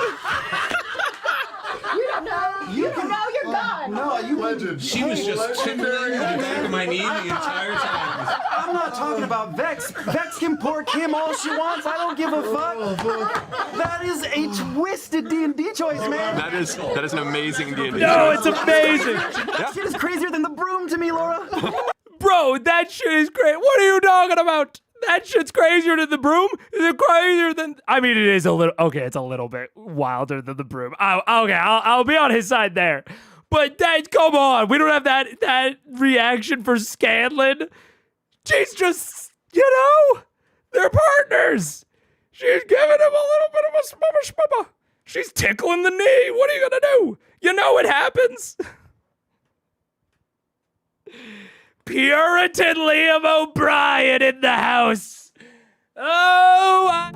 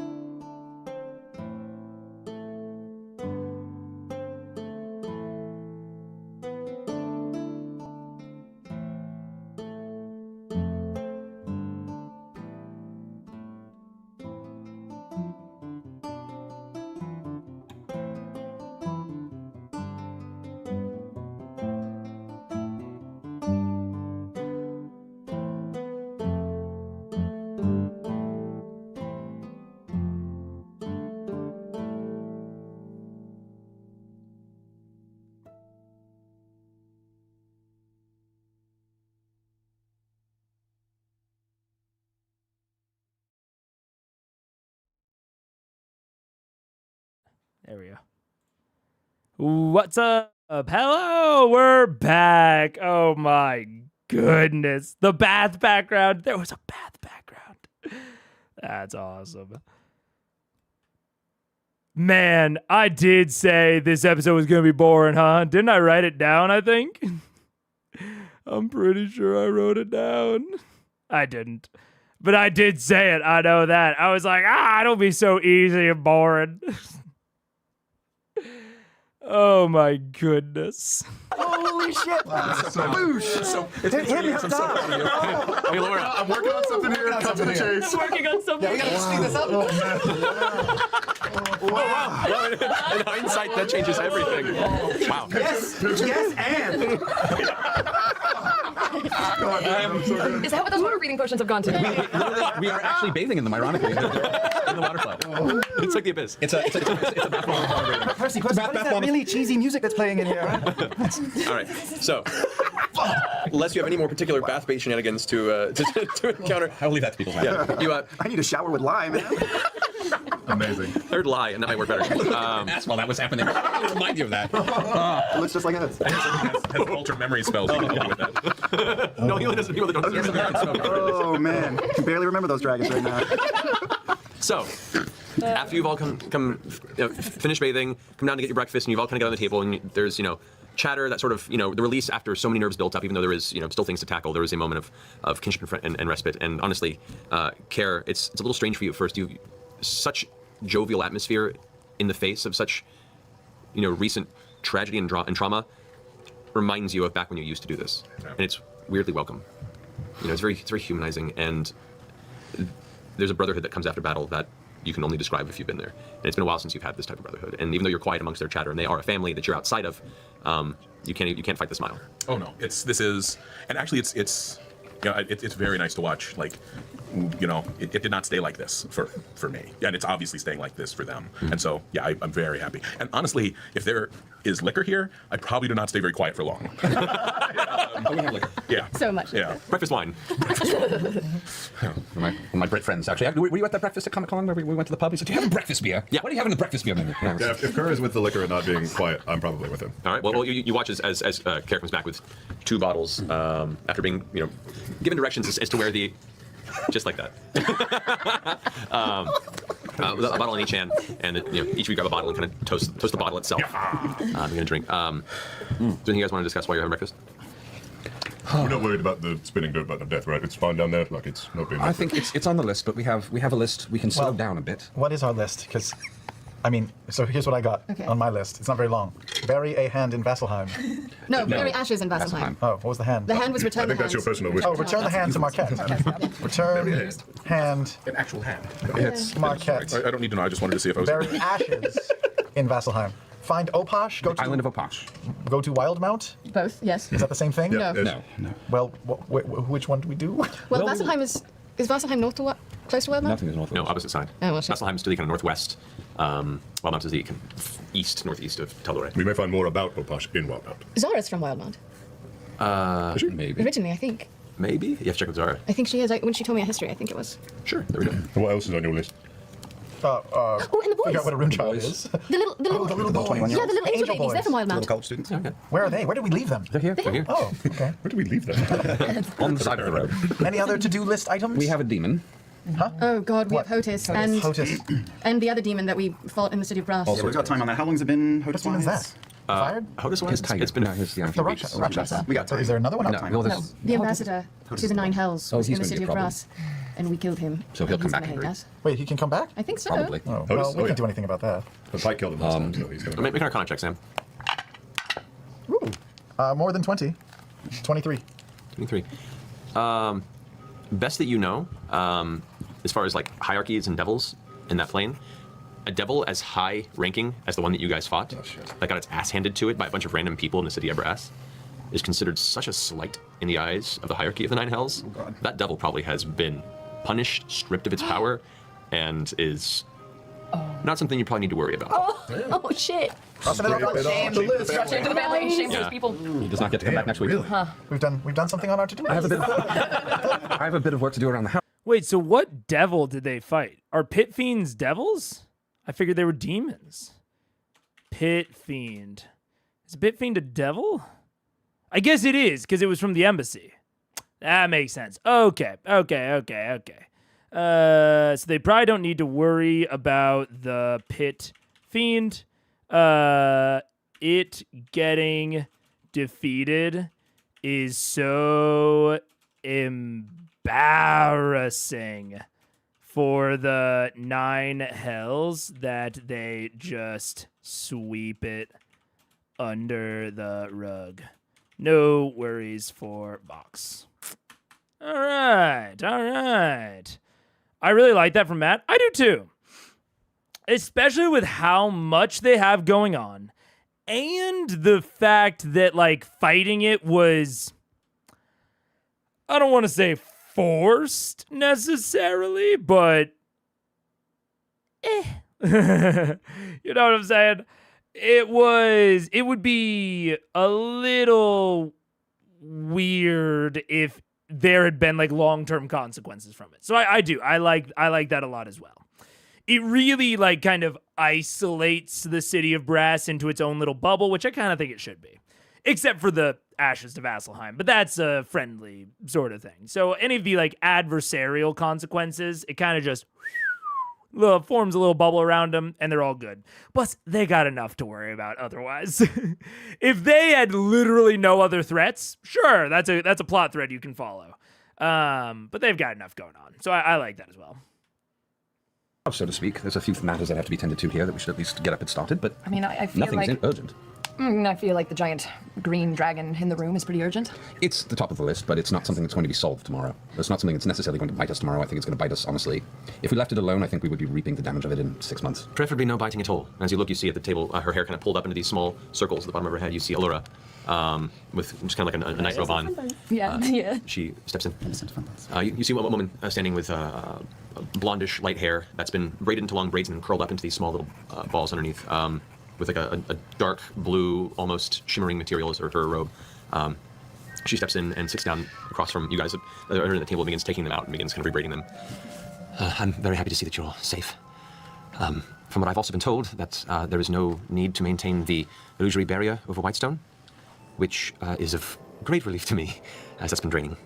I have also heard that Thordak has fallen, so congratulations are in order. We also found you a replacement flying carpet. if you'd like it. Scanlan, you're on my list. Although we could use it in our battles to come. I'll tell you what, when I have my tower rebuilt, then perhaps we'll find the right place for it where it matches the rest of the furniture.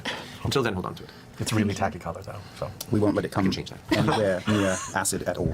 Please, I would appreciate that. In fact, any of my things that you may have stolen or taken over the past few years, keep them away from acid in general. Thank you. Borrowed. Really, the rug was the only thing. Took a couple pictures while I was in there. Shit's framed.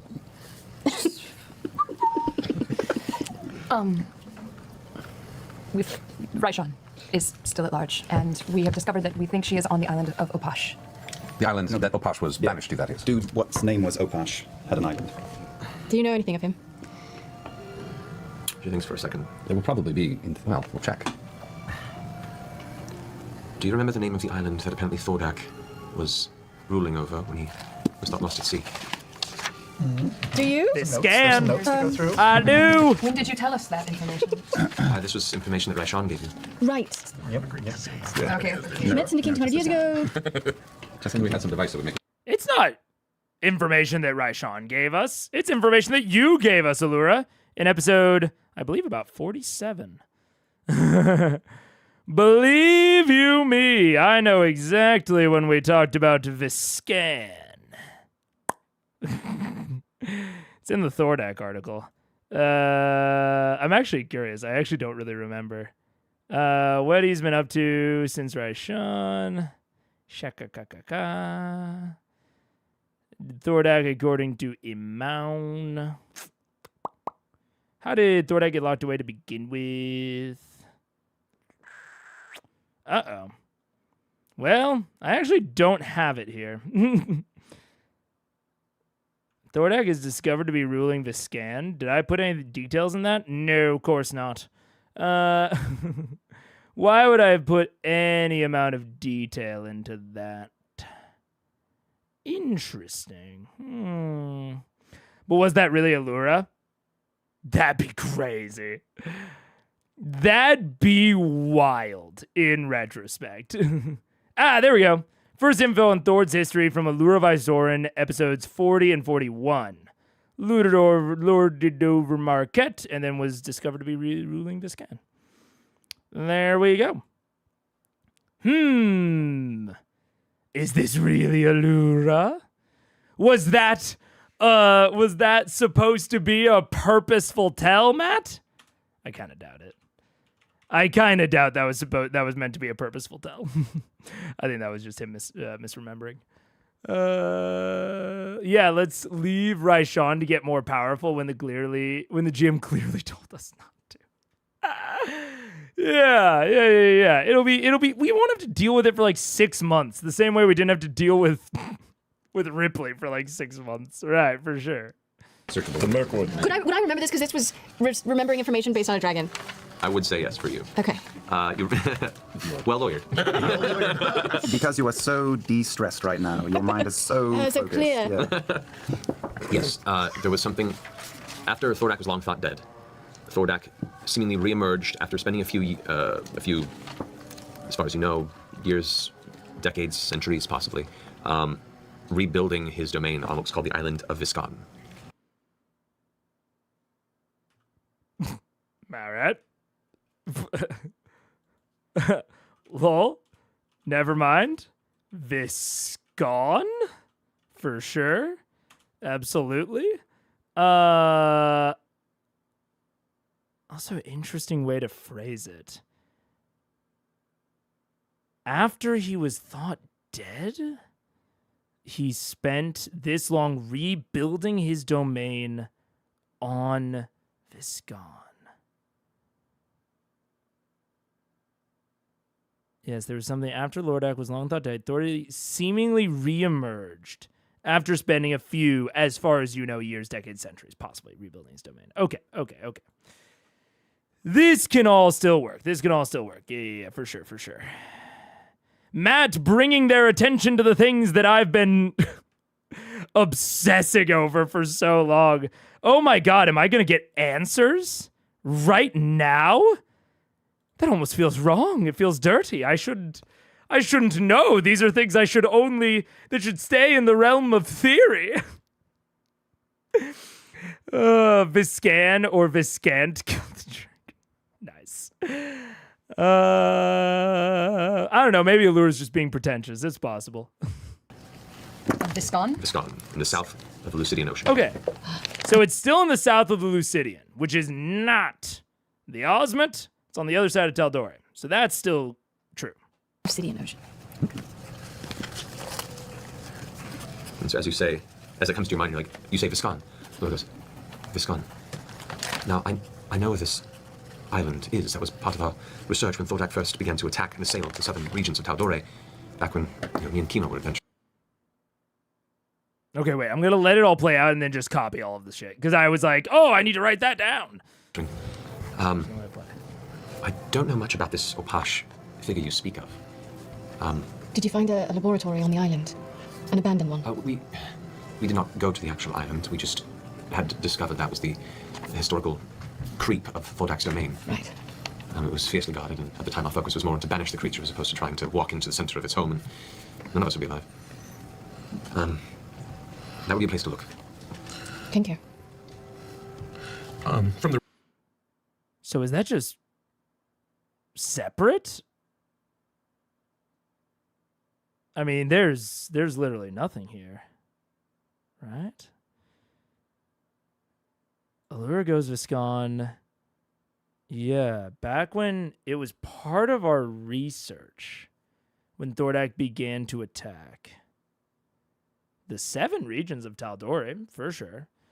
Did you find a lab? We did not go to the island. We had just discovered that was the historical creep of Thordak's domain. Huh. Interesting. This seems separate.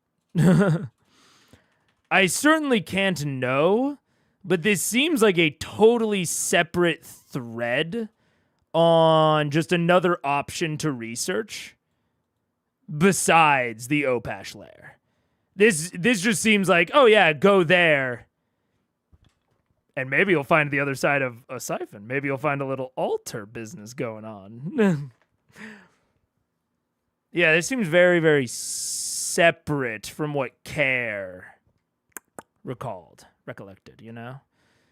Huh. See you, Valkyrie and Belphegor. Have a good one. Thank you for joining.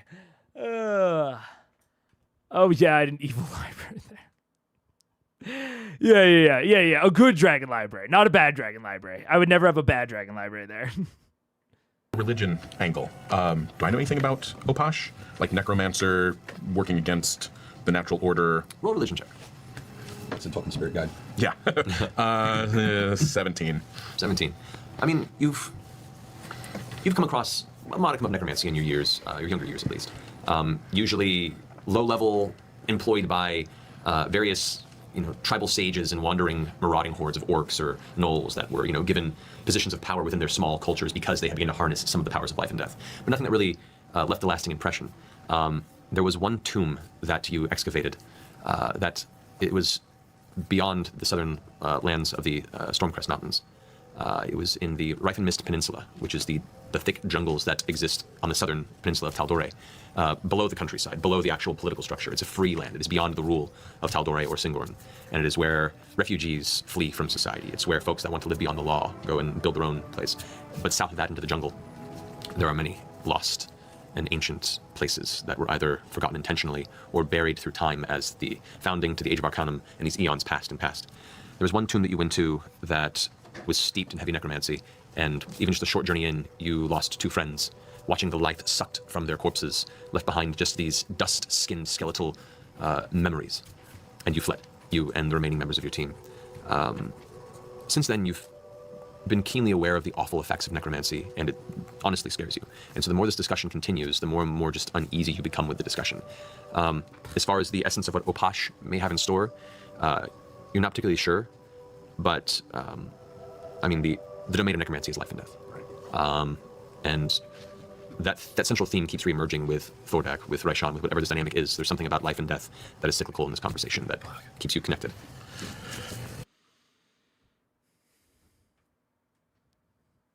There's something cyclical?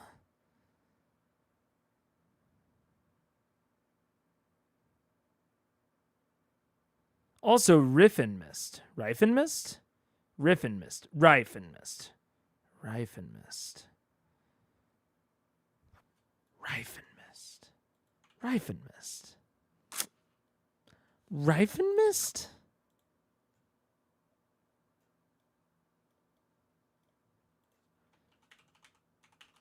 Oh no, that's not how I spelled it. Rifen? Okay, would I have spelled it correctly? Rifen. What? What is this?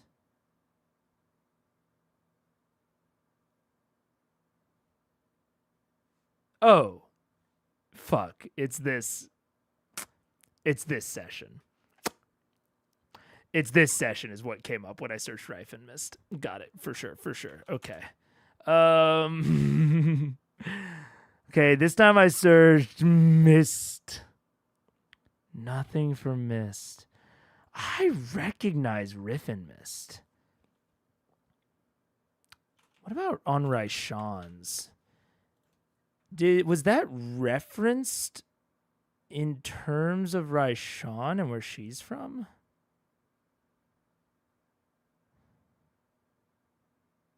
Young woman, the Pyra. Huh. I recognized Riff and Mist. What the fuck do I recognize that from?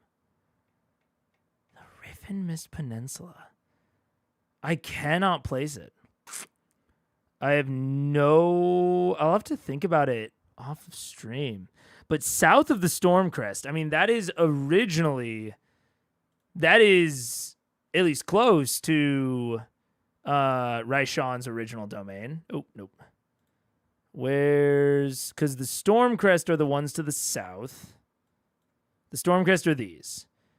So Riffin Mist Peninsula, I'm assuming is that or that.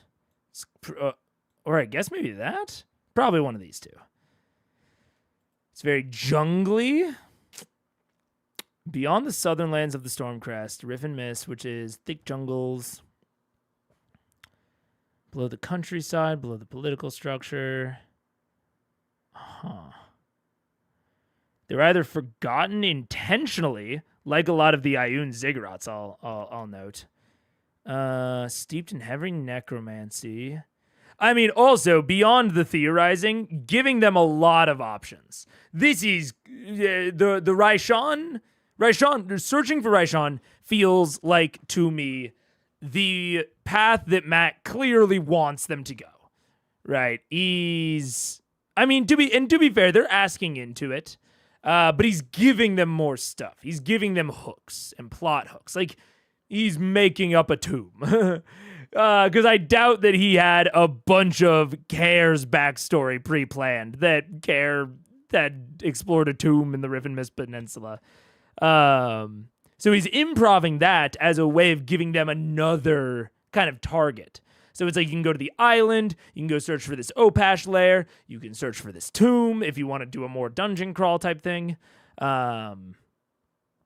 Interesting. And then this last thing.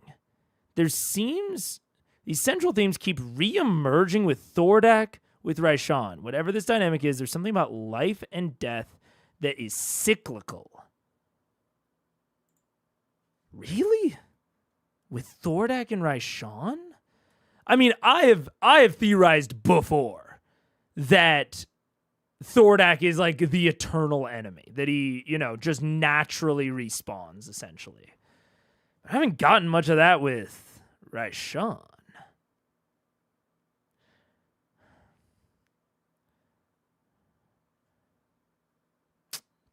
Okay, let me try to go even further back. So it would be like, it's like Silas dies, Delilah resurrects Silas for Vecna. And then it's like Percy's family dies. I guess I could have done Derolo's. Percy's family dies. But there's not really an upswing here.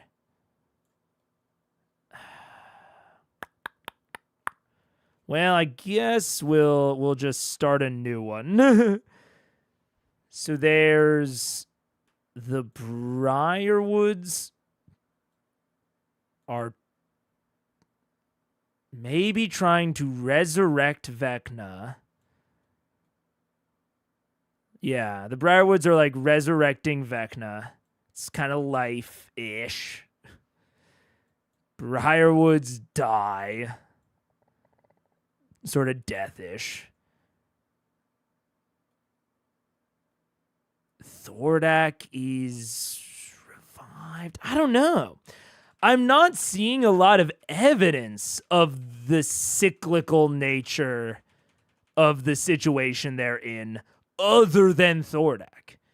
It's like Thordak dies, and then he is revived, and then he's trapped, and then he's broken free, and then he dies, and now Raishan is going to revive him. I see that. Interesting. And maybe that's all it is. Maybe that's all it is. Maybe that's all it is. Maybe that's all it is. Huh. Necromancy is the worst. Scanlan, I modify Carrick's memory for him to also get me drugs. I modify Carrick's memory to make him think that necromancy is actually super cool. Like, he was actually super stoked when his teammates died to the necromancy in that tomb, because he knew that their bodies were going back to the earth. If one form of magic can make you think that another form of magic is good or bad, that thing is probably more powerful and impactful. That would be my thesis. Jury. Am I the only one who keeps hearing Riften? I get that. That's a little Skyrim brain, yeah. Huh. Was that island that you mentioned volcanic? The island of Viscon. Volcanic. Should slow on the breakfast wine, friend. Carrot is pronouncing very deliberately at this point. I know it's a feeling. Volcanic? The island of VISCAN would be in a zone that does see quite a bit activity of that kind. There are a number of places in the ocean that are known to just perpetually spire forth sulfur and other terrible fumes. The Red Dragon had been living there. Well, long before he came. He would have certainly encouraged it, though. I don't doubt that. There is something to be said for that. So, More lava, Keyleth. My favorite. One day we're going to meet a lava door. Don't you put that evil on us. Don't even put it out 3 there. times. Man, I hadn't even thought of that. 3 times. You say it 3 times. Door made of lava. if you do decide to inquire this island of VISCAN, carefully, slowly, methodically, whether or not this has a tie or this is specifically where the deceiver lives at the moment, who knows how long they'll stay. You say she's seeking something there. That's what Keyleth said it seemed like. She seemed to be pouring through tomes and books looking for something. She seemed very frustrated. Question. Oh, go ahead. Well, what's to say what happens if she finds what she's looking for? Exactly. Oh, she brings the dragon back from the dead. Or transfers her consciousness into the dragon's body, reanimates an undead red dragon. I don't know what uses the necromancy is eggs capable to of. create some unholy monster. No, Or you combined There's also with dragon other- babies. put into the What? eggs. Hey, Kate, you remember when I said you're really smart? He makes wagon hitches. All right, listen. I like this guy. He's a simple I like man. this guy. Come on. He's a great wagon hitch maker. Well, I mean, why do you take a body? I mean, well, and you're all like, well, I died Tuesday, I died Thursday, like, and then you killed. I mean, how bad did you kill the dragon? Because like, if you didn't kill it real bad, It could be brought back. like Tuesday, right? At least the gem was shattered. The gem was shattered. Yeah. It was. Yes. You destroyed the soul anchor. Yeah, Warlock shrunk. He was huge, and then he was like normal after that. Well, that's something. Yeah. Yes. Yeah, it's something. I don't think that she's trying to reanimate Thordak. I think she's trying to probe him for knowledge of some sort. I think she's attempting She's trying to probe his dead body. probe. Alora, if we scried on this island, if you saw it again, would you recognize it? I haven't been there, but if I were to scry, what would you require? What would you need? I want to confirm if she actually is on the island of VISCAN. Well, I mean, I can attempt to. I've only heard of it, so. What if would it help you to scry if we gave you some blood of the thing that you're scrying on? Thordak? But she would Scry still on- see the same thing that I would have seen. It wouldn't confirm the island. Oh, right. It also might mean that we would be discovered. Keyleth, Yeah. don't you have some spell where you say the name of a place and it shows you the way there or something? What can you look for trees on that island? I could try and scry. Wait, actually, wait. Did Scanlan think of an amazing use for Find the Path? Do you have to have been there? I don't remember the conditions. An object from the location. Ugh. Okay, some blood, maybe? Probably not. But let's imagine it does. To a specific fixed location that you are familiar with. Familiar with is a very loose term. A destination that moves or a destination that isn't specific enough, such as a green dragon slayer, the spell fails. I mean, I feel like the island of VISCAN, but you would know how to get there. Could you do Opash's lair? Because you couldn't do the location that Raishan is currently in, because that destination moves. So I guess you would have to say the room that I saw in the vision. That's very specific. Debatable if you're familiar with it. But man, if you rule that scrying on a place is you being familiar with it, I think this works. And honestly, it's 6th level. Fuck it. Let him. And let the dragon blood work for it, I would say. I think if they presented me with the dragon blood I think my players could probably argue me into this. Yeah. It's 6th level. It's 6th level. It's very niche. Find the Path shouldn't be 6th level. It's too niche. Yeah. I mean, it's for if you are lost somewhere and you need to get out. Like, I think the easiest and probably most direct use case of it would be like, imagine there's an earthquake and a fucking crack opens up and you fall into the Underdark, and then the crack closes up behind you and you can't get back and you fell real deep. Find the Path is useful in that sense, because then you can, find the path to anywhere that's above ground and it will take you to the shortest way there. Or ideally, the thing that you were just above. So that's like what I think Find the Path is supposed to be used for, but even that is so niche. It's like, why 6th level, bro? Why 6th level? I'd probably allow that for familiar. Yeah, I think I'd allow it. Yeah. It leans into the exploration pillar of D&D, which is not one of the pillars many players enjoy. I think, honestly, my problem with it is my problem with most of D&D exploration, which is that D&D mechanizes ways to skip it. Even something like Goodberry or this or even things like scrying, honestly. Like, so much of D&D is built around not needing to explore. Not needing to like go places and take risks and possibly retreat or possibly find a different path. Like, yeah.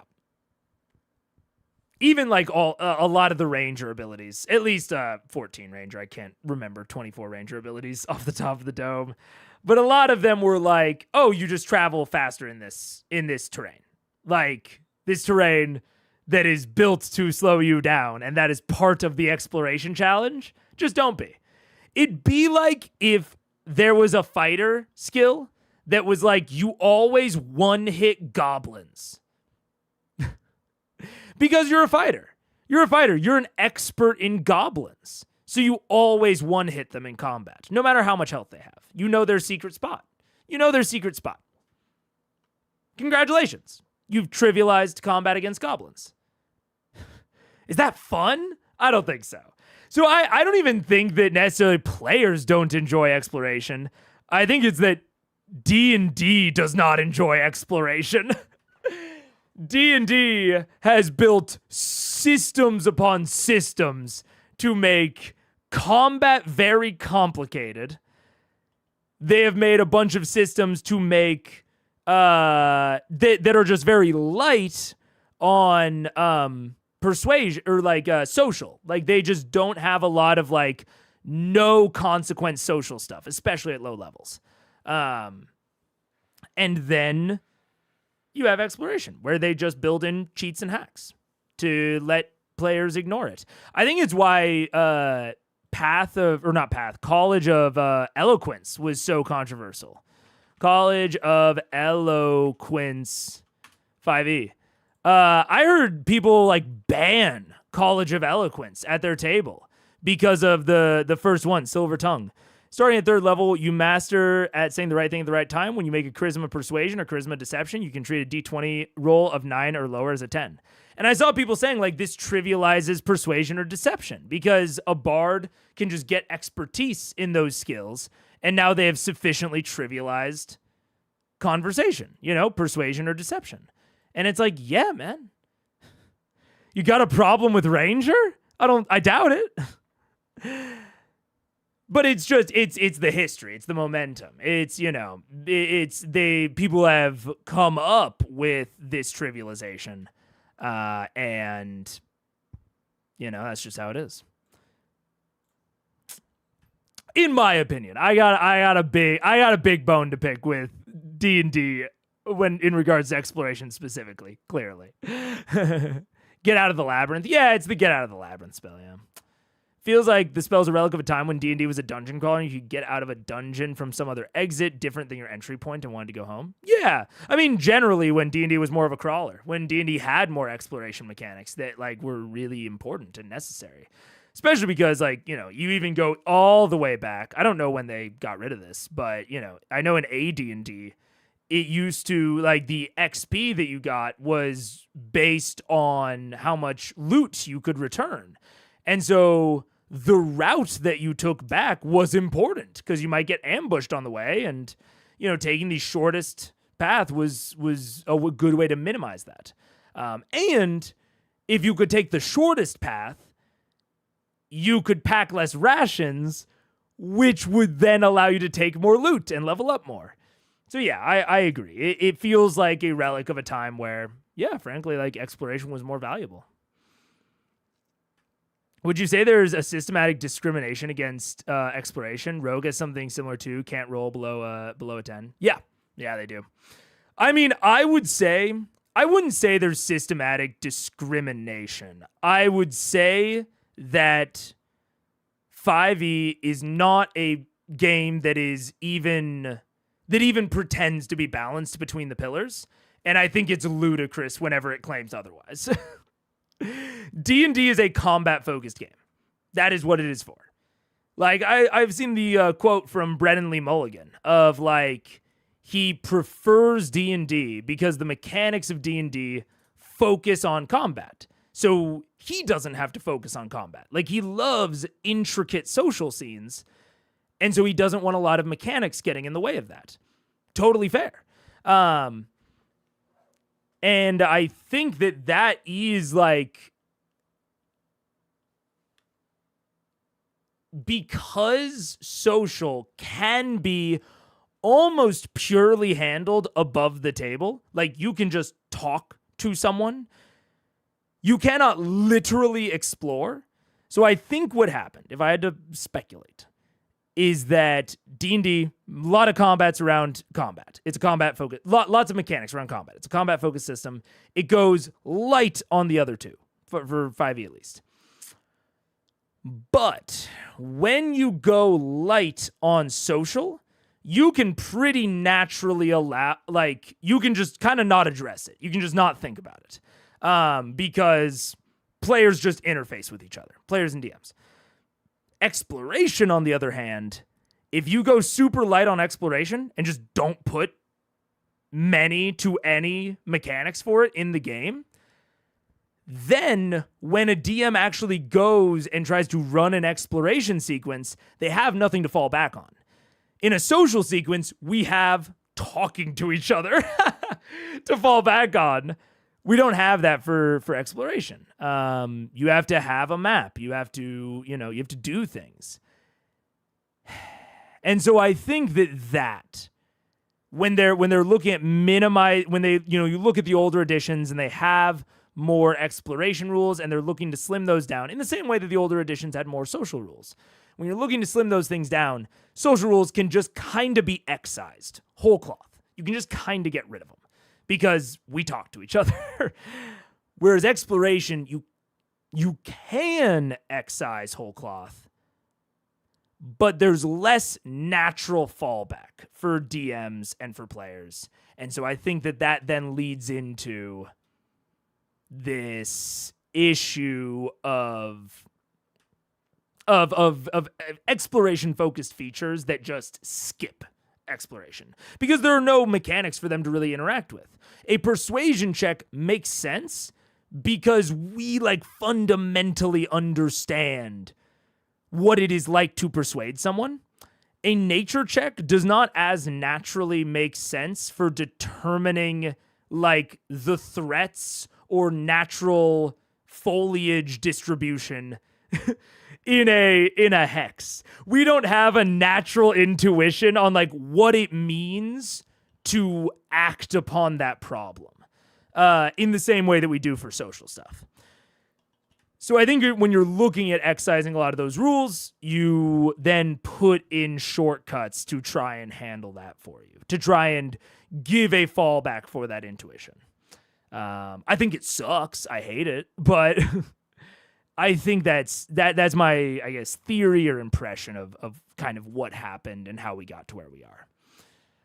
And I bet that people liked it. Like, honestly, I bet that when D&D started doing that, when it started getting rid of a lot of the exploration tables, because exploration used to be handled by a fuckload of tables, like a lot of the other things in D&D, you know? You had a lot of tables that you had to reference, and, you know, that's not everyone's cup of tea. Understandably, it's not mine. And instead of making more complicated mechanics, like trying to take those mechanics into the modern age, like transitioning, you know, something like THAC0 into AC, or transitioning, you know, conditional riders into advantage and disadvantage, instead of trying to modernize mechanics that then still kind of work within and reference each other, they just skipped them. Yeah. That's my take. What the hell is Tensor's Floating Disc still doing in the game? Honestly. Yeah. Tensor's Floating Disc is the best example of like a legacy spell because it existed for a very clear purpose, and that purpose just isn't relevant anymore. Yeah. Its only purpose was increasing your carrying capacity. Exactly. Yeah. Emerald Grove NPC. There's got to be 100 goblins. Astarion. Ugh, it'll take hours to kill them all. We should just go. Yeah. So yeah, that is my take, and that is my impression. You know, the historical analysis stuff may or may not be not on base. What's the word? May or may not be based in, you know, the reality of the situation.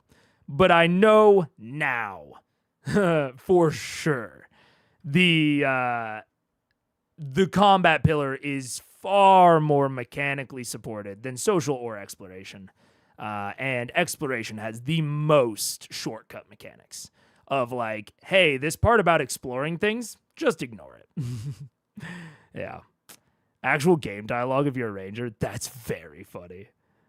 On point, on target. I think I understand what you mean. Anyways, rant over.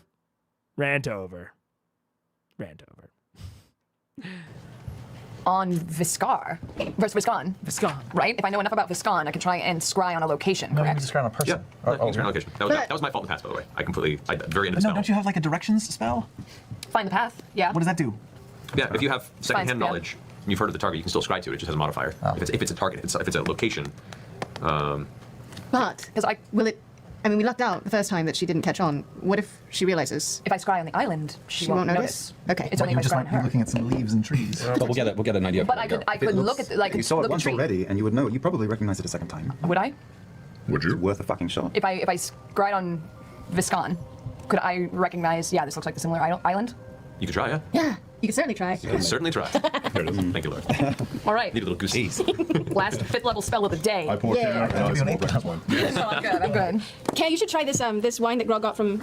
You should try it. Oh, it's really good. It's so tasty. We're going there. Sand dunes. I mean, It's terribleness. you don't want to. I haven't tried it either. You don't want to finish your life without trying the spud juice. Yep. It's the nickname we have for it. I pop the top and I hand the bottle to him. I'm gonna- Take a Small- whiff small of this amount, small deliciousness. amount. What is it? Sand keg? Sand. Spud juice. Yep, that stuff. The name doesn't Sand really keg. matter. And- I take the bottle and I put my thumb over it and pretend like I'm drinking gold. That's great. Sure. Sure. That is a 26. For the hell of it, Kara, go ahead. Yeah, go ahead and right roll a perception check. No, not by a country mile. He took a mighty swig. Yeah, well, Don't take a swig. it's that good. It's smooth. It's really got some balls on it. You gotta shake the flavor in.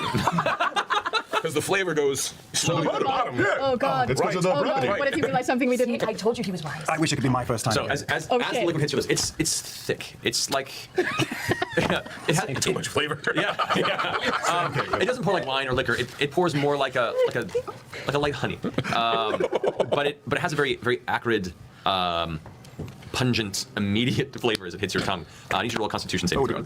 So is this like when I left that glass of Surge out for so long that it evaporated in the cup down? Just like basic. Kind of, yeah. And then because there was no mold growing on it, and I am a scientist at heart, It's all clear. You went where mold feared to tread. I thought, when will I ever have this In the most opportunity basic again? forms of life, a shoe existing on a substance, that's when you have to drink it. Agreed. Yes! Yes! Oh, that's going to be my best roll all year. So, Wait, can I point out that this is the best game in existence? you may, as it fills your gullet, the warm burning sensation you're used to with like fine heavy liquors is surpassed by the ever burning sensation of fire within your lungs. And as the heartburn begins to kick in, you stop for a second and realize that the burn goes away and everything goes numb. Everything goes numb. Your tongue is How do you feel, Kat? How you doing?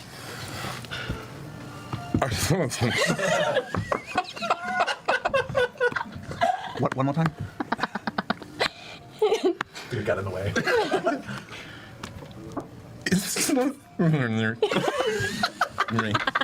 He likes it. I think he likes it. I have thought that as well. Ladies and gentlemen, Burning Man, ladies and gentlemen. Welcome to Burning Man. That is good shit. The fire has passed through you.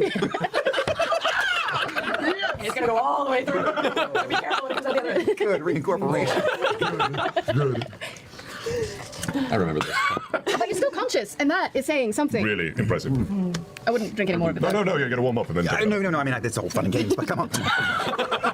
As this is happening, you all look over and glance that as Allura has cleared the table and begun to set a space for the scry ritual, is just staring at you all. Right, no. Yeah, so thanks for setting us up for us, Allura. All right. Oh, please keep going. I didn't mean to be This is rude. the most fun I've had in Do days. you want some? After. No, that's a bad idea. Do it. No, later. Do it. That's a fucked up spell. Don't listen to him. Wait, We no, let's do this. are Let's do it together. trustworthy. Open the bottle. It will Down she hatch. pops it off and goes, look, it's morning, we're all alive. Yep. What's the point if we're not celebrating? That's what I'm saying. Your blonde hair green. By the ticket. No. Not my favorite flavor. Constitution for days. She's so cool. Will you teach me your sorceress ways? Keep talking. Keep talking. How do you feel? I feel fine. I don't know what to say. Fucking magic. You're awesome. Can you say red leather, yellow leather? What about try saying 3 times in a row? Can you say Irish wristwatch? 3 times in a row. This is to Care or Patrick. Irish wristwatch. As fast as you can, 3 times in a row. I have faith in you. Irish. Irish.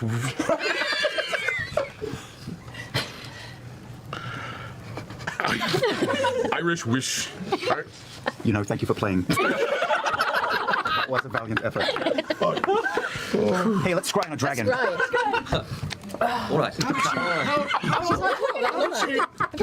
Were you in a motorcycle game? How did she do that? Are we doing this She's together? into alcohol. She sits across the table and puts her hands out. Oh yeah, let's do this. Okay, no. Oh man, this feels like old days, Allura. Yes, simpler times. Yes, it was. As you both close your eyes, and you all watch as Allura and Keyleth close their eyes, a moment passes, a second moment, and across the smooth, polished wood table surface of which you've been having breakfast, you watch as the grain begins to shift. Almost these small lines of light blue and white, sparkling, tiny arcane ley lines begin to just curl a circle around the table. In the center where their arms are clutched, you watch as it carves 2 circles, one smaller one within the other, and they begin to form these various rigid star-like patterns within. And as soon as the 2 points eventually connect in the center, there's a flash, and both Keyleth and Allura open their eyes. But there is no pupil, there is no iris, it is just white. Creepy. And they both just fly. That was the most Brian Blessed. It was amazing. The two of you share a vision of water, a vision of endless ocean, a familiar vision of endless ocean. You see small pillars of steam rising out of the center of this expanse, clusters of them in places, occasionally a few rocks breaking the surface. And beyond that, you see an island isolated out in the ocean, covered with green. You see a large mountain set across one side. As your vision flashes inward to an overhead view, you see a familiar island. I'm in line where the sea meets the sky. It's blinding. The vision fades, you both return. The circular glyphs on the table kind of sparkle out, leaving the smooth surface untouched. Both of their eyes clarify, their irises and pupils returning, and they both take a simultaneous breath, and then release each other's hands. Holy shit. So yeah? Yeah, we know where she is. Whoa, that's island. big news. Do we know how to get to the island? I can tree stride us there. I saw a tree. Did I see a tree big enough? There are a number of trees. Oh, jeez. Palm trees? Oh my god. We need to rest and get there. We need to rest and get there. Fuck the bed. Let's go right now. I'm feeling strong. That was a joke. Shit. We need to rest. Oh my god, yeah. And go. We need to rest and go. We should go right away. What did to do to die today to me? Tripping me off the tongue. If You have 2 options. Okay. Yes. And I defer to your judgment on this. You rest and prepare. Yes. That leaves her to rest and prepare. Yes. You don't rest, she doesn't rest. The choice is yours into which you think leaves you in a more advantageous position. I cannot get us there. We need to rest. Can you get us there? I've unfortunately already used my spell to get you to. But you're saying, I understand what you're saying. No, she's got no, nothing. She's absolutely. I've seen it actually with the vision, and I did rest. I could get you there. To what end? The choice is yours. I have nothing. But Scanlan, pluses and minuses. She has nothing. I can't die, Vax. I've already died once today. I can't do it again. We don't have any healing. If anybody dies, we can't come back. Well, I've got 2 options. Okay. All right. Is there a way, do you know, where we can maybe, like, restore ourselves faster? I wouldn't recommend that. Oh? But nevertheless, you should. Amazing. We should rest. Irish Whitrit. Hard, isn't it? She goes back braiding her hair. What is the minimum amount of time we can sleep? 8 hours. Let's do it. So Let's if we sleep. rest, she gets Look. her meteors, she gets her everything. She gets And all she back. could leave. She's gonna rest too, She's gonna to get rest. all her shit back. If we go now, having had breather with this drunk guy, we go through We have it. no- we have no I'm not magic. saying what we do. You can decide what we do because you're the smart one. But I'm just talking it out. It would be a physical fight with none of her magic. If we had a dragon with us, I'd say yes. You two brainiacs can make the decision, but she's got. Fucking says the marshal, bro. You know,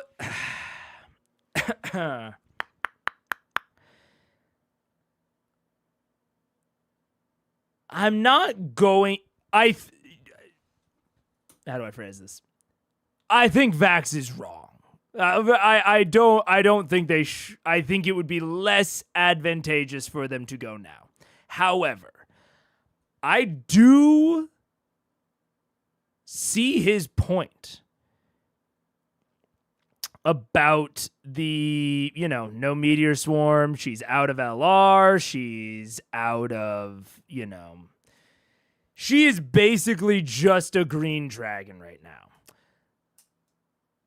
But also, she's a whole ass green dragon still. This is one of the things that made her so devastatingly tough to fight, is that she was a full caster on top of being just a green dragon also. So it's like... But I think there is a takeaway here of when you use caster enemies versus possibly like non-caster enemies, right? Because an ancient green dragon, not a caster enemy, really. The only thing that they really have that they're going to like spend out is their legendary resistance. And so you shouldn't chase a green dragon if you're completely out of spell slots. However, imagine Raishan is just a caster. She's a Lura, basically. In that case, no green dragon, just a Lura. You should chase a Lura. You should absolutely chase a Lura. Because even though these 4 are the only people who would be able to do anything, these 4 beat a caster that is out of spell slots. You know?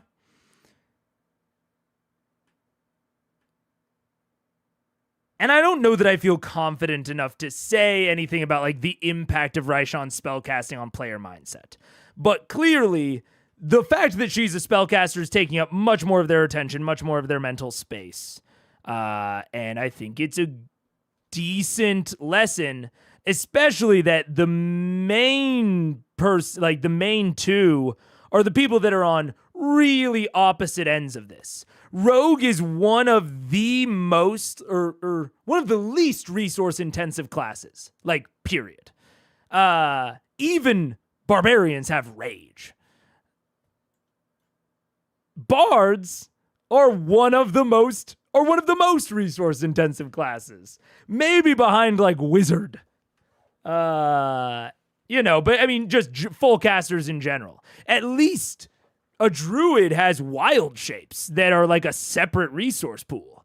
But Scanlan has fuck all that he can do right now. So it is a I think it's a clear demonstration of player mindset and how their class affects that and how their perception of enemies affects that. Like, I don't think they would go chasing Vorugal, right? And they even did take a rest with Umbrasyl. Now, that did kind of fuck them, but they've taken about as long of a rest, that they took with Umbrasyl now.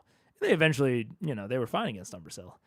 But yeah, it's like, it's a bad idea, but I get where this mindset is rooted for him, Oh, also, ads are incoming. Ads are incoming in like a minute, so I'll read.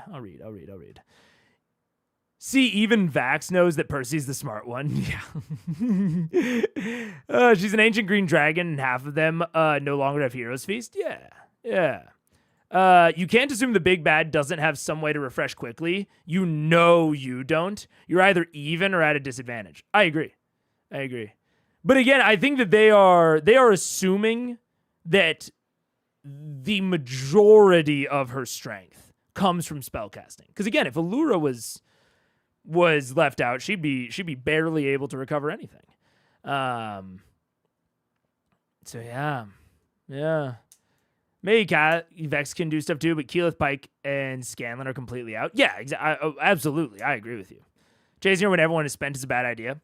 It's a bad idea because she's a dragon. Again.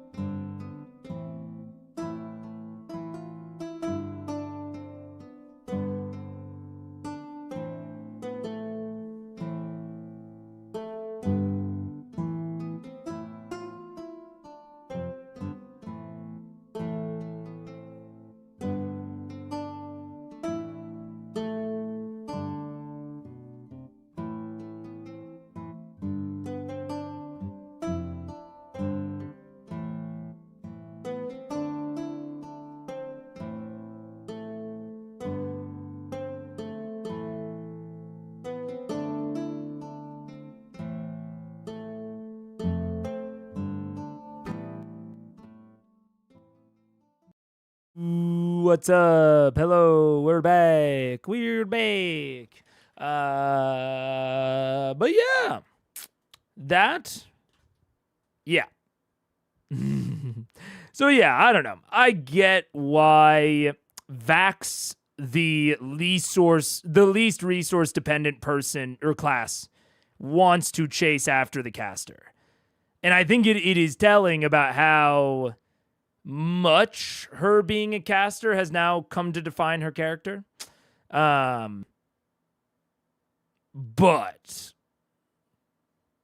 they have to remember that she's still a green fucking dragon. So this is stupid. This is a very dumb idea given that. No meteors, she's got a lot less. Look, we took on Bordak with full health, and we made it out pretty well. I mean, once again, unless we do this, unless we get to the island, try and scout out, find Raishan Island, that way if she moves, we won't let her leave. What, Grog? What? We can't camp on the island. I don't have the mansion. And camp like I we did used my old school spell in style? the battle. She would know that we were there, and we would. Wait a minute. There's a chance. You said you had it left. And if we go there, Scanlan, you said you still had the spell left, so we could... No, he used it to change Jared's mind, right? Well, you don't I don't know know that. Well, damn it. well, shit. Bug. I used it in the battle. Fuck off. If we were to go right now, I would almost recommend that Scanlan and Keyleth stay behind because they would be nothing but targets. Ooh, how's that feel? Well, then we won't do that. Which is why we shouldn't go, because if we go, it is the four of us. Strangely, I agree with Percy. And if we wait a day, it's it's at least 6, 7, 8 of us, however many we can bring. But every magic user right now is Tapped. Laura, Yes. Except for her. I kind of wanted to bring you in the beginning. Are you willing to come with us? There's no need for me to maintain the illusory area on the city. You did it! It's rather impressive. Okay, well, look, if we wanted to go now, I still have my beast shaping back. that's I have my beast shaping. A bit. I have 1 first level spell, 2 third level spells, and 1 fourth level spell. That's enough to kill Do it, we right? have... Yeah, that's enough to kill. Here's a question. Do we have some healing potions banked at Whitestone right now? We took To them be all. perfectly honest, we've given you everything we had. Tapped. Are there any laugh at me, that's I'm not, darling, I'm not. haven't used Are there any any of my healers? Are there any... Can I heal? Are there any healers within the castle? I am relatively fresh in terms of healing. I could heal some. Yes, but Would you wanna go with in us? Burbank next week, though? Yes. Pike is out. Pike is empty. done with it. She's got 2 first level spells left. That's it. I have 1/5 and 1/4. No, 2/4. I think I've got 2 first level spells left. That's it. it's Let's be honest, we're not quite at our best, and it's one diseased deceiver in a cave with another dead dragon that might or might not come back to life and 2 baby little eggs. We rest, and then we give them hell. The brass dragon, I feel, made a great point that if you let someone of that Power. choose the rules of engagement, Right. That's a good point, and Allura makes a good point. Plus, she doesn't know that we know where she is. She Right. thinks she's got all the time in the world. You want to go now? Tipped off. No, I want to wait. I'll go tomorrow. I think we rest and we go tonight. We sleep 8 hours. It's early in the morning. We go as soon as we're rested. She's gonna have everything tomorrow. Can we, do, So we'll wait. 6 hours? She won't be expecting And us at chop all. some coffee? Nope, we full 8 hour rest. I don't She actually know won't if be we have expecting coffee us at all. in We'll still have the element of surprise. She Yeah. won't have a lair to defend her. She won't have any other true, it's fire giants to protect her. It might be a layer. Maybe. Maybe. But we are fucking tits against layers. Come on. You have a dancing fucking sword. That's Right. Right. Percy, what do you think? I think if we go right now, we win, and at least one of us dies. I think if we go tomorrow, we're probably going to win, and probably most of us are going to survive. unless she is merely scrounging there. I think she might be scrounging, but I think if she's scrounging, that's a lot to look through. I think that she thinks she's safe. Did it look like there was a lot of books there, Kenneth? There were quite a number, probably hundreds of very. Honestly, I think that's a really fair evaluation from Percy. Because I honestly think, even if it's just the 4 marshals against Raishan in her current form, I think they probably do win. But, as he said, almost one of them almost certainly dies. So it is kind of a, it's kind of some calculus. And you don't have anyone to revive. And if you go tomorrow, I think, like you said, probably some of them, probably they win, and probably they all survive. Because, yeah, she could have some shit, banked somewhere else that she didn't have access to when they fought the first time. Like, there is reason to consider the fact that you might have been fighting her in a somewhat advantageous position the first time. she is almost, and the more time you give her, the more time she has to possibly make it more advantageous. But you nearly killed her right after Thordak. You're fine. Truly. I think they could take her. But it is a probably. You know, she is a spellcaster, so there's always a chance that one of them dies, but at least then they'd be able to revive them with Pike. So yeah. Doesn't poison affect saving throws? That poison breath will be nasty if that's the case, especially without Hero's Feast. I believe poison is, well, poison the band. Poison 5e. I don't know off the top of my head what the poisoned condition actually does. I have to reference the conditions chart often. I used to have it on the back of my DM screen because I can never remember what any of them do. Because they all do like very slightly different things. Poisoned. A poison creature has disadvantage on attack rolls and ability checks. So not saving throws. So not as bad. But still disadvantage. Still bad. Yeah. But she's going to have the breath now. Yeah, she's going to have the breath no matter what. So yeah, and especially with the marshals. She's going to have the poison breath. You're going to get poisoned. They should stay home. They should stay home. It is a little interesting to me that Vax is fighting so hard for this. I don't know that I don't know that I feel confident enough to say why or what flaw is driving this, but yeah, I'm not sure. It's a little interesting. And I mean, obviously he's the one that kicked it off originally. Maybe it has something to do with Raishan and Keyleth, but he hasn't verbalized that if that is the case. But also Vax verbalizing is not the most reliable thing. So it's, I don't know. It's interesting to me that he's so, I don't know if this is just Liam thinking that it's the best strategic decision and just not fully understanding kind of the way outs, or just having a difference of opinion somewhere hidden in there. I don't know. At least. We don't even know what she is. Didn't you see a woman? That was her. That's Raishan in her female form. So she can look at books so she doesn't fucking mangle them. Keyleth, are you worried if we wait, you're going to lose the chance to kill Raishan? I don't think we're going to lose the chance to kill Raishan. It's just a matter of who's killing who first. I say that we take 8 hours sleep and we go there immediately. Yeah, she thinks she's got cover. It will have only been 10 hours at best by the time we get there. Alora, since you know of the island and we know where she is there any way where we can keep an eye on the island magically from afar? If Raishan moves, we know? I mean, I can... I also am very happy and supportive that Matt has just kind of said no to all of the things that they're asking to make this a more ideal situation. It's not an ideal situation. You do not get to cheat the rules of long resting just because you want to, and because it would be better for you. It would be better for you, obviously. That's why the long rest rules are there.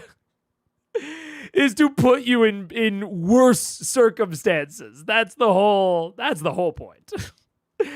So I'm very happy that Matt is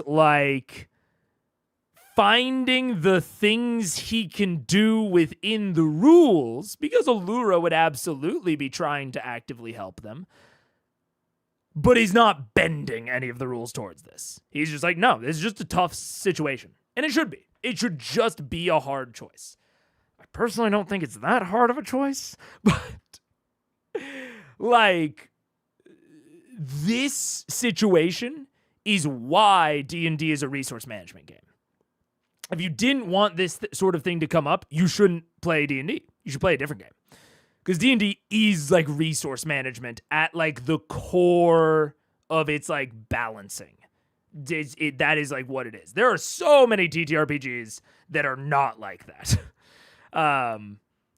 But that is D&D. That's D&D. That's one of the places that it derives its challenge. And it's one of the reasons that spellcasters aren't busted, to be frank. So yeah, I don't know. incrementally like- scrying on the island and keep an eye on the vicinity, but if I scry directly on Raishan, She could sense She'll it. sense it. well, there's a chance. Yeah, let's not do that. Don't you want to be at your best? Don't you want to be some fucking wicked badass from the sky? Look, You want to limp in? Right? Yeah. Plus, if she's got 100 books to go through, that's going to take more than 2 hours. She may and not. it's she needs possible to may rest not as even well. rest. She might just be so angry. She might that not be she's- fully rested by the she time we might- get there. she I might know it miss feels like an rest. advantage to press, but we were 5 down at one point. I can't die again. You No. can, but it's not advisable. Let's not let that happen. She has none of her legendary resistances right now. No, I'm not worried about those. We may interrupt her mid. With sleep. How long did it take when we injured, was that Borgal? Who retreated and started healing? Umbrasyl. In his lair. In his lair.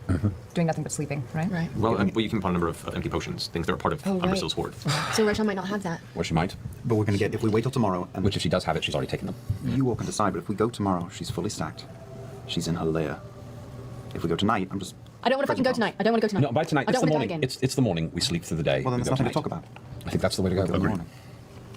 We sleep, we go tonight. We sleep, we go tonight. She may spend all of today going through those books and then sleep tonight. Keyleth, we know what we're asking of you. We're asking you to wait. Again. I think in recent events I can wait. Then at dusk. We plan. Yes. Got it. Ish.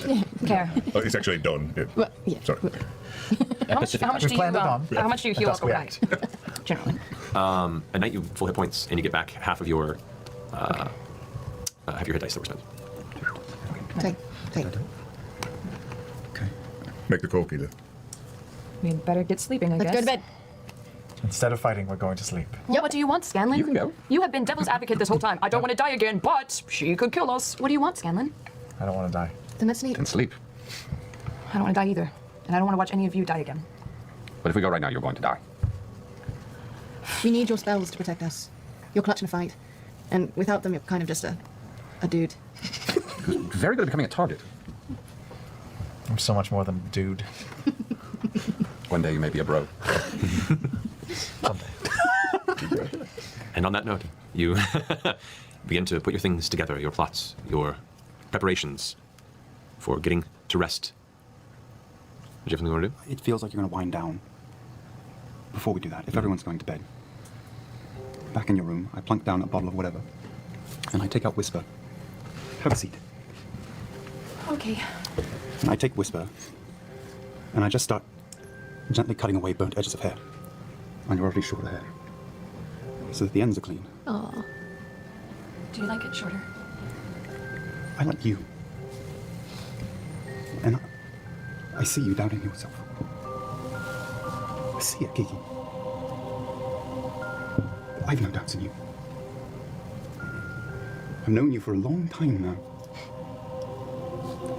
And I have seen the strength in you growing.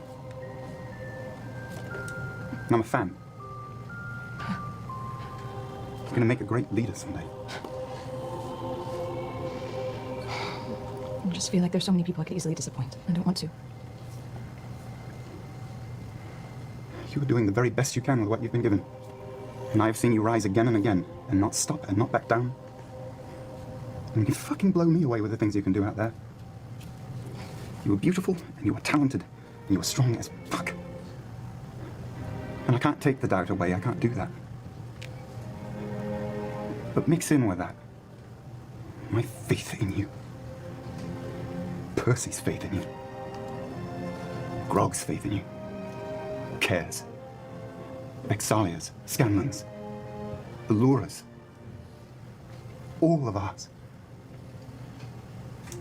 We are all behind you and we all believe in you. And we all love you. And obviously I love you. I love you. You know, everyone comes from these backgrounds of having all these well-ventured and traveled pasts. You were the first people that I knew and met. So not only are you the longest, I don't really have any other friends. You are my family. I'll try not to let you down. I have no worries. Look at you. Don't you look like royalty? I'm not a princess, remember? It's kind of what I like about you. Would you do me a favor? Down the line, once all this is behind us, will you go back to the theater with me? What is it with you in the theater? Why? I don't understand it either. As long as you go back to Zephyr with me. Maybe? You don't have to ask. Here, look okay. Are you kidding me? Does the short thing like kind of work? Does it work with my bone structure? Because the antlers aren't overpowering it, right? The length kind of balanced out this, you know? Bangs. Don't do it. Don't do it. No, You'll I don't regret bangs. it. Don't, no bangs. Shut up with a kiss. Okay. In my room.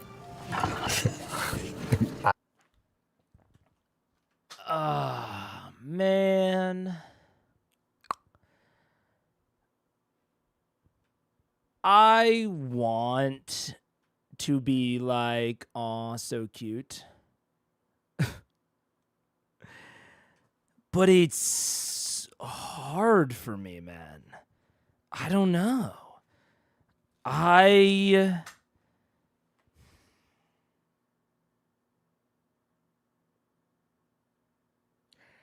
don't know if this is too hot of a take. And I don't even feel that confident about it, but like this is like my gut reaction.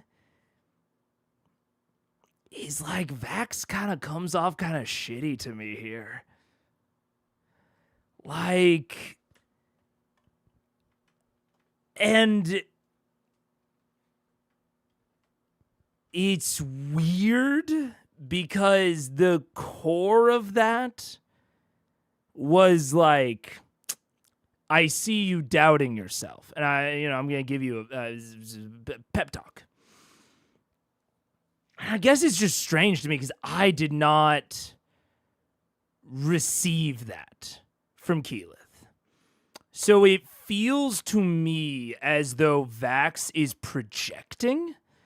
It feels to me as if he is doubting himself, especially as he goes from being a leader to the person that chose to press ahead in the first place, and it killed 2 of them. And then he wants to press ahead again, and people don't trust his perception of the situation.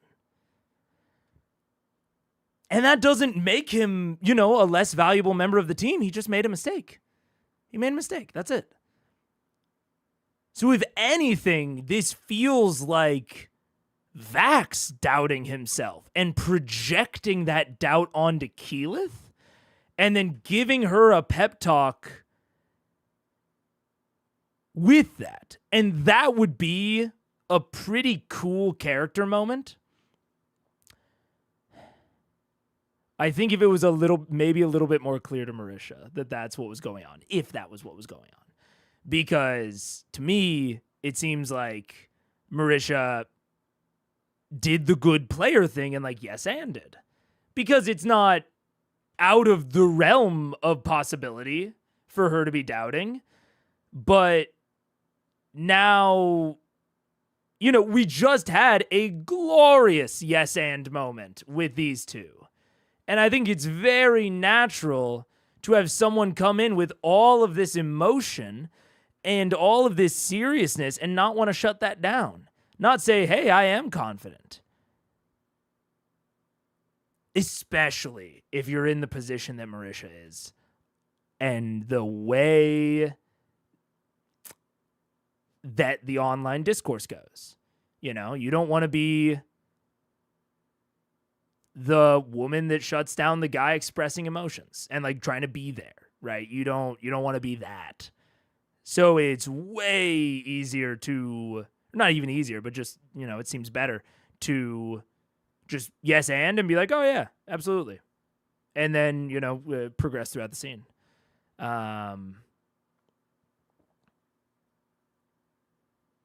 But yeah, I don't know. And I don't want to put too much on it. Like, I don't want to take away too much about their characters or about them as players, whatever. from this one scene. But yeah, it felt weirdly shitty. Felt like not coercive, but it just felt like he was venting, but couching it in a way to where he didn't have to admit that. You know, he could put essentially the weakness on her. Ugh. But then, you know, it's a nice and happy, and I don't want to be the downer in the room about that, you know? I don't want to be the downer that poo-poos on the relationship scene, but I don't know. I've never been able to pin down why I've never been a fan of these scenes. Maybe it's similar to my thing. Maybe it's not. I don't know. You would not be alone in that. I believe you even have a community member who's really adamant about their Vax dislike. I remember that, yes. Vax does do most of the pursuing in their relationship, and mostly only when things are bad.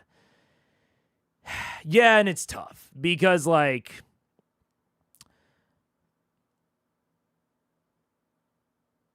yeah, I was about to compare it to Persalia, but Percy does do an amount of pursuing at Vex. I think more than Keyleth does. But that's also a hard part, because one of the things that I've praised Liam for as a player is his willingness to start scenes with people, right? Is his willingness to start scenes, especially serious scenes. Like, I think that's a strength of Liam's. And again, I would very much understand, like, hesitance if, you know, people have said really nasty shit about Marisha, about Keyleth. I would understand that Marisha would be a little bit more hesitant to start those types of scenes. So I'd understand how, like, those factors, Liam having good player behavior and the internet being kind of shitty, could easily combine into it looking like Vax is pursuing Keyleth more than she's pursuing him. But it's unfortunate because that is just what we see. Like, and that's one of the kind of weird things about D&D as a medium. There are no rewrites, especially for an actual play. There are no rewrites. You can't take a look at the script, look at the actors saying it on stage, and maybe think it needs to be edited a little bit. You can't look at a plot diagram and say, ooh, I think we need to tweak this a little bit. Maybe add in a scene of Keyleth pursuing him a little bit more. Like, that's one of the tough parts about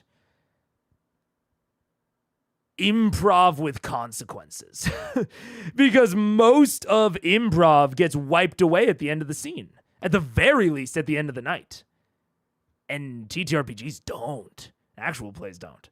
You know, it's a really tough factor of the medium, where you can have these, like, meta factors that then coalesce into, like, saying things about the characters, even if that was never your intention, just because of that nature.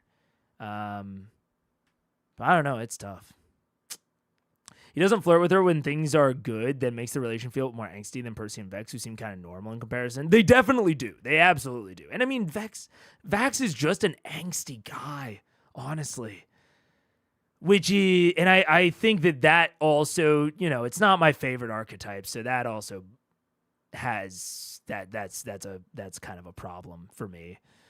You know, that makes it harder for me to root for him, but yeah, hard agree. Keyleth has been sure of her decisions. She seems over her quest for revenge. Yeah, that's kind of where I'm at. So that's why I think that's, like, the real core of, like, why this particular scene. You know, their relationship in general is maybe a different story, but this particular scene feels so odd to me because I have not heard that from Keyleth at all. And so it's it's jarring for me to hear him be so serious about it. Again, it makes me feel like he's projecting. You know? Yeah. So the insecurity comes and goes depending on how big the lampshade is. Yeah. I can see a read of Keyleth that way, yeah. Yeah.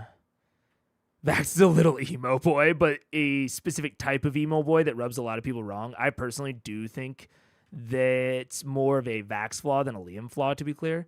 Yeah, I think a lot of the things that are going on here is more Vax-sided. And you know, we'll never truly know. And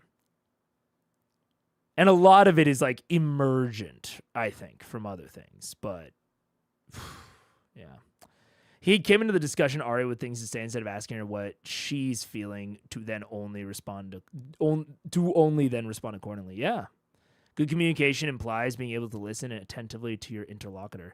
Yeah, and I think that that's kind of that's the tough part about this is even if this is like a Vax flaw and you're as Liam, if that is a Vax flaw, you are expressing that Vax flaw in a way that makes it hard to interact with. Like the natural tendency to yes and. And I was just talking earlier about like, you know, yes anding is not always the right play, and sometimes that's great in role play. Like when you say you're going to do something and then someone else stops you, like that's a really awesome part of role playing. But it's not, it's touchy. It's touchy. It's risky, you know?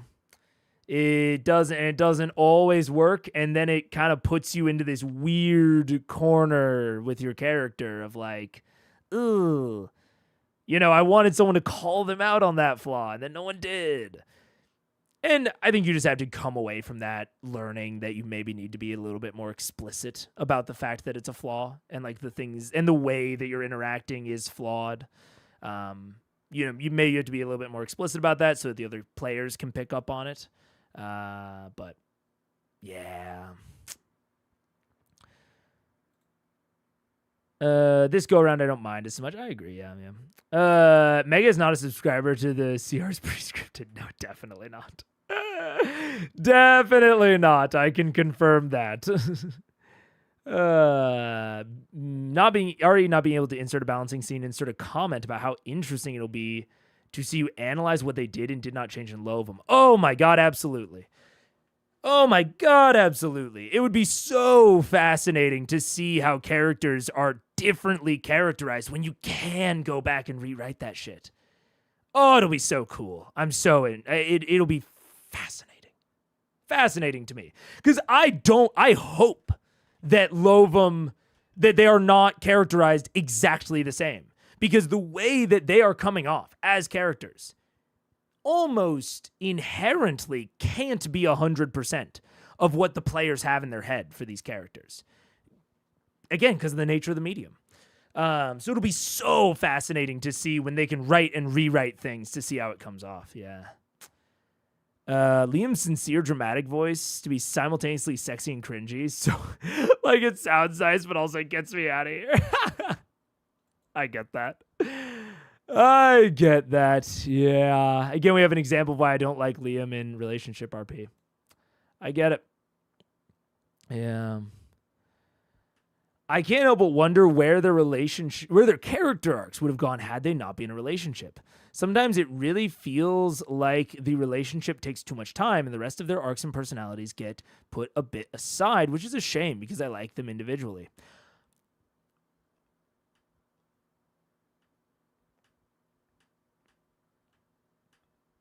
I will give a general no comment because I've never had relationships like that in my past games. I've said it before. I'm Ace. I'm Ace. I don't know why I said I'm Ace. I don't know. And that, so it's not something that's naturally really on my mind a lot. At least, you know, in a lot of the early like flirting ways that it is in, you know, this. And my players have never been interested in it. So I don't feel qualified to give a huge comment on that. Especially given that like now I am, you know, kind of working more of that into my campaigns, but I'm still very early in the process. So I definitely can't give too much of a take on how to balance personal and relationship and party arcs. Yeah. If I'm being generous, then Liam is playing Vax's flaws and deliberately making their romance different from Lauren Tal, and Marisha is playing with that. Yeah. I think that's a reasonable, generous way to look at it, yeah. Liam, for better or worse, is rarely out of character on the table, so can we differentiate to separate Vax flaws from Liam flaws? Well, and there's also like a layer of, even if he's in the character, there's like a fundamental way in like which you choose to insert your character that is still player driven. Like, I'm sure that in the reality of the fiction, Vax and Keyleth do flirt, even in not bad times, right? Like, I am sure if you asked both Liam and Marisha how they imagine it in like the downtimes, I'm sure that they would agree that they flirt and they do things together and whatever. We just don't see it on screen. And so even if you're varying character, there is still a layer of player choice in when that character is portrayed. The things that you choose to zoom in on. We have Laura Bailey choosing to zoom in on, frankly, a funny, silly moment between Percy and Vex and Liam. Liam the cook. Or I mean, Vax the cuck. Fuck. Sorry, Liam. So it's we don't get that sort of thing often. And like, I don't want to imply that I think like Laura Bailey is funnier than Liam O'Brien. I have no idea. But it seems as though her dramatic timing is maybe more geared towards those sorts of moments than Liam's is. And so even if they're fully in character the whole time, their personality is still kind of dictating, not dictating, but influencing the when and how we zoom in on them, you know? So it's tough. Ungenerous at face value. Vax is using Keyleth emotionally and projecting their relationship a lot and putting her on a pedestal. Yeah. Yep. Yeah. I mean, I think that is it's really tough to separate like Liam and Vax here when we're discussing this. But I think that could just be what Vax is doing. It just and that could have even been what Liam intended for Vax to be doing. But he might have slightly failed, or not maybe failed, but not communicated it as clearly. And so then Marisha hears a statement of, oh, you did this. And it's much, much easier to be like, yes, I did do that. Here's how I feel about it. You know? Yeah. I'm going to skip through a little bit. This is an instance where watching Talks Machina would add a lot to our understanding. It would. Poor Talks Machina. Yeah. I'll say Laura Bailey's funnier than Liam. I'll do it. That's what it's come up to, you know? Liam has some banger dry humor moments, but Laura is definitely more consistently funny. I don't think Liam is often trying to be funny, though, to be fair. And that's kind of that's kind of what I'm saying, is it's like, even if it's 100% Vax, the way in which Vax is communicated is still driven by Liam and Liam's personalities and Liam's flaws. And that's not his fault. Again, it's the tough part of the medium, you know? It's the tough part of the medium of having to jump in and interrupt people and insert scenes that you want here and, you know, balance all of that in real time. It's very difficult, you know? It's very difficult. And it's something like Lovum doesn't have to deal with, you know? They determine what arcs they want to present, and then they order scenes and insert scenes in order to try and evoke that as well as possible. They don't have to make a decision in a split second about whether or not to jump in and insert a scene. Liam's sitting in the writing room being like, oh, I think that this might be a good moment for this type of scene. And everyone else in the writing room is like, ooh, maybe a little bit later, or like maybe we tone it a little bit different where we add this type of music to try and communicate this thing. You know? Like TTRPGs have none of that. So it becomes a lot trickier, you know? A lot trickier. Yeah. Anyways. Let's get it out. 3 minutes. Let's do it. I still have to call my mom. I told her it would be after stream, though. She was cool with it. Because she was going to a movie with my grandma. And so she was like, I don't know what time we'll be out of the movie. And I said, perfect. I don't know what time I'll be done with stream. I am taking Vax's letter and ripping it in half and burning it. And I'm packing my pipe for the morning. Okay. I had to deal with this. Serious. This is for real, you guys. Wow. Alrighty. Dude, what did the pipe said you were right, or the note said you were right? Yeah. Yeah. Honestly. Fucking burn that shit.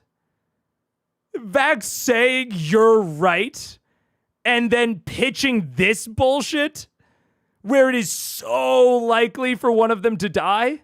Yeah. Fuck him. Fuck his apology.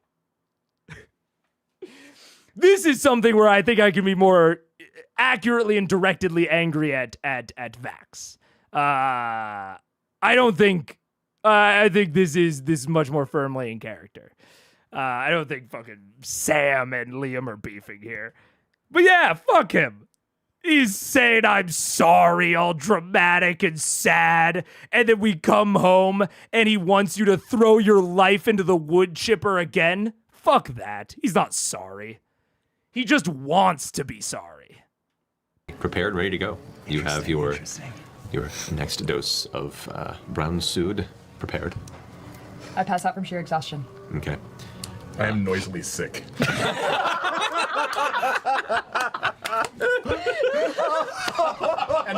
and honestly, it took every ounce of willpower I had to not do it in the middle of your scene.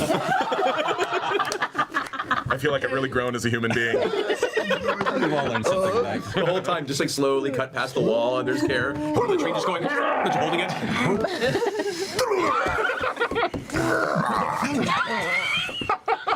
Before we go to bed, Allura, any chance you'd be able to join us? I know you didn't get to come the last time. Oh, I'm there. Don't worry. Thank you. So, you'll all get your rest. You know, I'm honored, really. I was proud of you all for going into that fray as you did. And you had many great compatriots at your side. I was a little jealous. Kima did wonderfully. I'm sure she did. I'm sure she'll want to join us again. I'm sure she will continue to complain about things that fly.